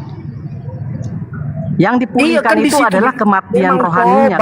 Iya, tante, Adamnya tobat. Kalau sudah tobat diampuni oleh Tuhannya saat itu, ya. Ya, dosa yang ketika kalian Adam maksud itu tidak ada lagi. Nggak bisa, Pak, nggak semudah, nggak bisa seperti itu.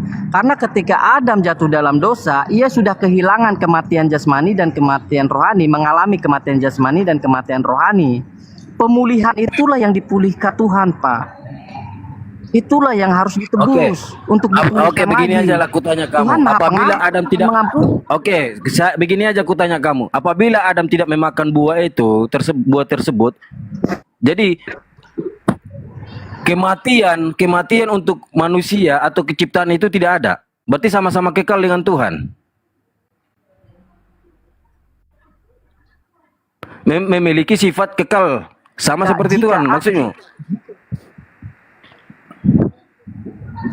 Iya, tidak akan mengalami maut jika Adam tidak jatuh dalam dosa seperti malaikat. Kan saya bilang, jika Adam jatuh ke dalam dosa, Adam kehilangan kehidupan surgawinya. Karena kehidupan surgawi menurut iman Kristen itu tidak ada hubungan biologis, hidup seperti malaikat. Nah, Adam hilang dunia memiliki hawa nafsu, hubungan biologis, makanya kita ada. keturunannya Ini nih, ada, lalu- mengalami maut. Gak Jadi tahu kematian apa yang jasmani itu tersebut. manusia itu akan mengalami maut. Jika Adam tidak jatuh dalam dosa, akan Ini ya. Ya diam-diam, kau nggak jelas juga suaramu. Ini. Kita ambil dari Torah ya, Adam, tentang Adam. Nih ya. Dari Torah kita ambil ya.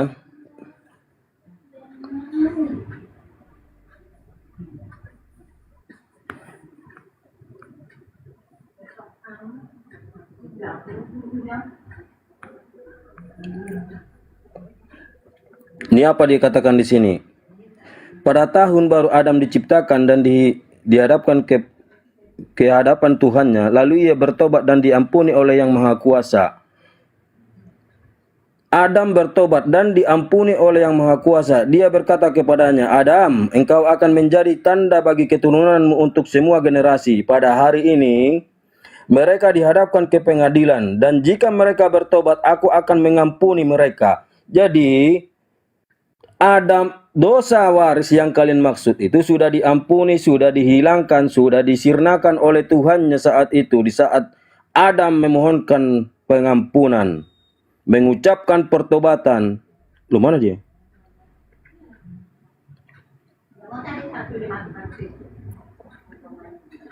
Ada di bawah, sudah aku jambak lagi. Nah, lalu dikatakanlah Adam ini akan tanda bagi keturunannya untuk semua generasi. Jika keturunannya ini mengucapkan pertobatan, maka Tuhan akan mengampuninya.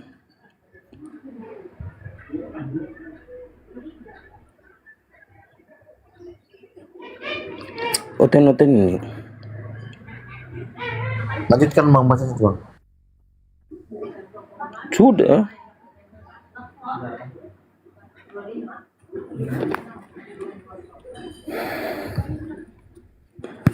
Lalu Nyuwes. Setelah melakukan apa yang ada merasa membuat kesalahan, kan bertobat, tobatnya diterima.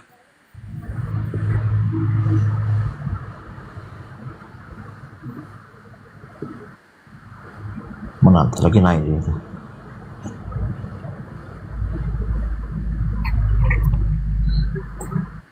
Bang Rio.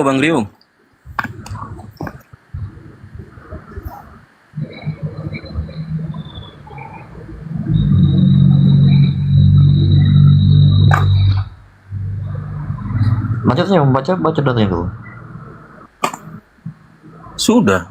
Ini nggak panjang. Nanti kalau baca semua, panjang itu.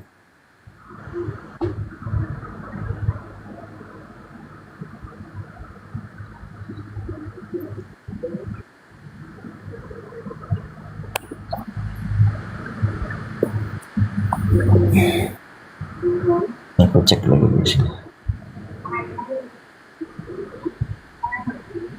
Dia tuh jaringannya parah gitu.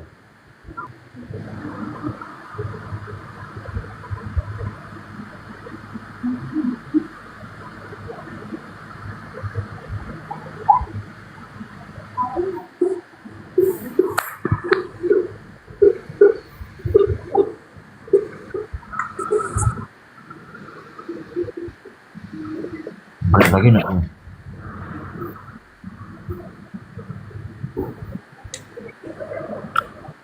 Dosanya Paulus nggak ini ya, nggak diwariskan gitu ya. Ngeri kali Oten ini. Hanya Yesus. Enggak, Paulus kan membunuh pengikut Yesus. Kan itu kan perintah juga, hukum juga itu, jangan membunuh. Tapi nggak ada dosa warisnya.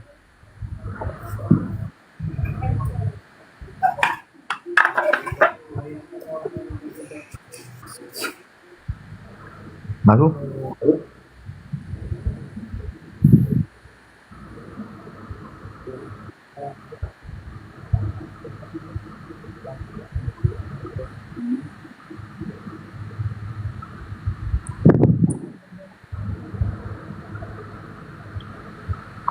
ngomongnya terus Bang Charles, nggak apa-apa sambil ngedukasi di bawah itu.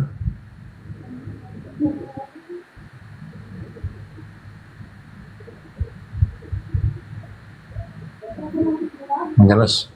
Mana Mario?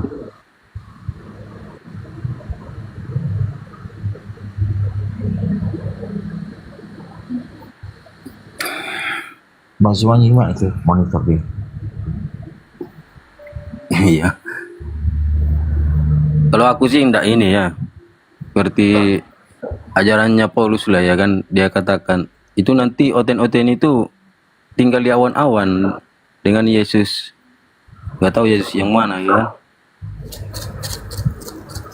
Tinggal di awan-awan. Kalau lewat jet tempur itu terhambur loh kita itu.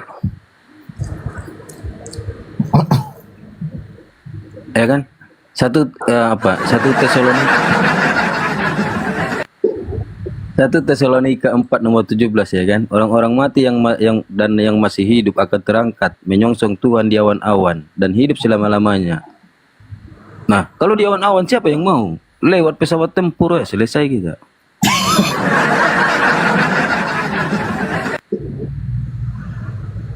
Pas ada yang latihan ya kan. Latihan tempur. Latihan gitu ya kan. Terhambur, ada yang ke Afrika, awan-awannya Afrika, ada yang ke Kamerun, ada yang ke Laos, ada yang ke Kamboja. ada yang di Kamboja, ada yang di awan-awannya Papua.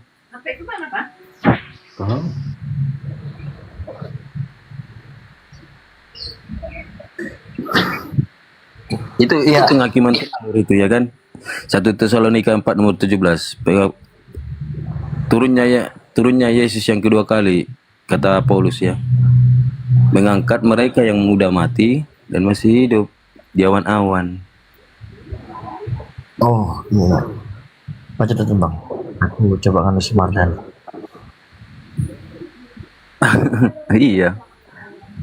Lewat rudal.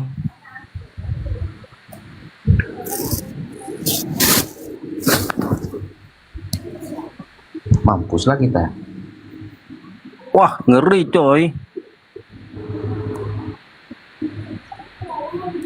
Pas lewat naga lagi dihambur, kita lagi mandi ya kan. Sambil bersiul-siul. Lewat naga dihambur pakai api. Tinggal aja sikat gigi yang tinggal tapi kita hangus. Sikat gigi ya? Sisa batangnya sikat gigi itu? Iya, tapi kitanya yang hangus ya kan. Lucu juga.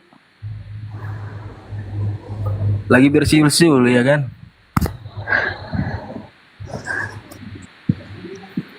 Mana yang buka mic weh? Keder, Mario. Diskusi lah kalian. Oh, Persib sama Bang Cuma tuh.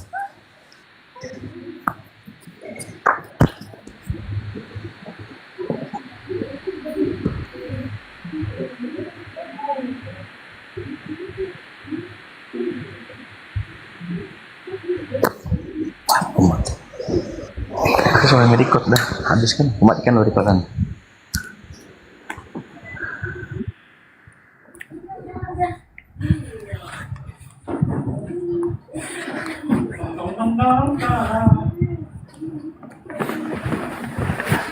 Nah ini lagi nah ya teman-teman yang di bawah ya. Apa nih, ada kubuka ini ya. Kristos ini apa ya?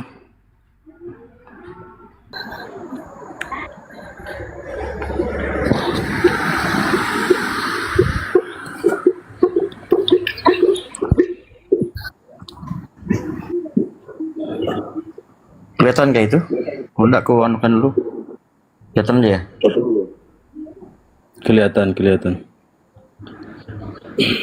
Ini tentang Kristus ya. Kita belajar ini bukan penghakiman, belajar.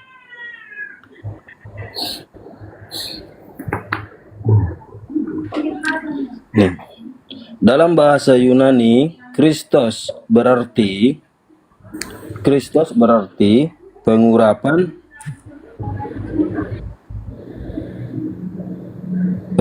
atlet. Ya. Bukan raja yang diurapi tapi atlet. Nih, saya baca lagi. Dalam bahasa Yunani, Kristos berarti minyak atau diminyaki atau diliputi minyak. Pengurapan di dunia Yunani dikaitkan dengan mandi dan atletik, bukan raja. Seluruh kelas patung yang disebut apoxemenos menggambarkan pengurapan atlet.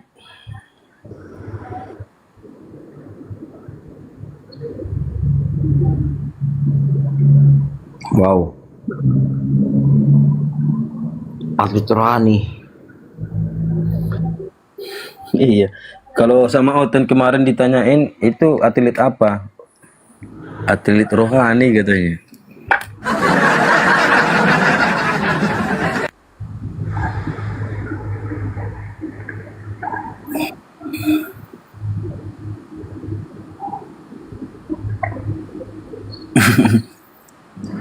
Bang, namanya Bang siapa ya? Bob itu kemarin ya, Bang Dit. Iya. Bang Bob apa itu atlet? Di situ pengurapan atlet apa maksudnya? Oh itu atlet rohani katanya. Agak melambai suaranya tapi anti rohani katanya. Melambai coy.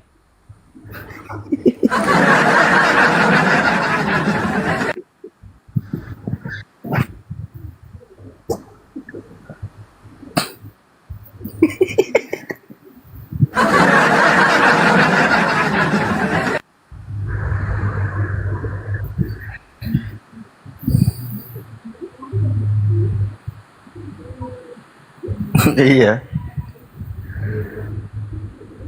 Rohani. Rohana. Iya, rohnya si Yani aja masih ada. Wait ya.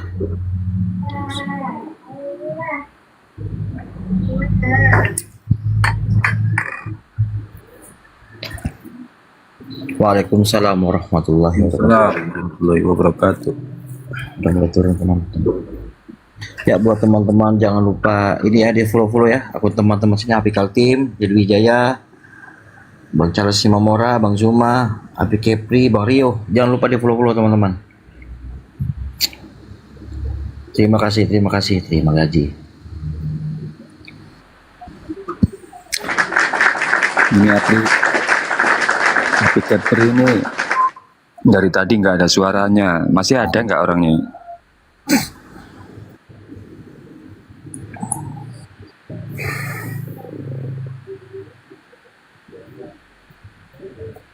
Paling sibuk masak mungkin. Sibuk masak mungkin.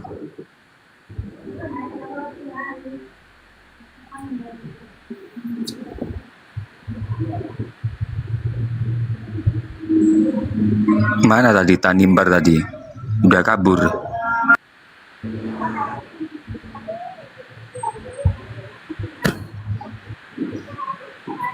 Dijemput ini dia, ada yang jemput Pak Ol.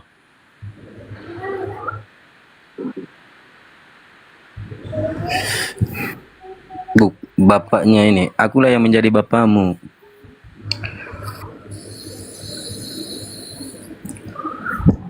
Sabar ya. Lu ngobrol dulu. Aku undangkan dulu.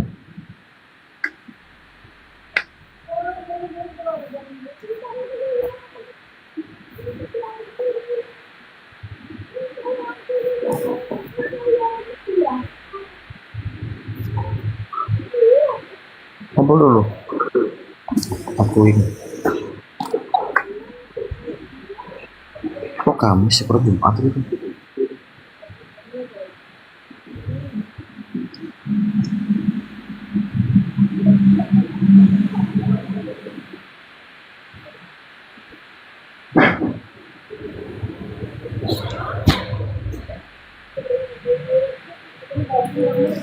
Nah, arti fasik ini arti fasiknya orang yang selalu berbuat dosa kan, Bang Rio?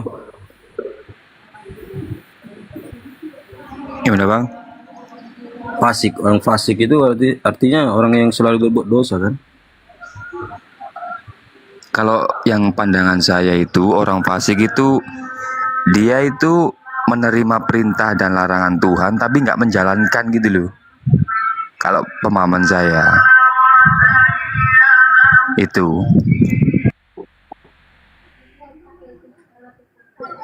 Iya.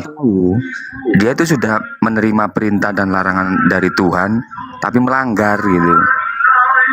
Kalau pandangan saya itu, Bang. Iya, artinya jatuhnya kayak ini kan, perbuatan jahat. Iya.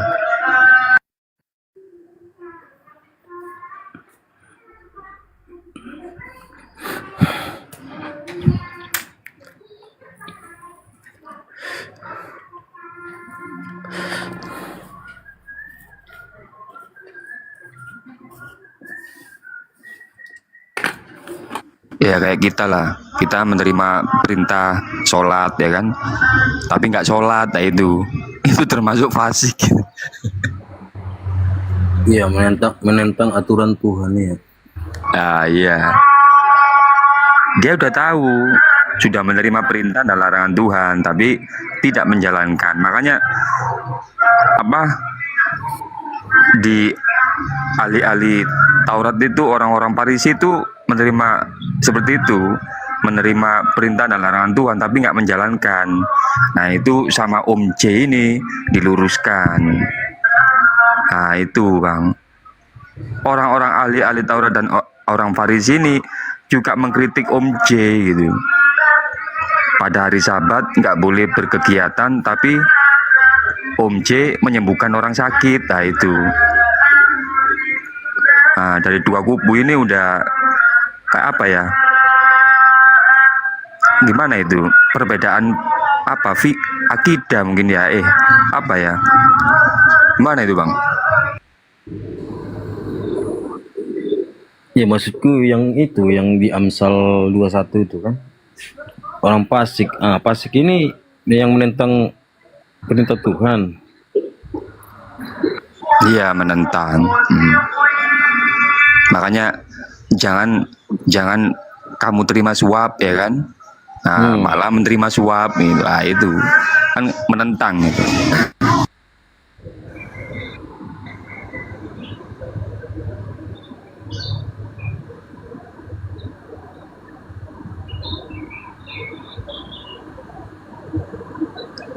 Orang fasik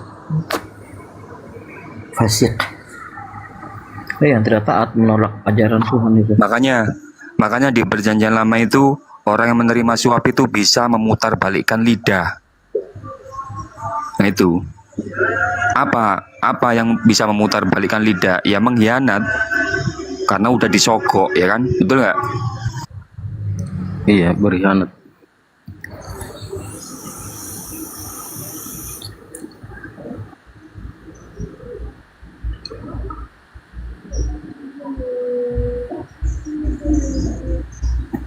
Oh, Mardan.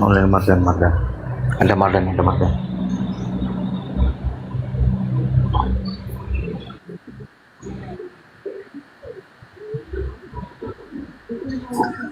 Ya contoh di Indonesia ini kan banyak yang menerima suap ya kan.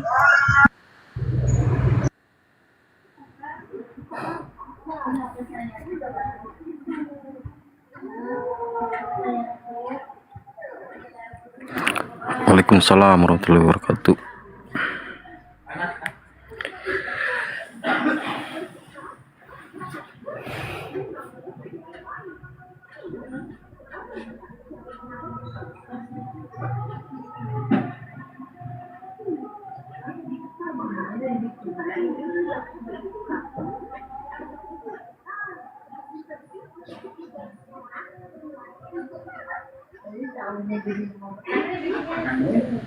Si Mardan juga. Si anu maksud si Darel.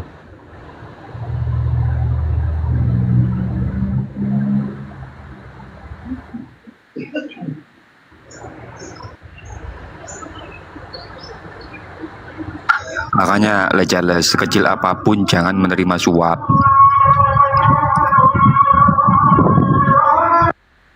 Iya. Suap. Kamu jangan menerima suap dan kamu jangan menyuap. Nah itu.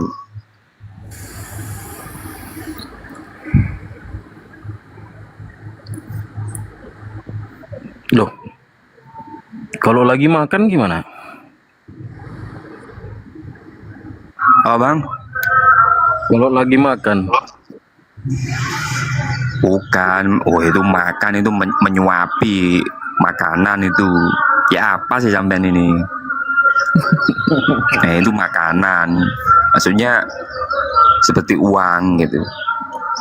Contoh oknum yang sebelah itu kan menerima uang gitu kan. Demi ya akhirnya ya sudah. Akhirnya lidahnya diputar kan, mengkhianati sang tuan gitu kan.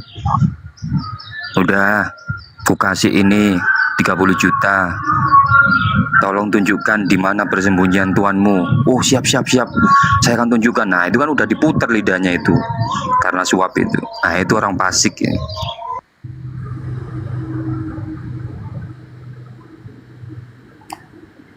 Suap. Padahal dia sudah tahu suap dan menyuap itu larangan, ya kan, dari Tuhan itu. Iya, Oknum itu makanya tahu. tadi. Makanya dia balik tadi kan. Iya benar, orang baik yang menggantikan orang fasik, dia balik. Coba. Oten nih. Ya dibalik-balik. Ya memang seperti itu, diputer-puter lidahnya. Ya kalau nggak diputer-puter lidahnya ya bukan orang fasik bang. Nah itu bang. Iya betul juga ya.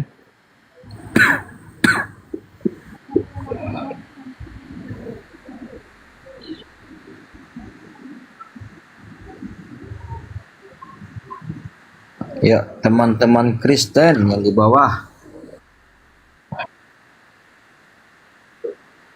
Begini.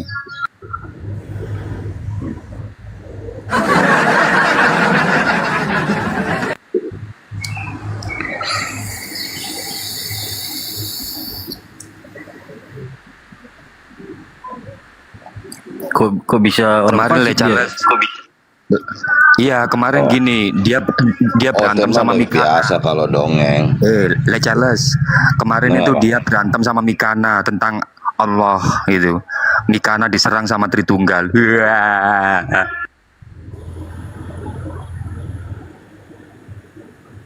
Betul begitu Bang Koin? Betul. Dia berantem sama Mikana. Ya, di roomnya Natali. Dia mengeroyok Mikana tentang nama Allah itu. Nah, ditanya ke Tritunggal kan, Allah itu yang kalian pakai itu dari mana gitu. Dikeroyok Mikana sama Tritunggal. Sedangkan Mikana nggak tahu Allah Islam itu dari mana. Kan gitu, mau sok-sokan ya kan. Kan memang tuh Mikana sesat, makanya Islam juga sesat. Begitu. Dari mana? Coba kan dibilang Tuhannya, kan dibilang Tuhannya Islam itu Mekah, betul nggak? Kan ada dalilnya kan? Nah jadi kalian itu Uzza, tahu gak Uzza? Dewi kesucian. Nah itu yang ada di Ka'bah itu gambarnya. Kan itu. Kalian nggak ke situ pikirannya, pola kalian tuh nggak masuk. Oke, kalau ku katakan Yesus anaknya Lucifer itu sesat enggak itu? Gak usah kau kemana-mana, kamu kan nggak bisa ya, kau nggak paham. Orang pintar yang bisa bahas Alkitab. Oke, kita bahas ya. Nih, kita pakai data. Tadi kau bilang Islam sesat. Nah, kau bilang Allah itu Uzza. Nah, saya katakan Yesus itu anaknya Lucifer. Ada datanya ya. Kau ngambil data dari mana? Dari abad 1928? Bukan. Yang kalian saya nggak main di situ. Saya nggak pakai. Nggak usah. Saya nggak pakai. Udah saya bilang, kamu itu mualaf karena hawa nafsu kedagingan. Nggak usah so narasi ke sini. Udah di tangan saya kamu itu, di bawah kaki saya kamu itu. Saya Ya. tidak memakai 1928. Ini dah langsung dari Vatikan. Ya. Nggak usah kau serang-serang pribadi saya. Tahu makanya nggak usah, kalau kau masih kau mau belajar baik, belajar, tanya ini gimana. Nggak usah kekek, kau kan nggak paham kau Alkitab. Makanya kau mualaf karena kedagingannya kau. By Michael Hawa nafsu. Martin. Ya kan? Benar nggak? Apa katanya di sini? Apa katanya di sini? Ya. Flemas eius Lucifer, Christus Filiustus. Lucifer ini mempunyai putra yang bernama Kristus. Filiustus, Kristus putramu, oh Lucifer. Lucifer putramu Kristus. Udah dibilang Charles, kau kalau mau dongeng aja, itu aja. Udah biasanya waktu ini mendengar dongenganmu. Anggap aja dongeng sebelum tidur. Dongeng sebelum tidur. Itu Berarti ajaran kalian itu dongeng. Yang ya. yang kau capeknya kau membuka apa juga. Ini adalah ya himne atau nyanyian dari Vatikan langsung. Ya. Nih. Kalau sudah dinyanyikan mereka berucap amin, amin, amin, amin. Kristus Ketahuan Filiustus. saya diskusi sama nabimu tuh, Nabi Juma ya kan, yang bilang Muhammad itu Tuhan. Itu kau kan nggak paham kau tentang Al-Quran. Ini ya Makanya teman-teman bodohnya ya. kau. Di sini Makanya Kristus Al-Quran Filius- membingungkan. Arti dari Kristus Filiustus ini teman-teman, saudara-saudaraku, artinya Kristus putramu. Putranya siapa? Nah, di sini Lucifer punya putra. Putranya bernama Kristus. Ya. Asli ini dipakai ini di Vatikan. Kita buka ya apanya? Bisa kita buka. Kita buka dari YouTube ya. Vatikan menyanyikan Kristus Filiustus.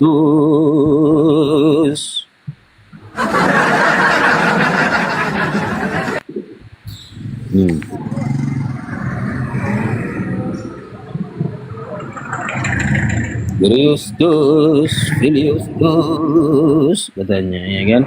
Hitman. Selamat siang Hitman. Lanjut Bang Charles. Halo, selamat siang.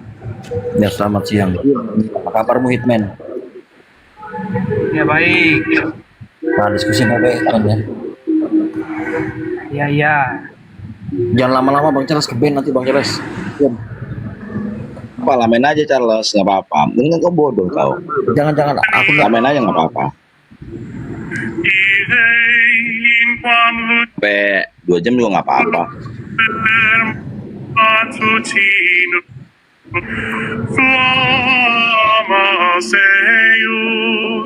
Lucifer matutinus inveniat. Yesus Lucifer. Christus Filiustus quire. Ya kan? Ada kan? Apa katanya tadi? Kristus Mana ada Yesus kata di situ. Emang kau nambahin kok. Kristus Gak tahu kau bahasa berani. Kristus Filiustus sama di sini. Kasian saya sama kamu, Charles. Kristus Filiustus. Kasian saya sama kamu, Charles. Kristus Lucifer. Bertobatlah kalau kau memang masih ya nggak usah kau terlalu sama Kristen itu aja. Kasian nanti kau di neraka nanti. Kristus putranya Lucifer. Sudah menjual imanmu.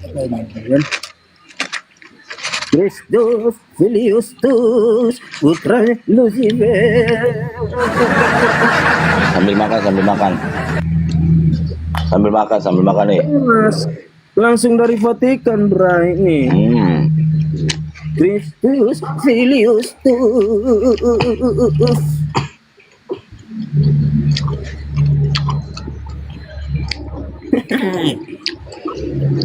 Coba jadi naikkan Jumat, jadi gue mau diskusi sama si Jumat aja.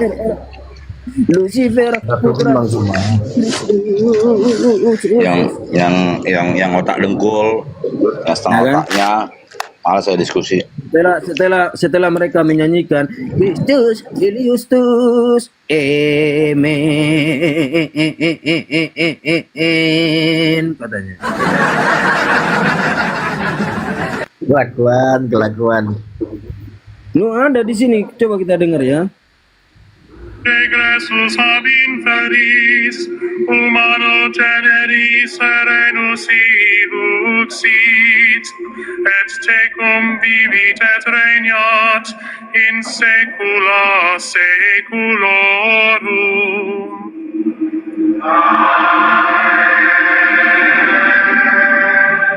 Nah, mereka aminkan. Iya, ada aminnya. Mereka aminkan Yesus Kristus itu putra Lucifer. Mereka aminkan.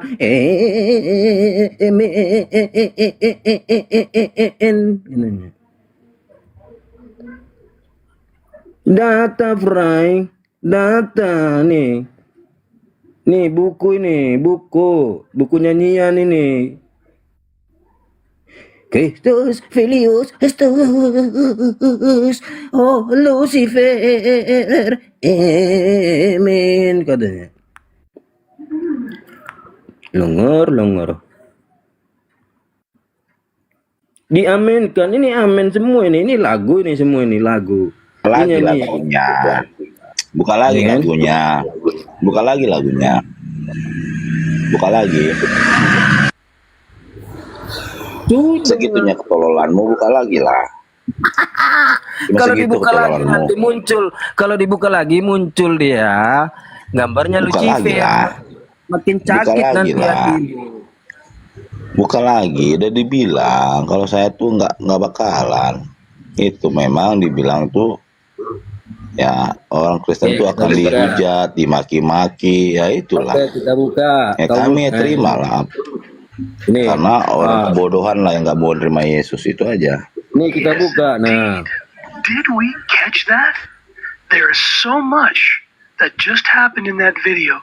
Let me summarize quickly because it gives us the Mana answer bisa diskusi. why world religion is Bisa so nonton fearful. video, saya di device. Kalau saya do device, saya bukakan itu. Tukbal itu apa? Okay, quickly. There were 3 unbelievable saya Kau juga paham kok, tidak Dedi. pakai video. Ini apakah ini video? Koin. Ini video ya? Ini video. Apa itu? Apa itu Dewi? Uza itu apa? Dari mana Uza itu? Ini video. Nah, gambarnya apa? Itunya. Ini video. Yang kalian rukun sunnah apa? Woi, ini video atau Sunnah iman. tulisan? Sunnah iman. Woi, Yang kalian Ini taatin video. itu ke sana. Coba. woi, ini video atau Makanya tulisan? dipikir alat kelamin. Makanya ya Muhammad menikahin Siti Aisyah. Makanya dibilang mujizatnya belah bulan. Oke. Tahu belah bulan? Ini lagi- Memecahkan ya. perawan. Oke, di sini ya. Tentang Makanya berarti percayanya tentang laki-laki. pembinaan lagi ya. Berarti tentang Makanya kan pembinaan lagi. seneng ya si Charles ini makanya dapat neraka. Bisa menikmati bidadari. Bener nggak, Charles? Gadis yang bijaksana, gadis-gadis Hmm? yang bijaksana. Bener nggak, Charles? Nikmatilah si bidadari, mucikari. Kalian kan suruh dapetin pahala banyak-banyak. Berpahala Iya, dia. kalian ya kan, biar bisa kalian membayar utang kepada Allah. Aku pun nggak bisa memimpin. Berarti Allah itu mucikari. Nggak bisa disebutkan sini. Bisa kok. Aku nggak bisa. Gadis-gadis yang bijaksana. Menurut akal sehat. Sabar dulu bang Koin. Sabar dulu bang Koin. Gadis-gadis yang bijaksana ini kepada siapa? Yang merujuk kepada siapa? Gadis-gadis itu ialah orang Kristen yang sedang menantikan mempelai mereka, yaitu Kristus. Kristus sebagai mempelai, pasangan mempelai itu adalah pengantin. Yesus akan menikah atau kawin. Arti dari kawin itu adalah bersetubuh. Ya.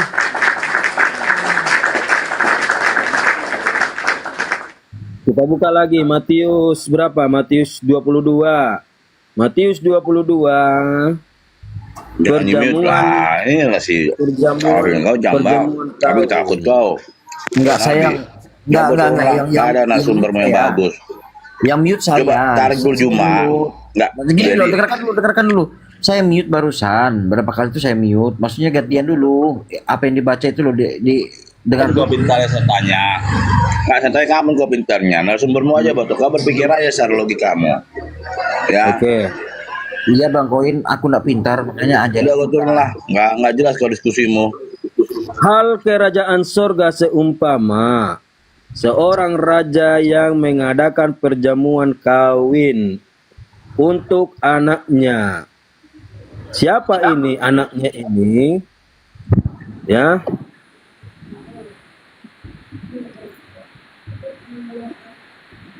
Nah, di sini anak itu adalah sedangkan anak raja itu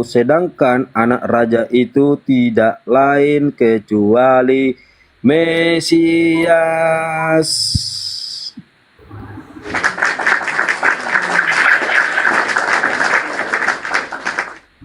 Nah, kita buka apa arti kawin dalam Kamus Besar Bahasa Indonesia. Kawin. Kita buka KBBI ya.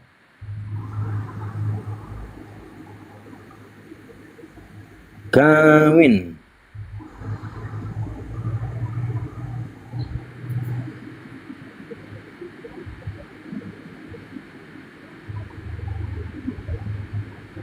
Arti kawin adalah bersetubuh.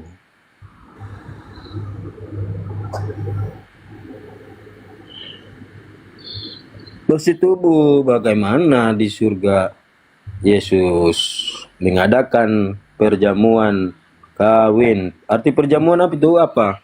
Pesta. Pesta. Perjamuan itu artinya pesta. Berarti di situ perjamuan, pesta, kawin coy. Hei coy.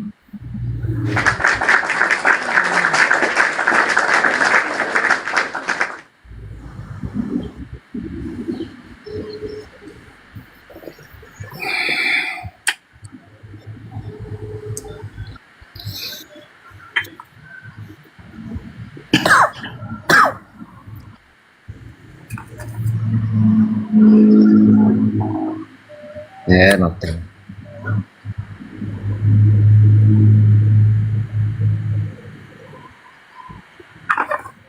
Kawin itu Bang Charles ya. Nah, kawin. Iya.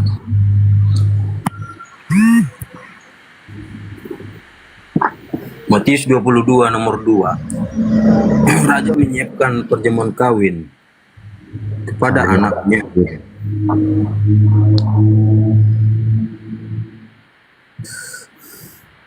Lalu mereka yang para undangan Double.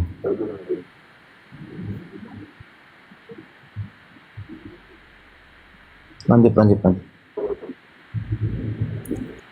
Iya, undangan yang dibagi-bagikan oleh Bapa terhadap penduduk di saat di dalam surga akan menghadiri perjamuan kawin tersebut. Bentuk undangannya itu seperti apa ya? Dari kertas kah? Dari PDF, kalau PDF punya.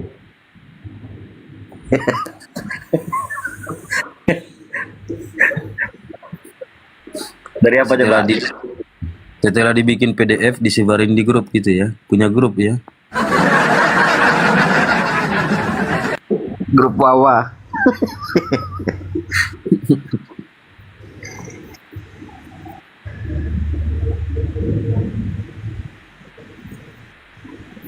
Wow.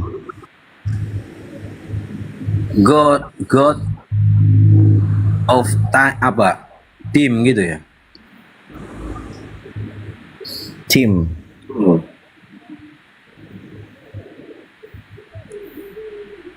Makin banyak online siang nih. Bang Rio ini kayak tenggelam. Tahu Mario ini mute aja. Sinyal jelek ini. Tapi ada suaranya kok. Jelas ya. Iya.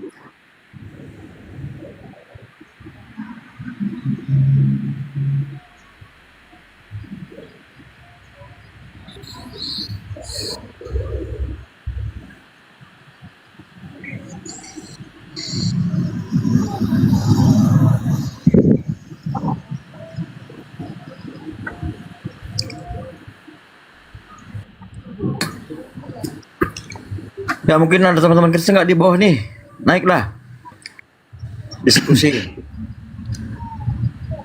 Udah Bang Rio nih, udah Bang Charles.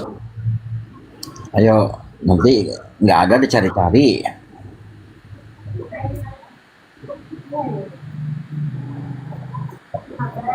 Jangan ada ngintip-ngintip.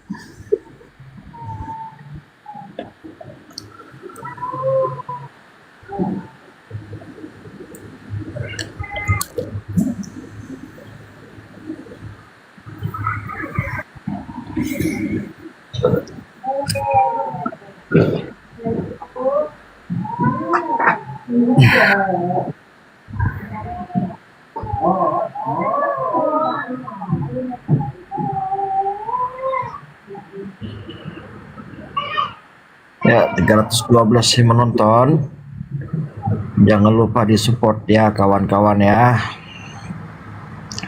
Di follow akun Apical Team, Dedi Wijaya, Bang Charles Himamora, Api Kepri, Bang Rio. Terima kasih.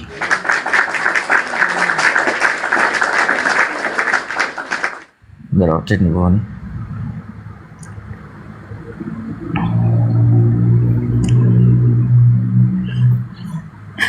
RTV tadi online.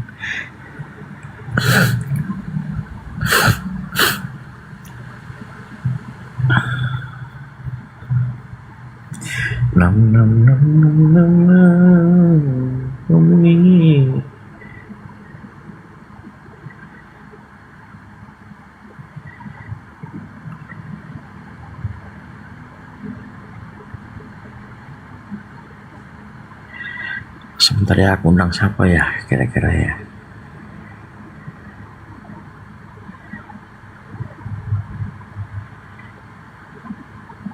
Ini aja buat mainan nih. Buat mainan. Ah, ini kata Bible online loh dia. Kata Bible 06 ini. Coba aku telepon dulu dia.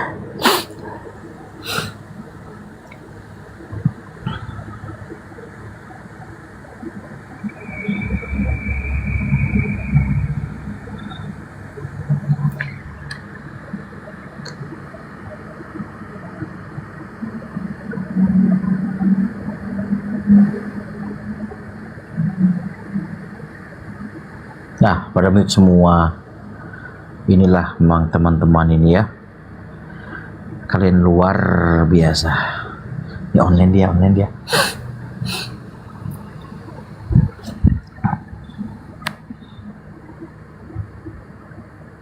Kok tidak dijawab? Wah. Bahaya ini.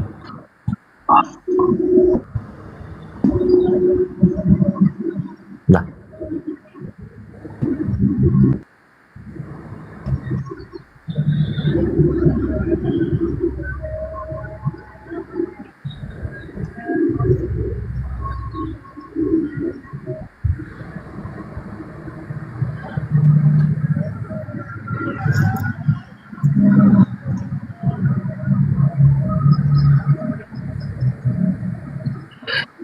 Gimana Bang Rio?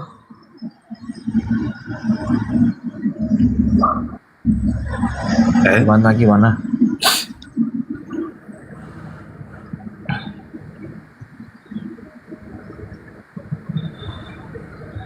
Maunya sesekali buka live lah sampean ini. Sekali 2 kali nanti keterusan. Masih sibuk. Aku tidak ke lapangan hari ini, males ya. Besok ya, Jumat besok.